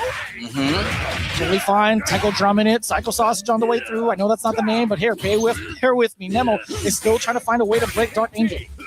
Okay. Uh-oh. That far CC combination we saw from Mr. Big. Red Blow trying to sneak one in. About 30 seconds left. Red Blow to get through the projectile. Dash up just barely, and that's not going to get the trade on the combo. Look at that rev gauge on both sides. Both of them really need to be careful. And what a bait. Dude, Dark Angel's been doing so good with the anti-airs, and now we got baited by Nemo. He's got lots of meter. You heard the sirens. The cops are on the way, and even the cameraman getting hit in the face. Damn. The electric charged beef batons. My man is going ham. Still alive, though. That SPG saves lives. The chase. That fireball pressure, man. 15 seconds left on the clock. That one pixel can go a long way in this game, especially when you got the meter. Somebody call the police. Yo, the Wild Wolf of Southtown with the giant geyser that's sending it home. Oh! I can do this all day. Oh, he ain't dead yet. Don't get the paramedics ready just yet. There we go. Dark Angel getting so much mileage just off of the movement pressure alone right into the throw. Nemo wasn't ready for it. My man said somebody call an ambulance. But not for me. Oh, overhead. I like that. JD's coming up. Dark Angel's offense is crazy. Actually has a... Oh, yeah, that's right. Legs. And that's why it's such a good wake-up option. You really have to be careful. You stand there, I got to throw. You try to jump out, hit a button too soon, I got the batons. Oh, the jump. Avoiding the throw. That could have been a back throw. That could have been everything for Dark Angel. Then we're going to cash out on the damage. Not quite getting a level 1 just yet. No ignition. Oof. On the table. Wow, JD in the air. Look at this offense from Nemo. Finally getting a way to close it out. And look, opts to go ahead and spin the bar, even though, like, you know what? Let me get this kill so I don't have to waste any more time. Totally fine. They're rechargeable. Oh, dang, the rechargeable sausages? That's crazy. Yeah, man. Electric jerkies. Flavor is that? Flavor Town. Oh. And this is where I feel like Nemo actually excels. He does such a great job after the knockdown in the corner to catch your tech. When he tries to jump, gets clipped by the geyser, and we've seen Dark Angel in this corner. Oh. I like that. The power wave to fake him out. Finally jumps over, gets a big wild punish. Now he's got the bar, but he's going to get the screen coverage. Oh, wow. What a great call out on the tech option. And that was so fast to contest against too. That was a counter hit against Nemo, trying to perhaps find a delayed button. But even so, like any sort of far normal makes it so much worse for you to try to counter a light. Nice reflex. Ooh, down below, my man dashed up. Woo-woo. Stick down. My man goes, ha ha. What a bad guy. What a bad guy. Damn, son. Yo, I like how the body is still smoking with electricity. It just got electrified. Okay, Nemo answering back. I like this. Once again, Nemo, no stranger to being on the big stage, regardless of the game. And even in long sets, right? I feel like that's something that he's been more prone to in the more games that he's been playing throughout the years. Wow. Oh, we ran right into it. He anticipated maybe a cross-up. So deceptive. Give me that back throw. Yo, you stay right here. Do it a second time. Do it again. Oh, what a whip punish. Again, the counter hit into the geyser. Bro, we got our stats, man, absolutely ridiculous, by the way. Dark Angel with the most wild punish and counter hit confirms out of all of our contestants here. And now you see why. Did you see that? He saw the first JDs and still kept mashing on close A and managed to convert off of it afterwards. This guy has so much pressure. He's so good at the way he's been layering his. Bruh, oh my the trade. Oh, he's got one more bar. Nemo can't get hit. Wake up buttons. Gotta hold that. Pressure. JD in the air. He almost survived that with no damage. It could have been way worse. Oh my God. Big counter hit. Yo, look at that. He's got bar. Oh, he's got bar. Probably not going to spend it. He knows that SPG is definitely keeping him alive. Dark Angel back to the wall. Another wild punish. Geyser on the side. And this looks like it's going pretty good for Dark Angel right now. Brother, he kicked the sausage right out of his hand. I can't believe he got that whiff punish a mile away. My man thought he could go for a light string. Nah, son, you got pushed back. This matchup just seems so in the wheelhouse of Dark Angel. Even with the range that Mr. Big represents, he has so many answers. I feel like even if he does have like a certain advantage on range, if that's true, because I'm not too sure myself, like Terry's Far D kind of just alleviates all of that, right? He just needs one tool. Why not just keep going with that? Gets the knockdown again in the corner, and he's going to have one bar by the time he's done here. Oh, big counter hit. Looked out. Okay, what a chase. Fights back to the middle of the screen. First time we've seen a successful chase, and now they have the position change in the corner. Oh, we do have the overheat. Looking on the other side of Nemo, though. On the other side of Nemo, though, excuse me, 2 times over from the ground. Still got a lot of work to do. He is in overheat, so he can get the guard crush, and this is big work for Nemo. I'm spending it if I'm him. Yes, sir, and I love that follow-up on the guard crush, walk up on him with the sausages. Electric charge. You ain't even got to plug him in. Damn. Oh, my God. I didn't think he was going to be dead. I'm not going to lie to you. Round 2. Things are getting tissed. Nemo needs to be careful. It's cooking up, Terry. Stay back. What do we talk about? Bro. What do we talk about that Far D? And that was just to confirm. It wasn't even a counter hit. Yeah, my man said, stand back. Nice rep flow, and I love it. I love using the options here. God. And he didn't even get to finish the combo. He still managed to walk up, get the target combo into a perfect, by the way. Dark Angel's conversions are nasty. Oh, give me that. Jump D. Dude, look at the damage. Look at the damage, though. A little bit beyond that 50%. Like that, finally getting the JD. Oh, my God. Okay. Maybe thinking it was going to be a cross-up. And that's what I was talking about. Nemo's so good at forcing the pressure after the knockdown. Whether it's a button, whether it's a throw. Do it again. Man. Oh, you thought you were going to get out of the way. You know what? That's actually really good laying, one, and also better conditioning. Yep. Having 3 back-to-back throws, whether it's regular, whether it's command grab, you're forcing that idea into Dark Angel's mind, hence why he got caught. He probably tried to dash. He probably tried to throw. He got ripped up. He actually got so smoked on the meaties. Oh, the JD on the jump in. Dark Angel's been getting a lot of mileage with it, and he answers back with one of his own. The power wave. And that's a little feint right there, that little fake out. You think he's going to do the full projectile. You could just clear it with the jump, and that gets your game started. And it's not going to work out. Wild punish on the overhead leads to a combo and a knockdown in the corner. You got to be quicker than that. Oh, you got to be quicker than that. That's what that man said on the bench back there. Oh, yeah. He still managed to dash up and still get the punish on recovery? Air recovery? Excuse me. Overhead. Nasty. Okay. This next exchange is going to put him in SPG. Not going to be able to get the kill. He knows he needs one more touch at least. Gets a little bit of life back with the JD, and my man's got plenty of it. Hit him with the gears. That's so sick. I love that. Seeing him on the way down, going into the red blow at the last second to get that proper juggle, godlike. Jeez. Even Nemo's like, damn, Mitch. That was kind of nice. He had to lean back and respect it. 2 games apiece, 1 round on the favor of Dark Angel. Man, him going from offense to defense and the turn on with the feints mixing in the throws. Yeah. It's tough to call, man. And also just the way he's presenting himself in neutral, right? He's trying to create an opening by throwing out some of these feints and actually throwing out some of these fireballs, one or the other. But now it's all Nemo. Diving. Oh. What a block! The JD's adding up again. But what are you going to do when he has you in the corner looking for these throws? I'm going to jump. That's what I'm going to do. And I got some bar. But now he's in SPG, and he's got bar himself. So this next exchange could definitely put him back in the game. Not if Nemo finds a hit, though. He's got the bar. Not dead, though. Oh, no. Oh, my God. Guard cancel red blow? Are you serious? Yes, he's very serious. We got one sequence. If Dark Angel nails a counter hit, if he forces Nemo to flinch, oh, that could have been dangerous. It was the jump reset. Dark Angel tried to commit to the rest of it. He got caught swinging the counter hit against him. This has been so damn close, neck and neck, round for round. Lots of back and forth between these two. Look at him fishing.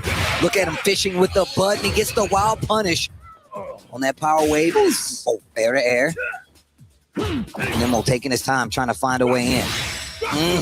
Not gonna actually gets over the projectile. Big jumping. This is what I was talking about. He's gonna spin one big damage on the knockdown, pushes him to the side. Close lead, nah. Can't do it. Not while he's swinging the sausages around like that. You can't be going for any of the guard cancels. Beat the forward throw. Move on up again. You saw Rev Guard flashing from the side of Nevo. I don't know if that contention is worth it. And the lows afterwards. All three of those bad boys. I'm emptying the chamber on them. We don't even care if we're in SPG. Hella damage. I like how Terry, in this outfit, he still fixes his non-existent hat. He's like, oh, I forgot I don't do that anymore. So that's what he was doing. Yeah, I couldn't figure it out. He forgets he doesn't wear a hat anymore. What a rookie. Okay, wait a minute. Nemo starting to find some headway, and this matchup keeps the corner. I told you his chase after the knockdown is way too good. Look at the damage. Knockdown again. You got to hold this guess. Nice call. Now we get the response. Wait a minute. No. Clean jump, wild punish on the close D. Big damage. You know he's going to spin that. No, he's not. No, he's not. I was wrong. That's why I'm here, not down there. Oh. Okay. I wonder how that works out if he had initially like JD'd the stand D as an anti-air. I mean, he would still have to JD the follow-up, but also I think that was a counter hit, which is the only reason that worked. I could be wrong. I mean, like, I know I was just thinking about it right now. I don't even think you can, right? I mean, like, I think it just covers the options airborne regardless. See? Timing-wise, actually, you probably could JD that. My mistake. Diving. Oh, my lordy. Dude. HD again. Dude. At this point, with this many HDs, he's going to be in 4K. I'll tell you what. Counter on the power Basta Wolf. Que lo que los lobos. What's up? Basta Lobos. That is 2 quick rounds, by the way. You realize he is 1 game away from making it into grand finals. Ooh. He's 1 game away to make it into grand finals, ladies and gentlemen. FIFA Mexico in full effect. Nemo going down 4-2 here. Sit him down. Back throw. I love that that's one of his options. There we go. That JD. We haven't seen many people do it. Tries to go for the actual engagement with the projectile. Still finds a hit. Hey, Lord. Spicy. We do get the jump in. Oh, big damage. Scott Barr. SPG is there. The neutral jump, but Oh, counter hit. Got a counter hit. Big damage. He can spin it if he wants to. SPG is there. Not going to do it just yet. The single hit next up. Forward throw. Throws the rev. Whoa. Back dashes. Needs to be careful.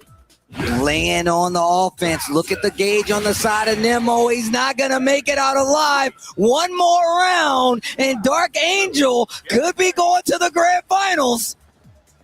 What a story he set up for himself. Again, one of the big repeats from last year, making huge waves in his top 8 performance, doing it yet again. A little overzealous on the crack shot. Rev guard really doing some damage there. It's keeping the distance, but Nemo getting right past the big damage on the board. A little bit shy of the SPG. Big jump in. Nemo not going to be able to get the kill this next scenario, though. A couple more sequences. Single hit. Oh, those throws. It's dangerous. Now we get the side switch. Even more so dangerous. Ooh. JD. Cancel. You gotta spend it. You gotta spend it. You can't be too safe, especially when your life is on the line. Barely building that meter, barely getting that guard cancel, and just surviving what could have been so much worse if Dark Angel had opened him up. Wow. Didn't really represent that much in this matchup. Good to see it the first time. My man was crouching. Oh, man, the jump! Damage pushed to the corner again. Nemo getting a lot of... Oh, man, hit him with the oops. Getting real anxious. Just jumps clean after the knockdown. Didn't get a combo. Oh, you see how active he is right now with those standees. Nemo's got to be leery about his approach. Wow, those feints really working out. Nemo not sure what the approach is. Wake up, catches him again, keeps it close. With Dark Angels on SPG, the red blow to get through again. Takes his turn back. It's time to throw. A little too early there, but luckily Nemo doesn't have any bar. The red blow. SPG on both sides. Dark Angel in danger. Oh my gosh. Oh, the chase. Overheat. That means guard breaks on the table. But he's got a lot of meter. He's got too much on his drive or his rev gauge right now. Oh, wait a minute. Rev blow on the way through. Oh. No way! Nope. It was no counter hit. So he's not going to get at the jump. The exchange. 12 seconds left on the clock. Nemo breathing heavy because he knows he was this close to going home. And another game to be played. Nemo not done yet. We saw something so similar with the anti-air standee going into super. Had it been counter hit, it would have worked out. Not in this case. Back to the action at hand. Nemo staying alive. 4-3 still in favor of Dark Angel, now being the aggressor. The beauty of these long sets, you get more games to play. The opponent gets more chances to come back. The takeaway, you only get one set to stay alive in the single limb format. It's the second time he has intercepted Nemo's air approach with the uppercut, the big shoulder check. Oh, lordy. Power wave knockdown. The switch up from buttons to strike to projectile has really gotten him a long way. And he scouts the jump again. He's got a bar. So this next exchange could be something big. The throw definitely means this next exchange could be over unless he gets hit. Here comes Nemo. It's a hard knockdown off the red blow. Command grab. Was that a red blow? It's an exchange from Dark Angel? I don't think so. Perhaps it was. Oh, no way. Yo, wake up, Kaiser. No way. The gusto, the bravery. That makes it so much scarier for Nemo to deal with. Tournament life at stake again. What an ante. He's looking for it this time. Big punish on the side of Dark Angel. Semi-punish. There it is. Just the fin this time. He's going to get that far CC confirmed. Nasty. Oh, punish on the way over. Okay, big damage on the table. No meter, though. He's working on one bar, but he's still got a whole nother exchange. SPG is there, but we know Terry is the Mac truck of damage. What a guard cancel once again on the JD. Wild punish, no follow. Oh, the wild punish on in there. Dark Angel not going to be spending the super just yet, I'd assume. Next exchange could be something big. Look for the counter, not going to get it. He's unpacking like crazy. It got him out of a scenario, but you know Dark Angel scouting it this time. You know he's looking for the jump. Don't give it to him. Nemo tries to go for the overhead. It's not there. There's the sweep. This next exchange, he wakes up super. It's going to work. This dude, Nemo, bro. I'm telling you, he's been here before. He knows that the tenses are high. He knows that if he loses another round, it's going to be over. Nemo clutching it out. We have another round to play. It's still set point for Dark Angel. What a time to spend your resources. The most clutch area that you could. Clutch position that you should. I should say. Dark Angel, though. Look at how much damage already accumulated. We could get the round ender here. Wake up. Goes for the light. Standee gets the counter hit. Big pop up. And look, this is going to be a lot of work. He's got a lot of gaming to do. Dark Angel on the verge of taking his guard cancel. He calls it out this time. Does not get the kill, but he gets the big counter hit. No combo follow up though for Nemo. Exchange in the air. No. He commits too much. And Dark Angel is going to grand finals by way of a 5-3 win against Nemo. In Mexico, you're this much closer to being an EWC Fatal Fury City of the Wolves champion.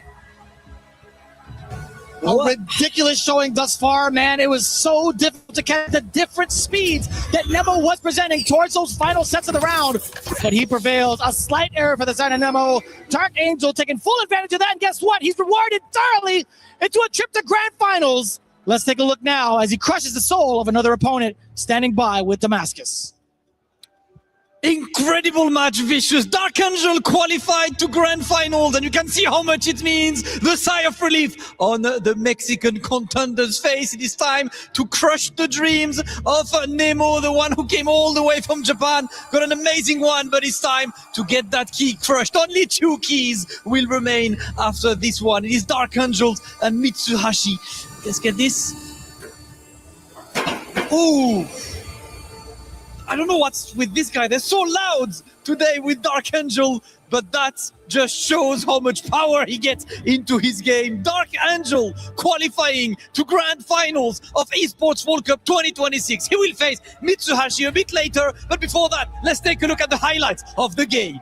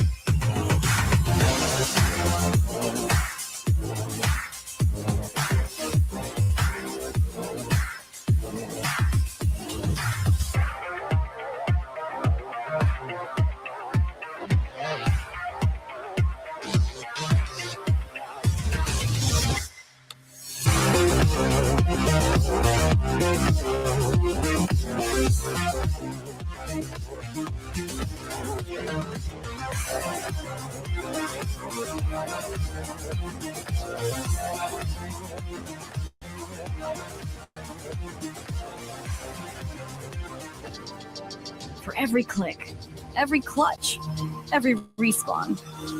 We were there for the years of grind, and we're here.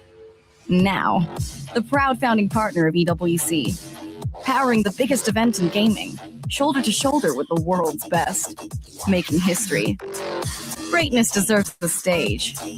Lenovo Legion, reach your impossible.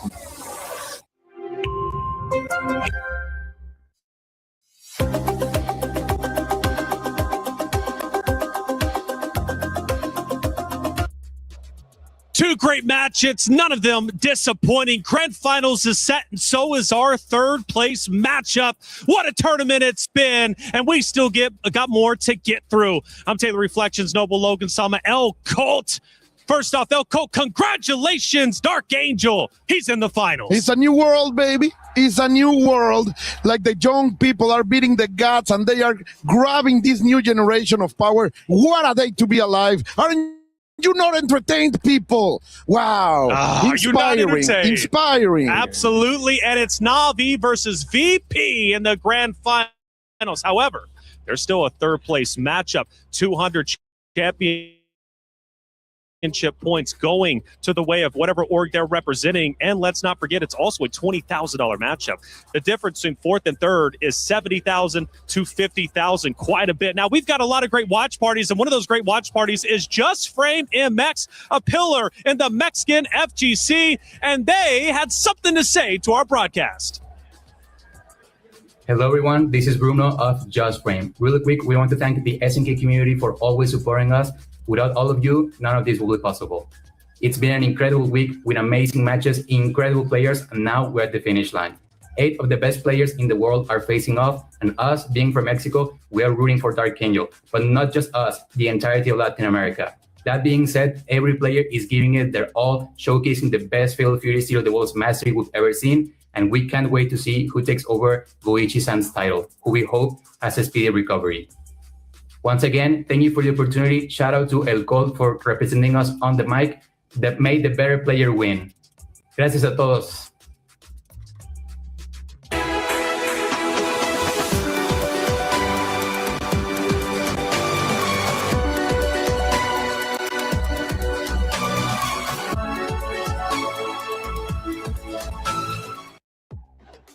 Wow, there it is. Just Frame MX again, a pillar of the Mexican FGC community. They host weekly events in Mexico, and on top of that, they also have players such as Dark Angel, Colt. Dark Angel in finals. They're obviously going to be watching very, very closely. He'll be going against Mitsuhashi coming up very, very shortly. But third place coming up next is going to be Namo versus Lagia. A big matchup indeed. But so many moments ended up taking place throughout these series. We start with series number 1.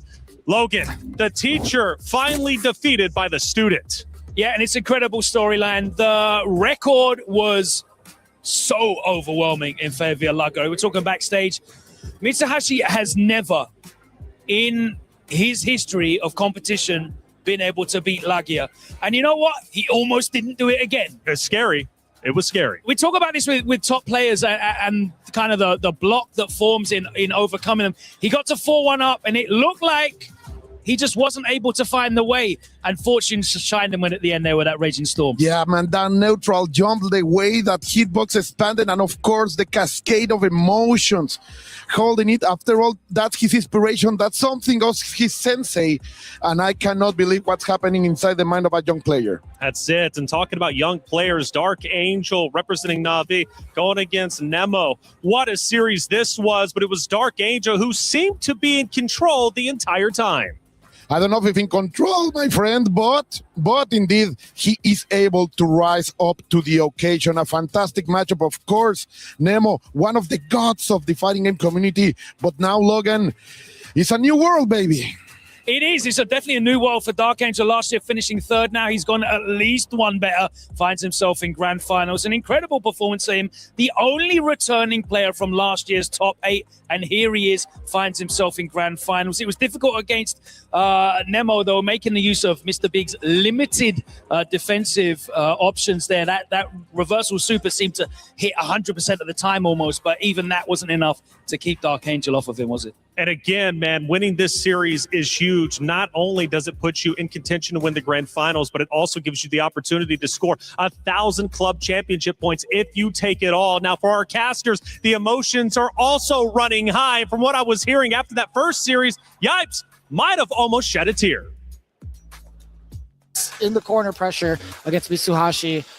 Oh! Hugging paranormal activity. There was no one there. And we got another one. That's the first already. Let's go for it. We're going to throw. No, I like that. Trying to catch the delayed tech with the DP break. Disgusting stuff here from Mitsuha, excuse me. Not the paranormal activity, bro. Ain't no one home. That was pretty good. He's like, who's that? Play is in our DNA. Whenever we let it out, it becomes our superpower. Now imagine an entire city being built to supercharge it. Kadir City, powered by Play. A lot of things are happening over here at the Esports World Cup. One of those things happening right now on stage 1, and Trev is there to give us the update.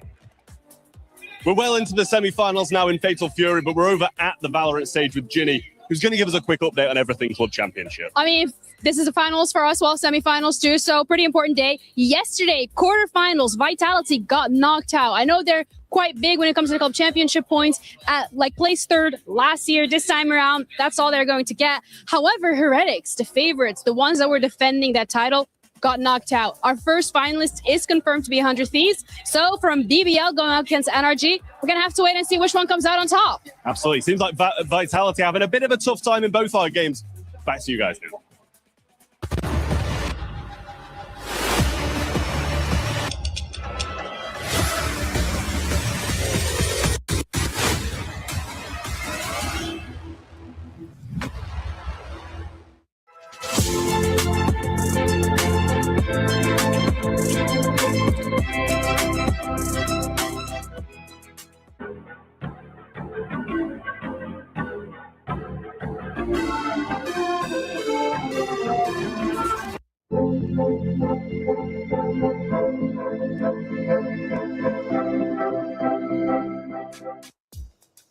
Well, Fatal Fury, it's been fun watching and learning from myself. First time doing a fighting game. And one of the questions I have is, what are some of the best characters that the game has to offer? Well, let's find out in our Remco Power Rankings.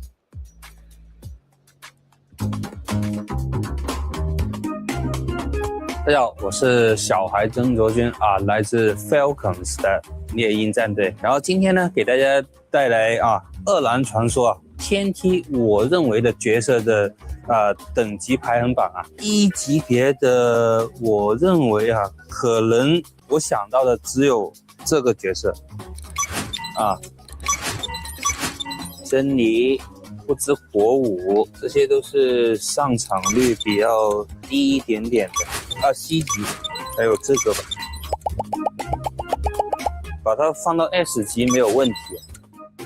Mr. Big 非常的强势真的是非常的强势，非常的强力。最后一个就是天狗卡拉戴，就是这个没什么好说的，真的，我觉得如果他做的完善的话，他就是最强角色，所以把它放到 S 级没有问题，说给我听谢谢大家。We're getting deeper into the tournament, and now it's time for our third place matchup. Naimo versus Lagia. Yipes and Rome, take it away.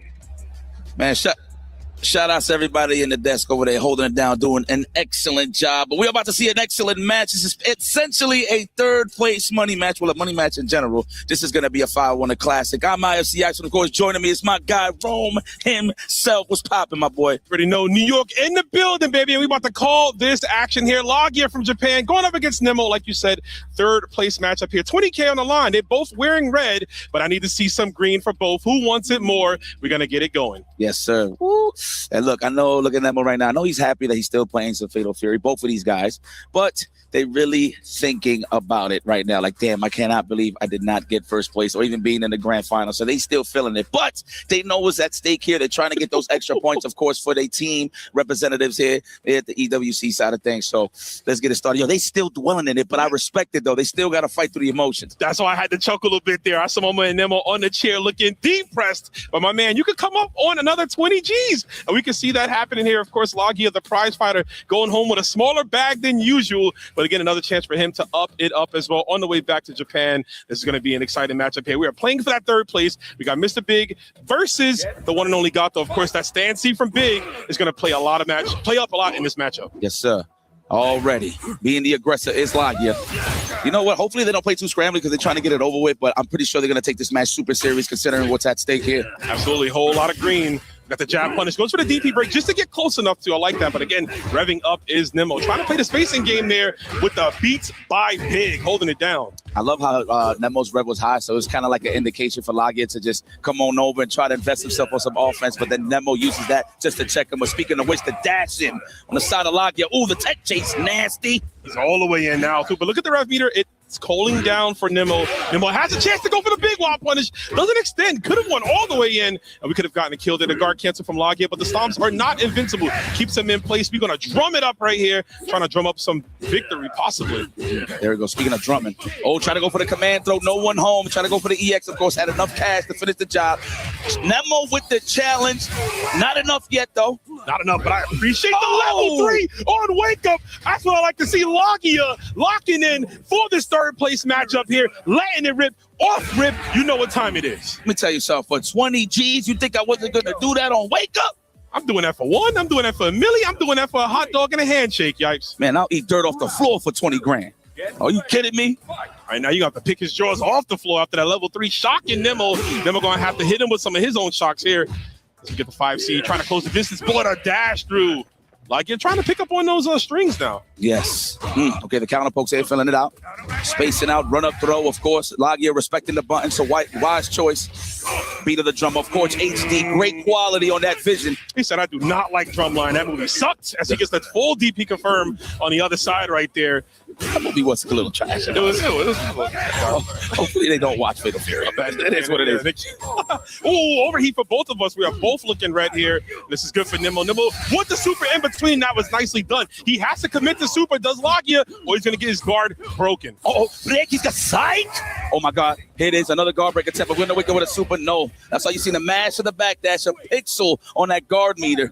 Unfortunately, they was both scrambling. My man, Big is he's like a rent collector, bro. You can't get away. You think it's the first any day of the week, and he's right behind you, chasing you down. There it is. Try to close the distance with that cross dive. Also makes himself safe, obviously, with the EX Fireball. That target combo for Mr. Big, man, jumping in is just so good. Swing. You would think he's Dominican, how he's swinging in the bats. Or the bats in this case.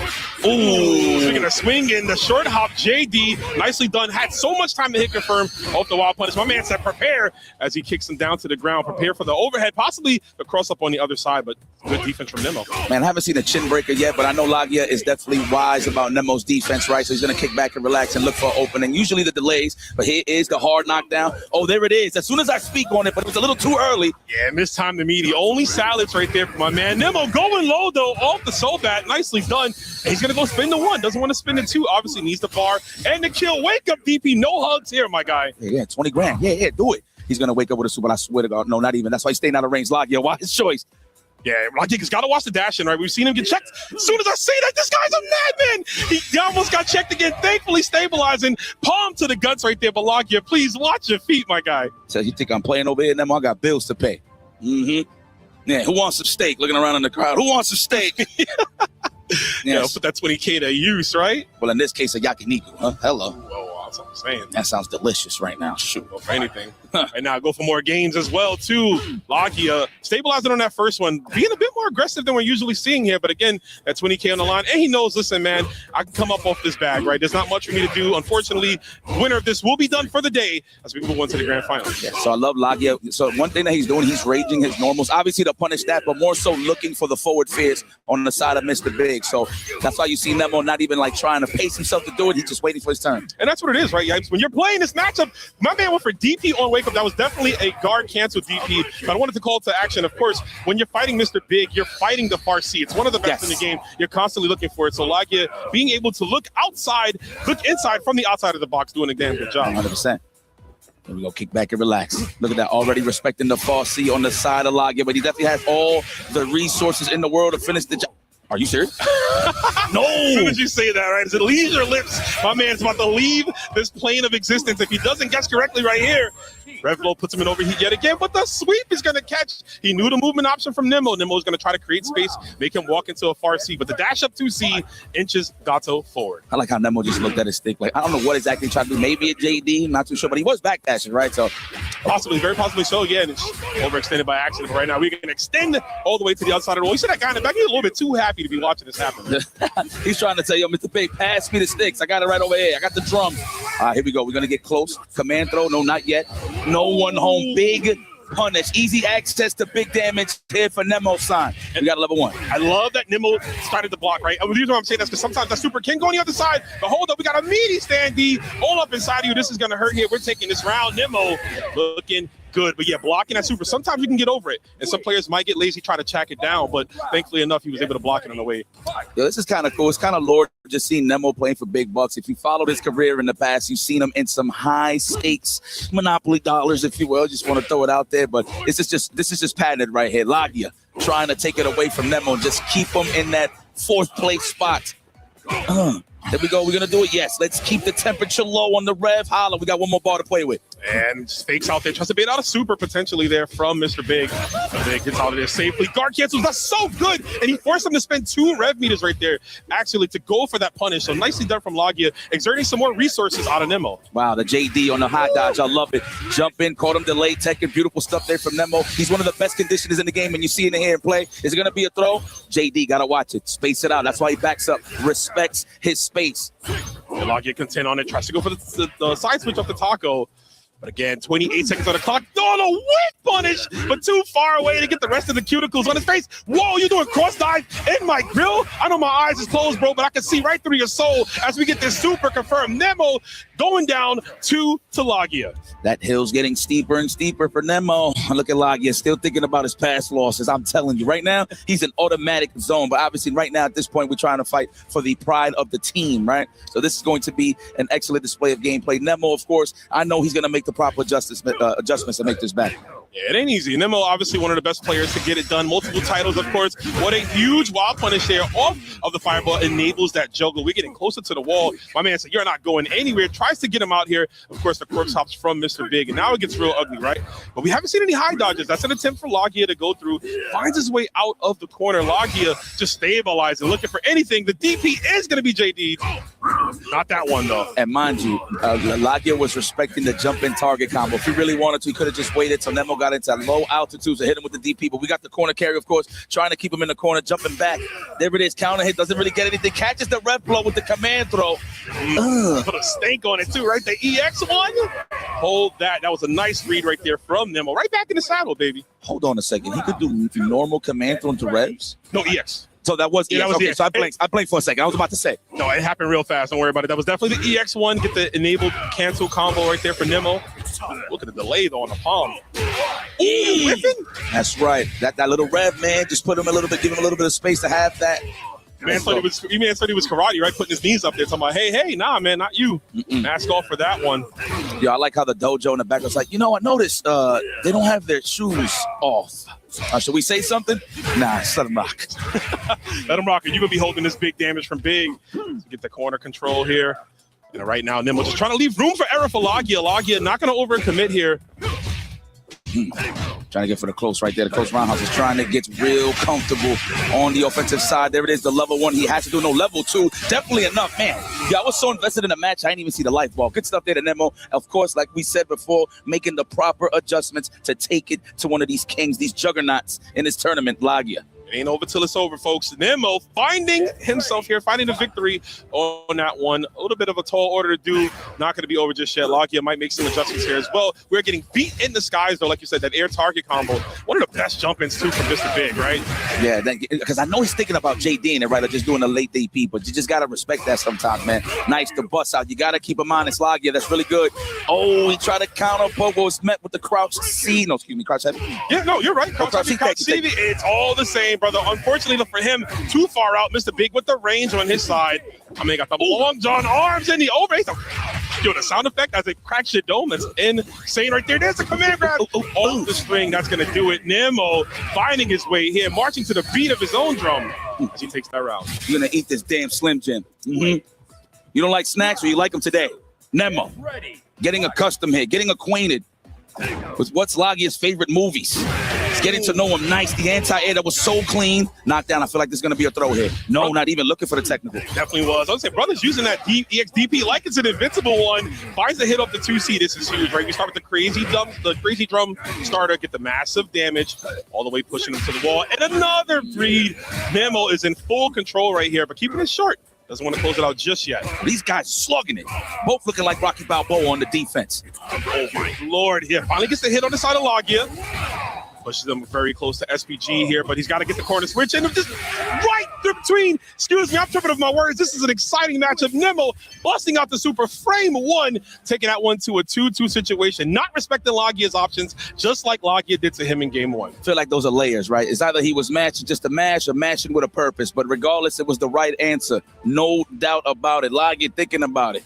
It's a lot of chicken. I know you smell it. You're getting closer and closer, but Nemo ties this up 2-2, making it a little difficult here for Lagia. You know what they say, though? You don't want to chase fool's gold, right? You got to be careful. Facts. Slow it down. As we go to 2-2 right here. My man's double dash, Mario Kart in your face. All right. I actually seen that a couple of times from Nemo. He'll just do that like straight up as a counter flow. Dash for the throw. Get off of me. Unhand me. That's crazy that he has enough time to hold those sticks and tech at the same time. He puts one down, right? Don't touch the coat, man. It's a lot of money. Rev guard to get the perfect spacing there on the wild punish. That was clean. A close D, man. He has been so immaculate at that. Like you said, calling out those strings from Lagia. And instead of just opting the guard cancel, we space out with the Rev guard.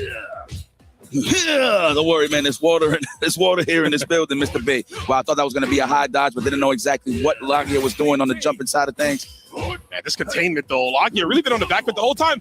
Interesting setup right there. Goes for the dash.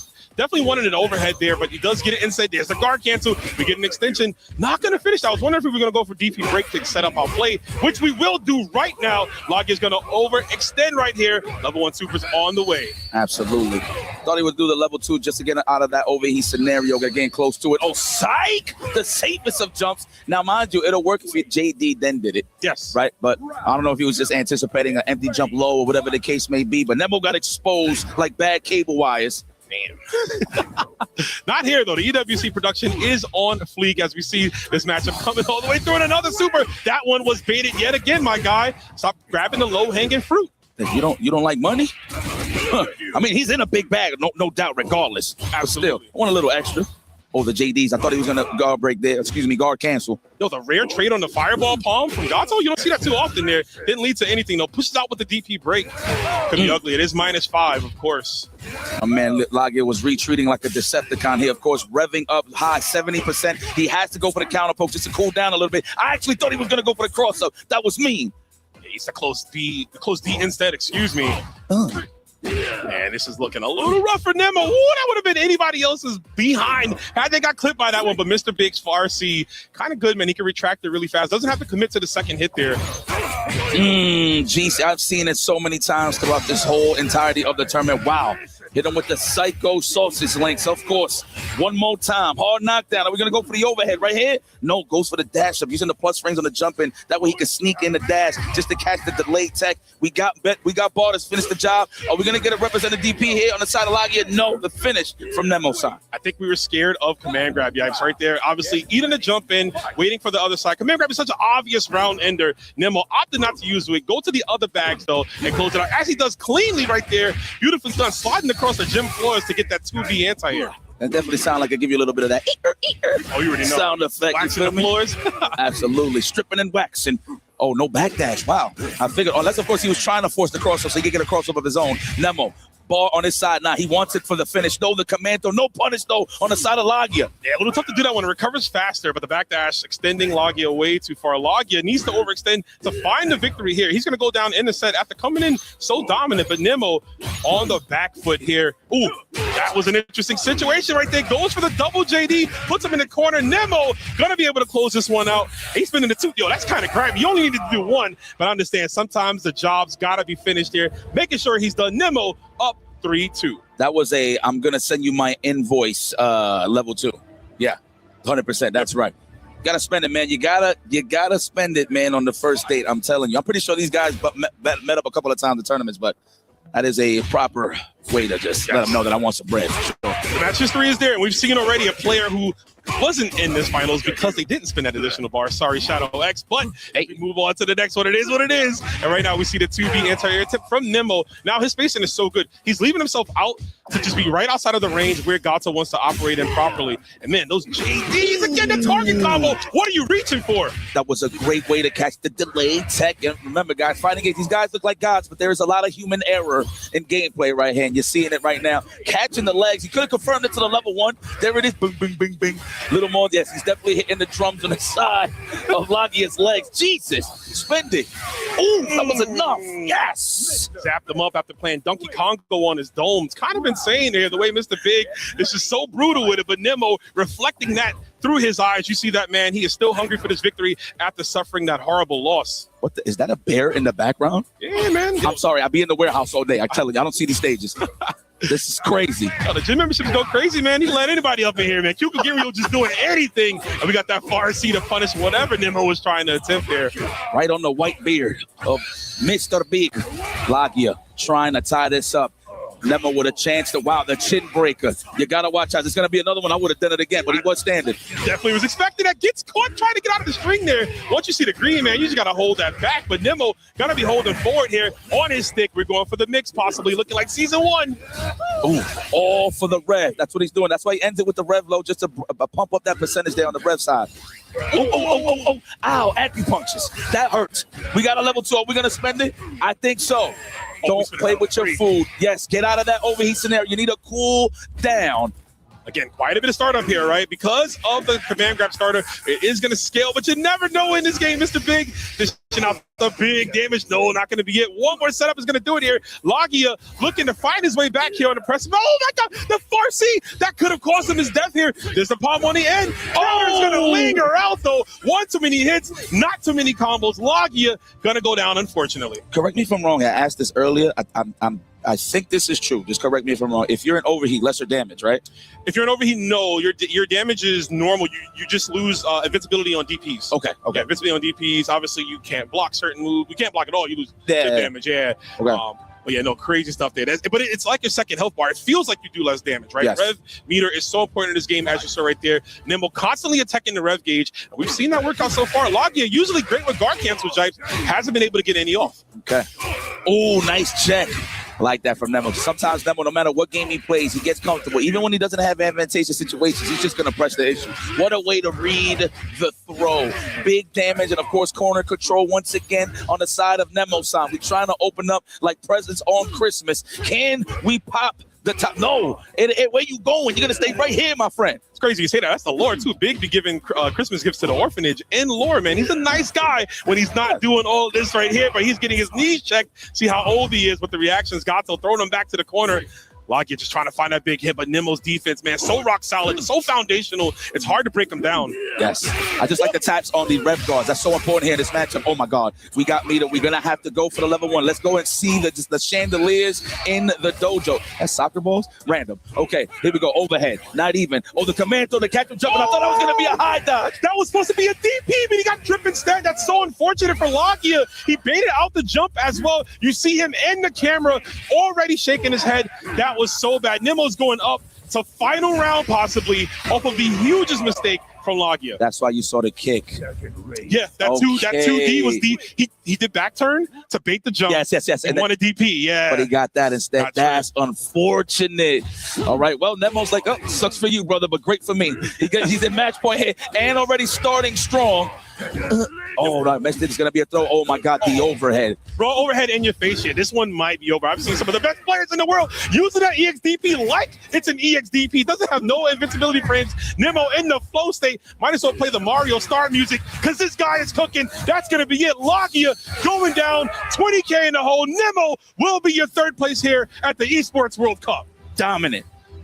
I'm familiar with this gameplay. I'm familiar with this performance, but please, everybody, give a round of applause for Logia. This man is one of the best in the world, no doubt. And I have no doubt in my mind that you will see him on this grand stage next year. Absolutely. We call him the prize fighter for a reason. He doesn't pop out too much, but when he does, he's usually in the winning circle, collecting the big bag. He's the man with the million, but right now he's going down, 20K left. Nemo going to be your third place, and we're going to check out some of these highlights here as these players show you what they have in store, but they're both done for the weekend.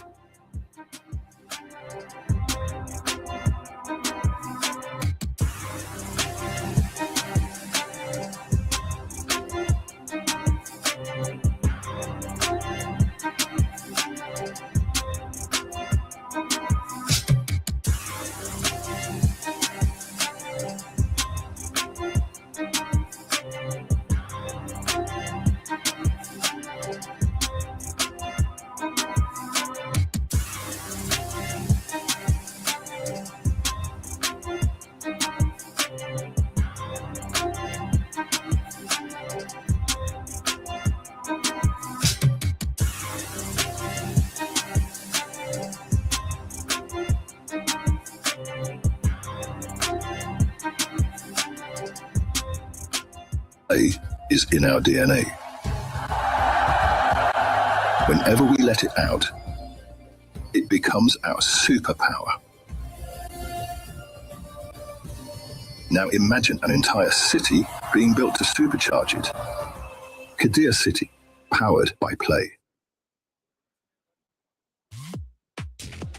Only one more matchup remains, and it's going to be that man right there in tears, Mitsuhashi, going against Dark Angel for the grand finals. The keys were crushed just a little bit earlier, and clearly the tears were running strong. The reason why, Vicious, Mitsuhashi had just beat his teacher. Yeah, that's actually a ridiculous story to set up, right? His first time at EWC, going in with a losing record against Logia, only to succumb to actually overcome him, I should say, right towards the end of it, where it really mattered. And that's an understatement when you call it a losing record. It was a I've never beaten you record, ever. Facts. Period. Bottom line. And then, of course, Dark Angel crushing the key of Nemo just a little bit earlier. So much just went down. That third place matchup was a big deal. And let's take a look at the highlights because, boys, That was a $20,000 matchup, right? Yeah. Third place walks away with $70K.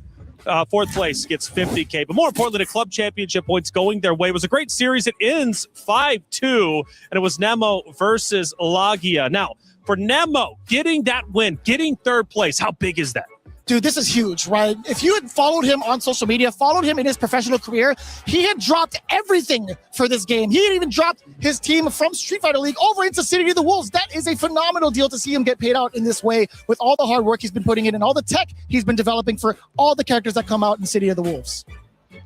Yeah, I mean, he was team captain as well. It wasn't like he was a part player. He was a focal point of that Saishokan Seoul team, and he has definitely been vindicated here, finishing third. An incredible finish for him. He was, of course, eliminated by Dark Angel last year at the EWC, finishing only in the top 16. A much, much better placing for him here. He does swap with Dark Angel, of course. That's right. He finished third last year round. Dark Angel, of course, going to be ecstatic to be in that grand finals, but superb stuff from Nemo.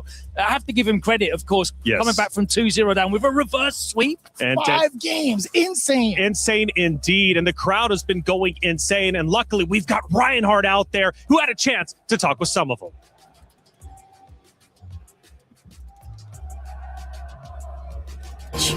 Every respawn. We were there for the years of grind, and we're here. Now, the proud founding partner of EWC, powering the biggest event in gaming, shoulder to shoulder with the world's best, making history. Greatness deserves a stage. Lenovo Legion, reach your impossible.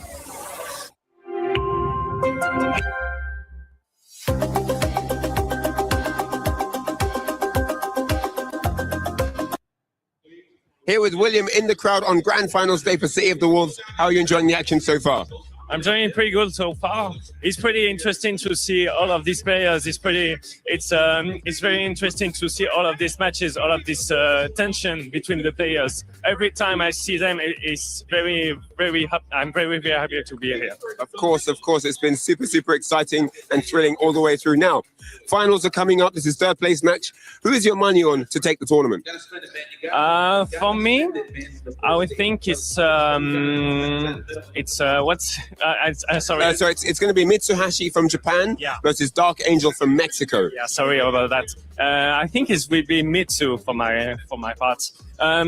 Dark Angel have a very interesting gameplay. It's very aggressive, very a lot of about the timings as well. But Mitsu is it's kind of a gameplay that's very interesting to see. And also, I'm a big fan of rock by myself. So for me, it's kind of obvious that it will be the winner of the tournament. So for you, it's going to be Mitsu all the way. Thank you very, very much. Two young prodigies are going to clash and lock horns in the grand finals here at EWC.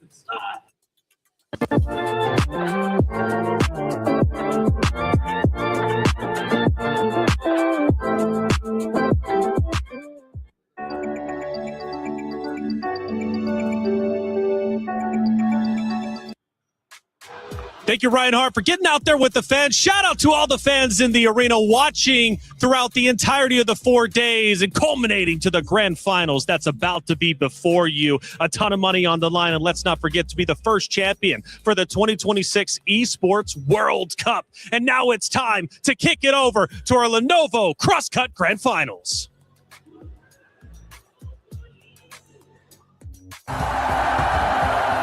Whenever we let it out, it becomes our superpower. Now imagine an entire city being built to supercharge it. Kadir City, powered by play.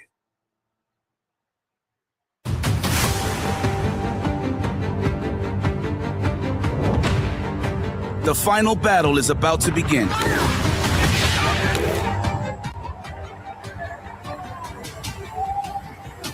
"32 Wolves enter the battleground of Paris.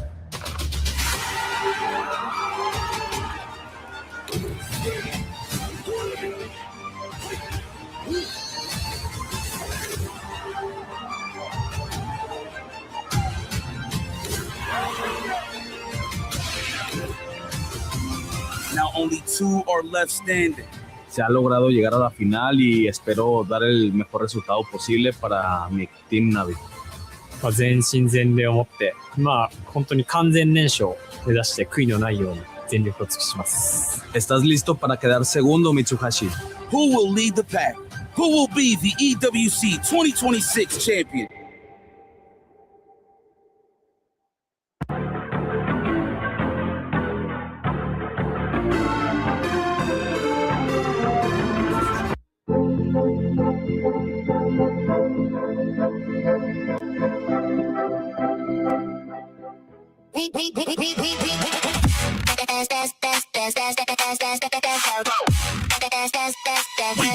Esports World Cup.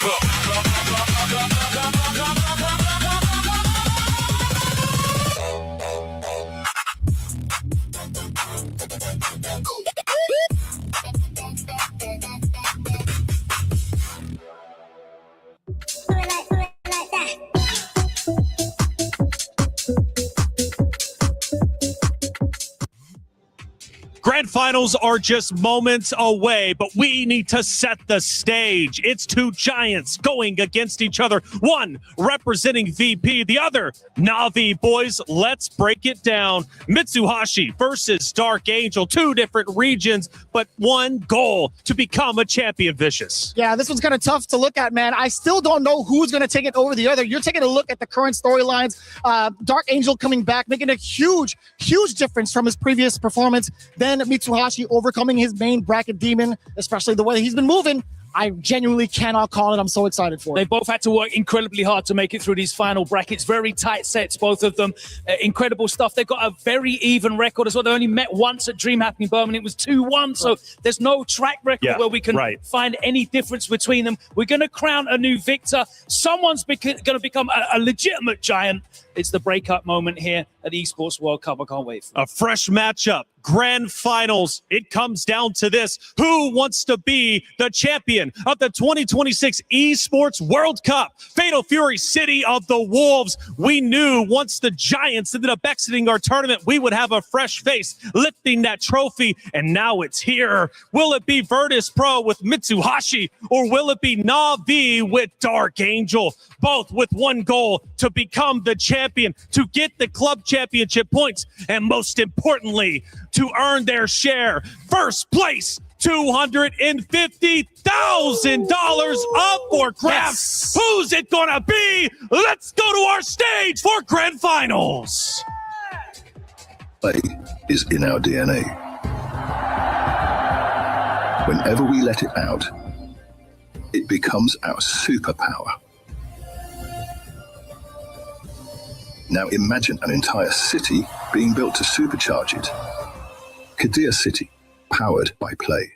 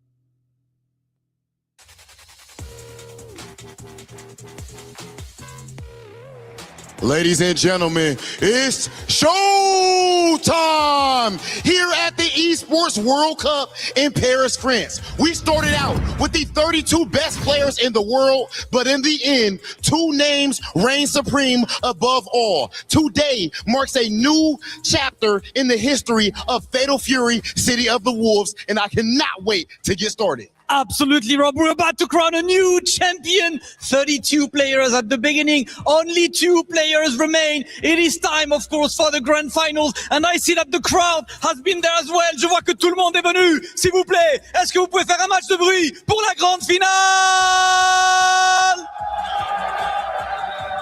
I like that.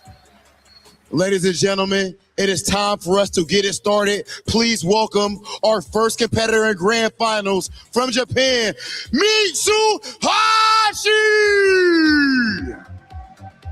All the way from Japan, representing Team Virtus Pro, Team VP, destroyed Lagia, his teacher, his friend, the man he was unable to beat until now. And that might be time for him to finally get this absolutely major title on his belt. Mitsuhashi, one of the most consistent players around today. Mitsu, this way, please.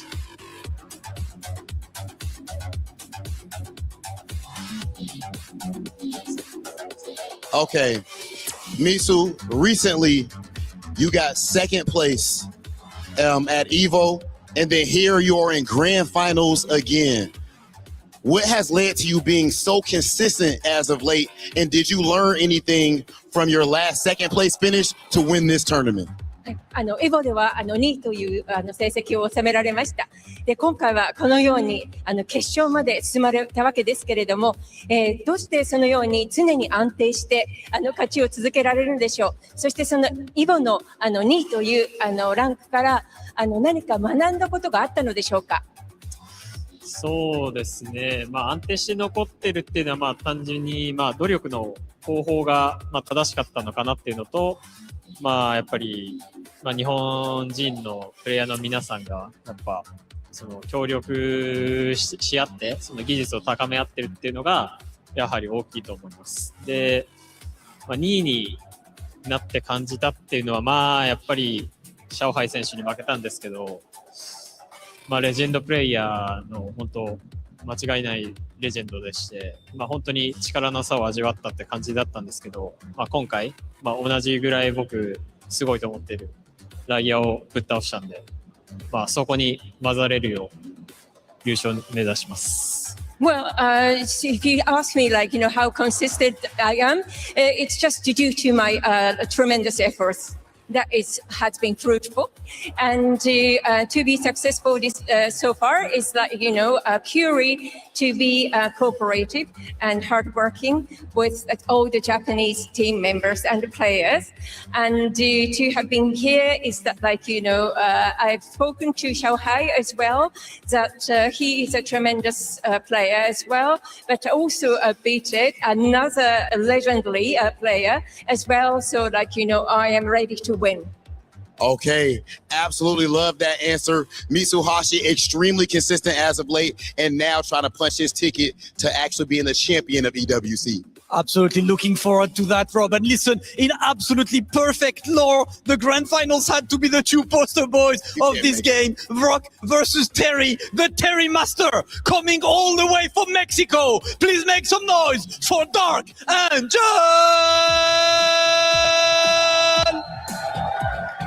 Dark Angel, born in Guadalajara, moved to Chihuahua with the support of the local scene. He's come so far, and now, of course, he is in grand finals. Last year for Team Na'Vi, he got some of the most points, and this time he has pushed it even further. His dreams are this close to coming true. Dark Angel, my friend, I just have one simple question for you. You have been a community hero for so long in a game where a lot of people play specific characters. You've always stuck with Terry. Terry is who you are. Terry is your character, and you're that close from getting the biggest title with Terry. How does it feel to be the big boss of this character specifically? Siempre ha sido un gran héroe para toda la comunidad y esta vez tú eres uno de esos personajes que está jugando un personaje que quizás no juega todo el mundo. Has estado con Terry, Terry ha estado contigo en todo momento y estás muy cerca de hacer que Terry consiga algo grande. ¿Cómo te sientes al respecto? me siento feliz por jugar con el personaje que me gusta, con el personaje que hice click y pues espero que disfruten del espectáculo. Será un gran combate en contra de Mitsuhashi y pues qué más un clásico que es Terry versus Rock. I'm extremely happy to be able to play with the character that I love, the character that I like. I wish everyone to enjoy the show, and this is going to be a really, really good match.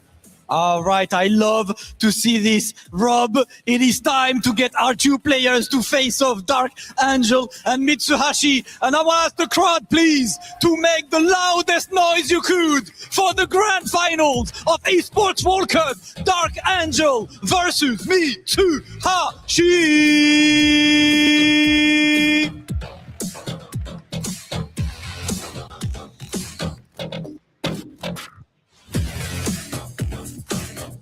From 32 players down to 2 Titans atop the Coliseum, these gladiators are looking to submit themselves. It is finals. It is the Esports World Cup. I am Rome himself, and I have the pleasure, the honor, and privilege to give you that auditory glory with the one and only, the man behind the mask, El Gold. What's up, baby? Oh, Rome, what a day to be alive. The moment that the legends have been left behind, they have passed the flame to a new generation of heroes, and we are here together to victory, to celebrate that for a game that we love to compare to the greatness of this fighting game community. And I love that you say that, right? The future, the young guns. Often we make the joke and call this game City of the Unks, right? Because we see so many of the legends in the scene up there in age, right? And they got that experience. But on display here, Mitsuhashi, this man said he would not even be here if it wasn't for Logia. For him to defeat that man and to push on forward, and Dark Angel, the man who was the pride of Mexico, fighting in his own way, locking in on Terry Bogard. He could have put that mask on, Colt, but he didn't. No. We simply love our mates. We are going to stick to our guns. And this is what these two players are telling us. There is no evil here, only heroes. The father and the son. The father who stayed. The father who provides love. And of course, the one who is carrying the legacy. Rome, it is a pleasure, as you say, to be here together with these beautiful people in the city of light, the city that gave us La Revolución. We will have this celebration. I love to hear that. And of course, like you mentioned, the father and the son, Terry versus Rock, in a sea of Bigs, Billies, Karates, and you know it, we see the players of the personalities shining through. We get the main characters fight off, man. Terry in the lore, taking in Rock, but Rock always as hungry as a wolf can be, looking to submit himself as not only the successor of the legendary Hungry Wolf, but of course, in the case of Mitsuhashi, to right the wrongs of that second place loss we had last weekend, again, at Evolution, where Dark Angel here being the shining beacon. You talk about the shine, the city of shine, the shining beacon of last year's EWC, being the most exciting player to watch, getting third place. So right now for him, you know he wants to get that extra victory as well. These two are carrying the banners of the two communities, the two nations that delivered us the most competitors in this tournament. Japan and Mexico, divided by the Pacific, united by the love for these games, are here to give it out a best match of 5. That is a money match room of $120,000. Let's go, FGC. I want to hear some noise. Look at this guy, man. That's what I want to hear, baby. That's a lot of money on the line. More than I got in my pocket, of course. Both these players going to be able to use that. And, of course, those club championship points here representing both teams. Like you said, I can't do much better, man. But here we go. The matchup is starting. Let's see who is going to take control of here. Mitsuhashi, one of the best defensively in the game. But on the other side of that string, Dark Angel's offense, we've seen what he did to other players earlier, flustering them. And let's see how it goes. And so it begins, Rome. This is the way, trying to establish something. Oh, those far Ds from these two characters are going to be so important. Immediately, Dark Angel running forward. Not catching anything out of that hard edge. Mitsuhashi controlling Dark Angel right now in the corner. But the situation has changed. Can Dark Angel capitalize out of this position? Yeah, both of them swinging, right? Using those fake elbows and fake power Burn Knuckles to get close, right? To close in the distance, but stay outside to look for a whip punish here. So he gets the HD on the target combo. Okay. Mitsuhashi letting them know, okay, I got the good defensive capabilities, but we got the crack shoot. Open you up from the skies. Nicely done. Dark Angel has to spin the bar, already at 60%. Oh, you have to spend it. You're happy to spend the bar for all that damage. That's for sure. It doesn't matter if you are getting without the pocket money over there. Okay, a great way for Mitsuhashi to get out of the corner, even elegantly, I would say. McDainy the fight, keeping the pressure out, but Dark Angel said, no, stop it. Stop it over there with the pack with Danku, and we are going to press forward. There is patience between these two players, Roma. I feel that they are analyzing the options. Oh, we got so much games to play, Cole. This is the first of 5. Of course, single elimination. Both players can feel each other out. It's going to be a slow first round. Going down to 10 seconds. There's that command grab. Such a great round ender. We are absolutely going to spin all of this. We're getting the hidden gear. Y'all sing the song at home. I'm not going to blow out the speakers here, but Rock's going to hit him with a move of his own. Terry, you taught me this, and I'm going to use it on you. That's how much respect I have as Mitsuhashi takes the first round, and an exhilarating pace right there. Nicely done. Look at that. The Mexican players here to support no other than the new generation of heroes. Let's see, in the center of the stage, try to find something. We're going to go for the first throw. Are you going to mix it? No. We're going to keep it on buttons. Good stuff for Mitsuhashi for retreating. I like that stuff. Not allowing Dark Angel to maintain absolute control. Whoop, one side and another. That could have been dangerous, but the power geyser is going to stabilize. Oh, nice. He's going to get them again, too. Again, Dark Angel loves to go for that crack shoot feint there. No challenge on the rev blow. And you see a lot of those feints. Those feints are to bait out EX elbows, right? So he can block it or whiff punish it if possible. Mitsuhashi, though, with the throw loops right here. Terry's familiar with that. Nice backdash from Dark Angel. We're going to secure the first round right here. Dropping all that meter. Let me let you know, young man, I taught you everything you know. Never step to me in that way. That survival instinct roam to do the backdash to avoid that throw. Magnificent moment over there by Dark Angel. We will see as the pressure is on, the repukens are flying, the tanks are landing, the wings are spreading. Watch out. With those are 2 in a row. 3 in a row. Making it triple, my baby. And I like that. He was delaying those throws too, right? Looking for the backdash, obviously, for Dark Angel to try to get a big punish on there. But Dark Angel did not conform to what Mitsuhashi's trying to do. Big old whip punish right there. Fardy caught him with the far end of those Doc Martens, bro. Completely back to back.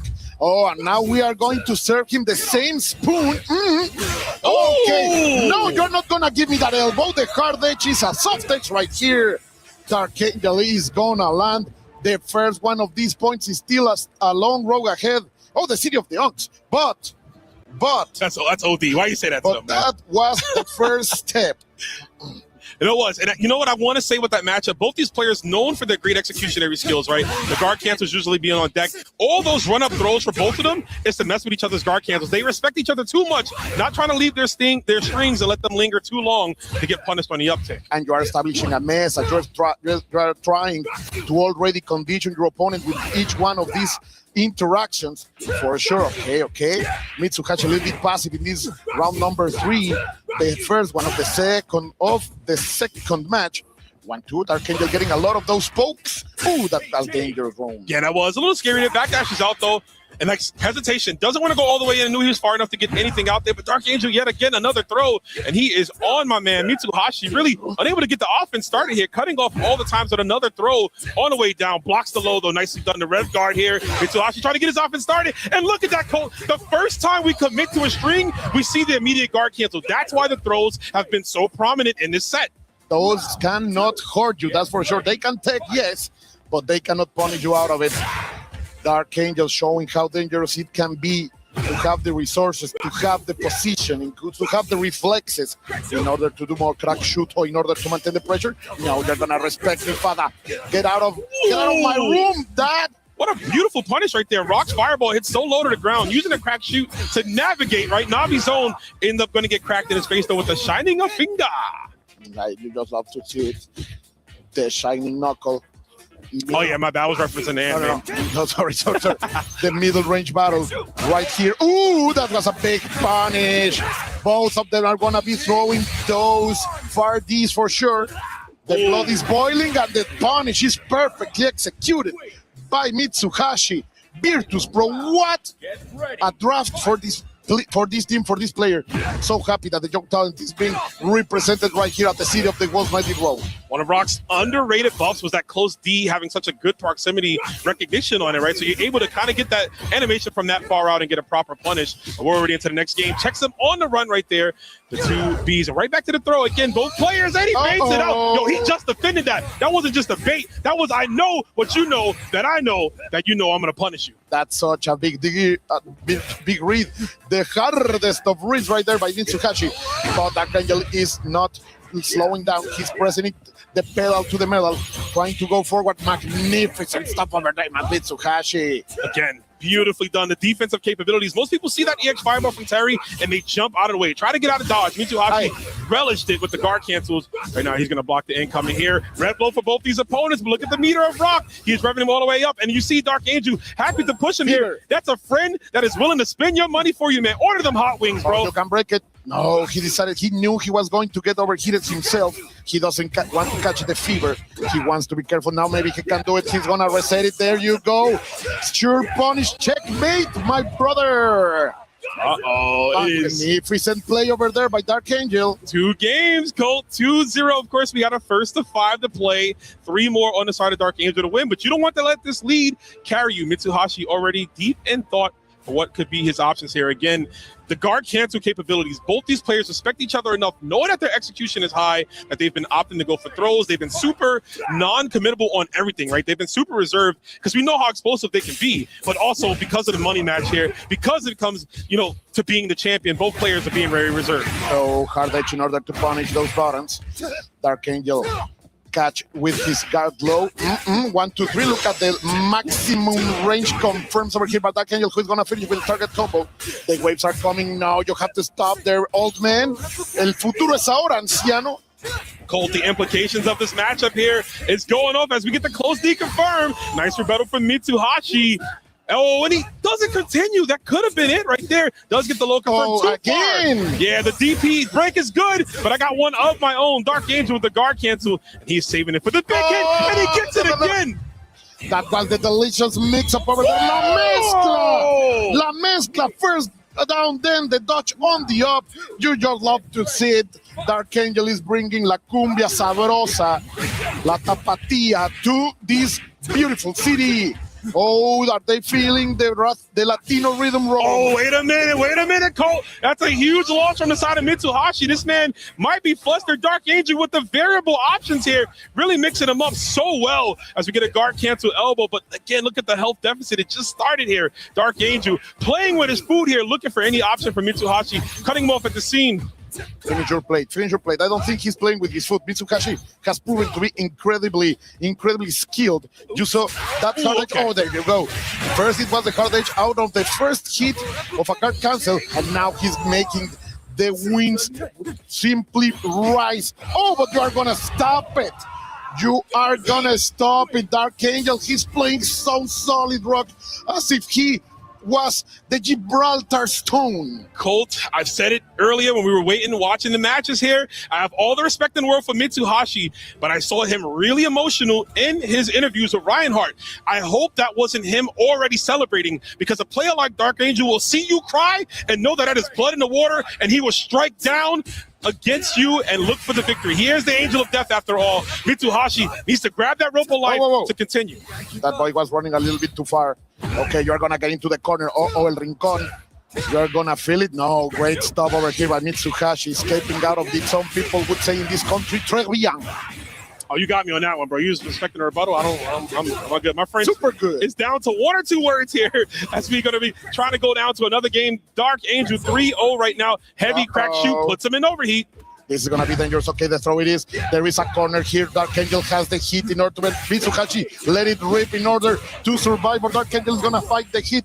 He's going to get into fever. It's not enough to kill. This is going to be so dangerous, Rome. Ooh, DP break. Of course, you can't get nothing in the throw attack. Dark Angel, though, eating the jumping. No, but Mitsuhashi with the drop. This might be it. Colt, Mitsuhashi might be flustered. That was a huge drop. The round was ours. All we needed was the hidden gear, but he might have revealed his hidden emotions and that he is flustered. He needs to believe. He needs to believe again, Rome. We know he can take us to the maximum of stakes, but Dark Angel right now is playing so strong. Look at that. That stop was also out of character for Mitsuhashi, but he finds the punish. The close D into the full series. Rise. Let the blood boil. Nicely done there from Mitsuhashi. He needs to stay on top, and that's a good quick punish there. Dark Angel, you're going to hug this corner. You're not leaving anywhere until I say so. One more sequence Mitsuhashi needs just to get his composure back. And I love that. The triple. Oh, my God. The triple close D's right there. They are plus for Dark Angel. Empty low. Oh, no. Code, what's going to happen here? Stays on him with the aggression. Throws out the fireball to catch the advancement. He's not stopping. Finally, he breaks in order to get Mitsuhashi some air, but the red blow is gonna hit on characteristic lack of reaction by Mitsuhashi, who makes a fantastic backdash and says, people, I'm still here. People, I'm still fighting. Much needed, man. That was scary. Dark Angel overcommitted there after the overhead was pressing some buttons, Mitsuhashi, though, able to stabilize, and he's got to see this all the way through. Again, that close B.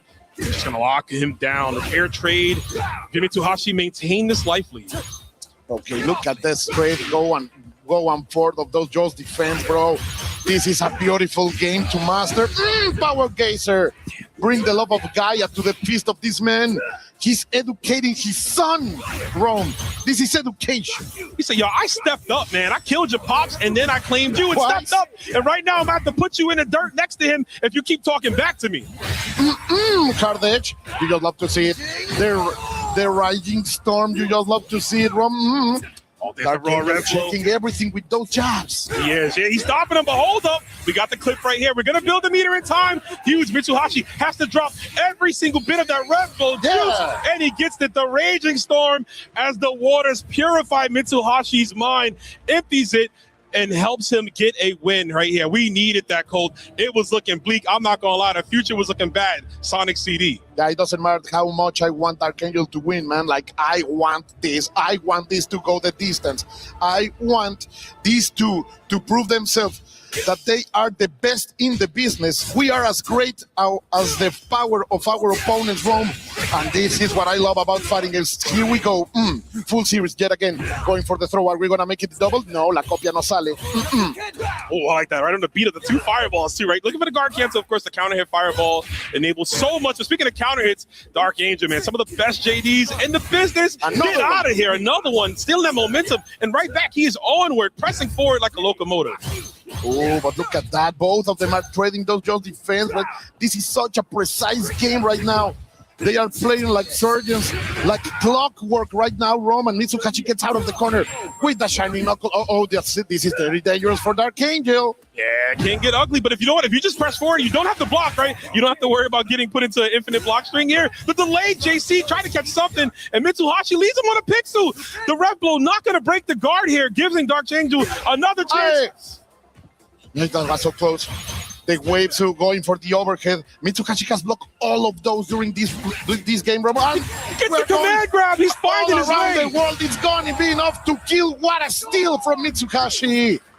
Oh, he's waking up, Rome, little by little, round by round. Absolutely. Steal was the best word to use in that sequence right there. Literally grabbing the ankles from beneath Dark Angel. Using these techniques to beat Terry. So I'm gonna do what my real father told me, right? That's basically what it is. As we have to get hold of the power guys are gonna blow us up though. Too early for Dark Angel, but he gets the guard cancel sequence yet again. Maintaining the pressure. Okay, Mitsuhashi catching the jumps. You are gonna stay into the corner, Dad. You should have gave me allowance. Oh, you just love to see that.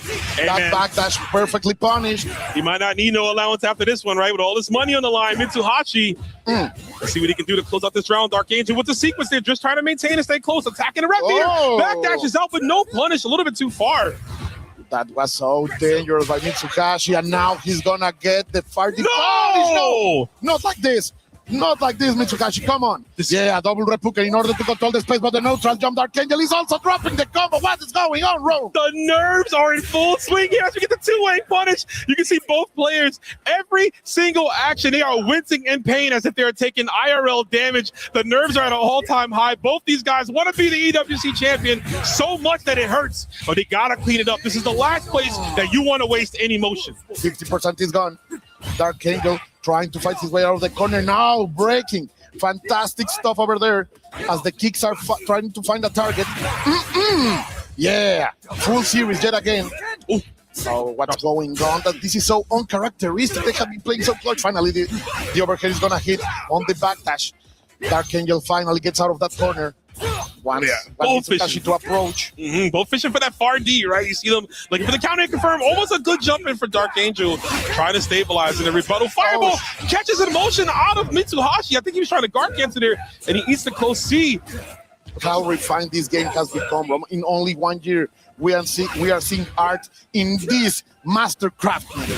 Huge change up right here. Dark Angel with the trips. Mitsuhashi getting flustered. The chip out. We all the acknowledgement from Dark Angel, knowing he was in overheat, chipping away at that life little by little, and then spending it with the power geyser. Optimal stuff. Dark Angel, the man from Mexico, is at 4-1. Coach, the implications of this match: has Mexico ever defeated Japan in the finals? I don't think in the regular fighting games, my dear Rome, not yet. But right now we could make history. Don't make me jinx it. Right now it's close, but it's not sure. And Mitsuhashi is one rival that you have been always careful about. Look at Dark Angel, the movement, going forward, trying to control this space with just going with the target combo. Makes a little pass in order to bring a mistake. He's gonna find the throw, and he's maintaining the pressure, trying to go forward and also keeping it cool, Ron. Yo, he was out of range right there. Yo, Dark Angel, man, the way he's playing right now, I don't know. Mitsuhashi, nicely done though. Gets the dash up DP. It ain't over yet right here from the runner-up from Evo. Does not want to suffer that same loss. That was supposed to be DP. I hope it was supposed to be DP. Committing to the fireball. Or geyser, like in very possible. Yes. There it is. He pick it up. Si lo tiro, lo levanto. He's gonna say, "Oh, and we're gonna deliver the full punish right here." Not enough to kill. Of course it is. This is tournament point.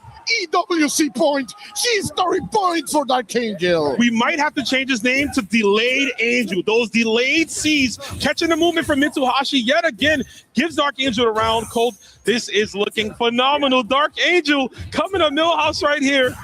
Oh, what a check over there, but not fast enough in order to deliver something else. Mitsuhashi pressing against the corner little by little. Dark Angel is gonna get some breathing space with those throws from. Let's see, the cross-up was dangerous, but Mitsuhashi survives. The offense is just too well right here. Mitsuhashi, yeah, you're defending, yeah, you're being able to block, but the damage not getting him off. We had to commit there, but look at the rev bar. We have to close the distance. Look for an option here. Mitsuhashi. Oh, this is a defense for a lifetime. There is the punish. He gets out of the corner. Oh, but gets himself into it. Mitsuhashi is going to be thrown back there. Oh, they are trading as if they were Dark's partners roam. So scary, man. Always back to the corner. Dark Angel lets him leave, though. Surprising right there. He got the 2 bars. That's He's going to be so close. He's going to be so close, Rome. I want to believe. Let me believe. Please, Dark Angel. We are going to bring the power of Gaia. It's so close. He's saying it. He's wishing for it. I am gonna say it because right now, Dark Angel is the world champion of the EWC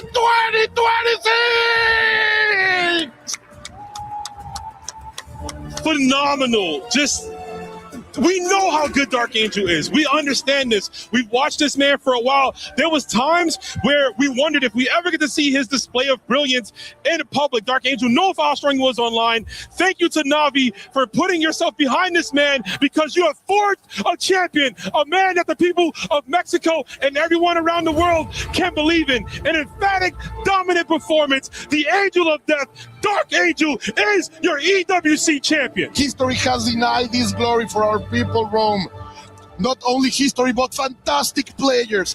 And today is this young man who believes in his dreams, that is able to reach that height. ¡Dale, Ángel! ¡Siéntelo! ¡Eres campeón del mundo, güey! The man who bet on himself, Colt. When everyone put the mask on, Dark Angel said, nah, I'm going to put my cap on. I'm going to flex it tight. I'm going to trust in the Terry that trusted me to deliver this victory, as he got it over Mitsuhashi, who came in here. And you got to feel for Mitsuhashi, man. You got to give him his props. This dude is such an amazing player. 2 second placings at the 2 biggest tournaments back to back. But Dark Angel, man, he saw the victory through. And look at him. You can see it right here. It hasn't fully set in. I'm sure the tails will come streaming once he is done. But my man, Dark Angel, I'm so happy for you. Happy for the folks in Mexico. We got one more key to crush. But again, Mitsuhashi, show some love for him, Chad. Yeah. He did the best he could. Mad respect for Mitsuhashi. Mad respect for all the Japanese community and each one of the 32 great heroes that came here from so many nations around the world. This is the last one to crack. Oh my God. Why Dark Angel always makes him the loudest? He's got to cement himself, man. He's got to tell you who he is. And we did it, Colt. I know it's got to be super emotional for you. Obviously, you know Dark Angel on a personal level, but also how many times has Mexico in the SNK realm came so close to defeating a player from Asia, getting second place multiple times, getting multiple top 8s, but finally on this grand stage here in Paris, you can say that Dark Angel has done it. The teachings of all of the community are arriving at this place. We are going to remember these moments of greatness of these two fantastic warriors. But at the end, Mighty Rome, it is from Navi, from Mexico, from Guadalajara, is Dark Angel, the one who is rising on top, on the zenith of gaming. This man was cooking. Listen, man, SNK says it themselves. The future is now, and you see it on display with these two players, the young guns, the young hungry wolves. This won't be the last time, I'm sure, Colt, between these two. As we saw the results, obviously, a lot of the expected players to get even into the finals didn't, but Dark Angel and Mitsuhashi and, of course, the rest stood to the guns. Look at the loving crowd, loving those matches, man. I love the future of this game. Season 2 has been amazing, and we can only wait for what Season 3 has for us in the future. Yeah, look at that crowd, bro, celebrating these heroes as we celebrate the love for this game that have brought us together. You from New York, I am from Mexico City, and so many others that are together as brothers, como la familia, Mighty Rome. You know for it. the love of this. Oh my God. We can do this. Fantastic stuff. We can do this anyway. We're going to go to the stage host. Dark Angel, you just created a moment that we will never forget, and you also just made life-changing money. How does it feel being in such a huge moment in your life? Que nunca vamos a olvidar y acabas de hacer una cantidad absurda de dinero. ¿Cómo se siente eso ahora? Me siento feliz, súper feliz, alegre de haber logrado mi objetivo, agradecido con mi Team Navi, a todo México y a toda Latinoamérica que me apoya y a toda la gente que sigue mi camino. I'm extremely happy and extremely grateful. Thank you for my team, Navi, and everyone in Latin America that follows me and supports me. You were born in Guadalajara. Eventually, you moved to Chihuahua with the help of a local team and a local scene out there.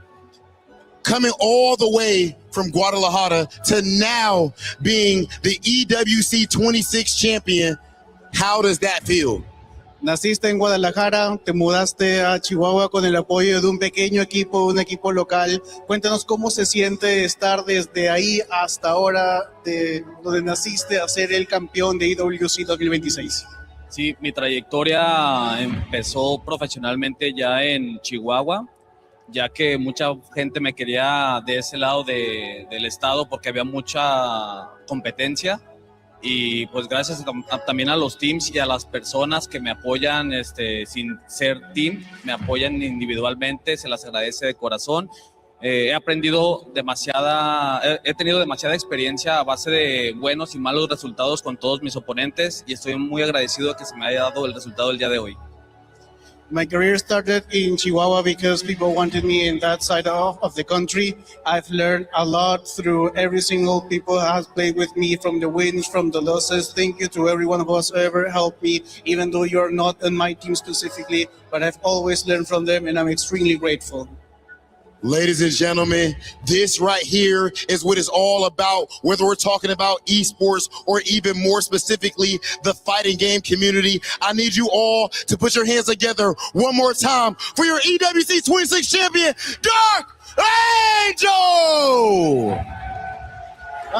We're going to go ahead and send you can grab your trophy, and we're going to send you to the Totem Hall.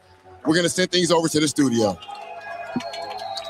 Thank you, Hollywood Rob. Dark Angel lifting the trophy that he fought so hard to earn, his key within that trophy, and now he starts his walk over to the totem to immortalize his name in the Esports World Cup history for 2026. Such a tremendous story for this man to come from humble origins, now all the way up to become a champion from last year, third place representing Na'Vi, getting those much valuable club championship points, to this year getting even more, securing 1,000 for Na'Vi. And this is the first official official game to end for the 2026 Esports World Cup. A historic moment for Dark Angel and Na'Vi as an org. Boys, what a run for Dark Angel. Man, what a run indeed. I mean, look, you could talk about it all day in terms of all the representation here, but at the end of the day, who's at the top of the mountaintop is Dark Angel. The fact that he finished third place last year and finishing his plate literally this year is so poetic.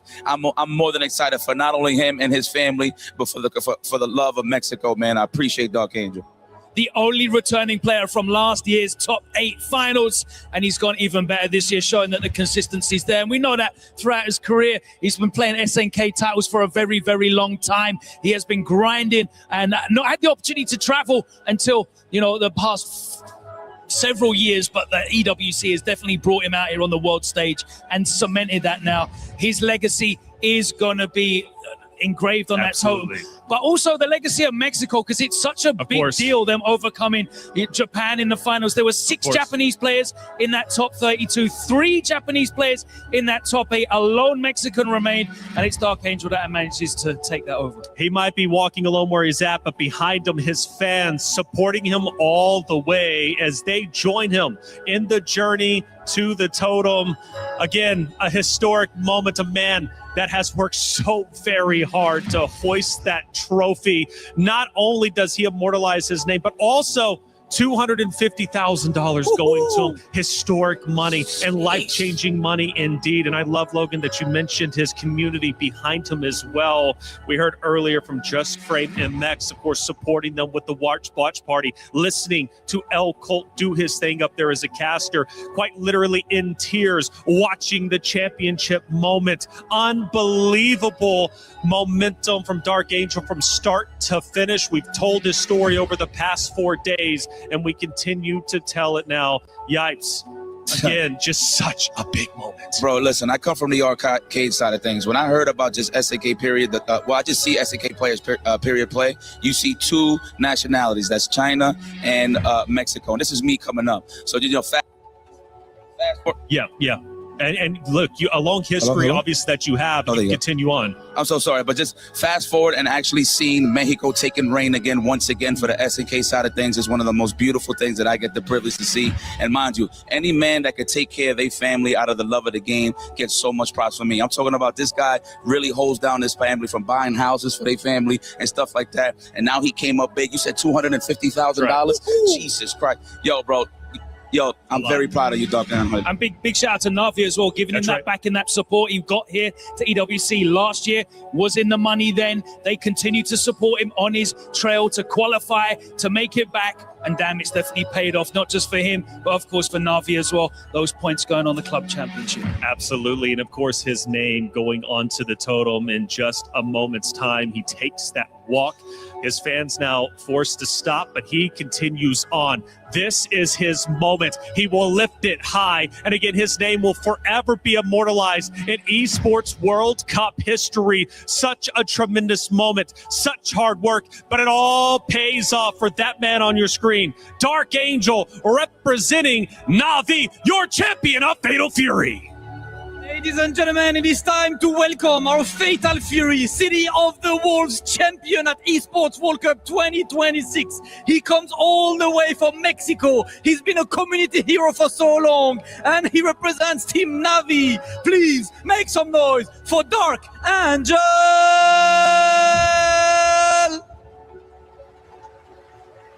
An insane performance from Dark Angel. Big GG's. Congratulations. One quick question for you, man. You did it. How does it feel? Se siente súper genial. Se disfrutó de la competencia y súper feliz, la verdad. This is super great. I enjoy it very much. I'm very happy with this competition. I'm so happy. And of course, it's hard to answer anything else. And Dark Angel, listen, as you know from tradition, you get to pick 3 keys to put on your trophy, 3 players. So I will ask you to show me the first player you want to have on your trophy. Como sabes, puedes escoger 3 de estos jugadores para poner en tu trofeo. Así que ahora, por favor, escoge el primer jugador que quieres poner en tu trofeo. Oh, who is he picking? He's hesitating. He's checking the names. Who is the enemy to remain on the Champions Trophy? Ooh, we are going for Kindevu. I would like to ask you why Kindevu? Quisiéramos saber por qué has escogido a Shohei. Shohei. ¿Por qué lo has escogido? Porque es el rey del KOF y yo vengo de ese juego. Es el rey del KOF y yo vengo de ese juego. He is the king of POF and I come from that game. I like that. He respects the legacy of Team Falcon's very own Kindevu. Dark Angel, I need a second player from you. Por favor, escoge el segundo oponente. And I love the hesitation on how to make that trophy look as historic as possible. And we are going for Nemo. Saishun cancels Kumamoto's very own Nemo. Same question, why Nemo? Cuéntanos por qué Nemo. Porque es un excelente jugador, ha tenido una trayectoria demasiada larga con buenos resultados y lo admiro mucho. Because he is an excellent player, he has a long trajectory with really good results and I admire him a lot.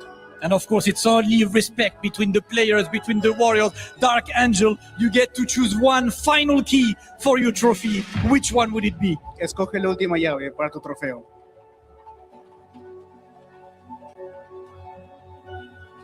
Ooh, Fenrich, Team Vitality's Fenrich. Why Fenrich? También porque juega muchos juegos de pelea a nivel élite y me encanta mucho ver cómo juega. Because he plays a lot of fighting games at a really high level and I always love to watch him play. Here you have it, everyone. Dark Angel is your champion. And not only did he decide to honor the fighting game legacy, he decided to honor the fighting game legend to put on his trophy. Not necessarily people that he defeated in the way, but people who etched their name in fighting games history. The new champion of Esports World Cup 2026 for Fatal Fury respects the legend, but he is a new legend. Listen, everyone, make some noise for Dark Angel! Congratulations, Dark Angel. I will let you go and celebrate with your trophy.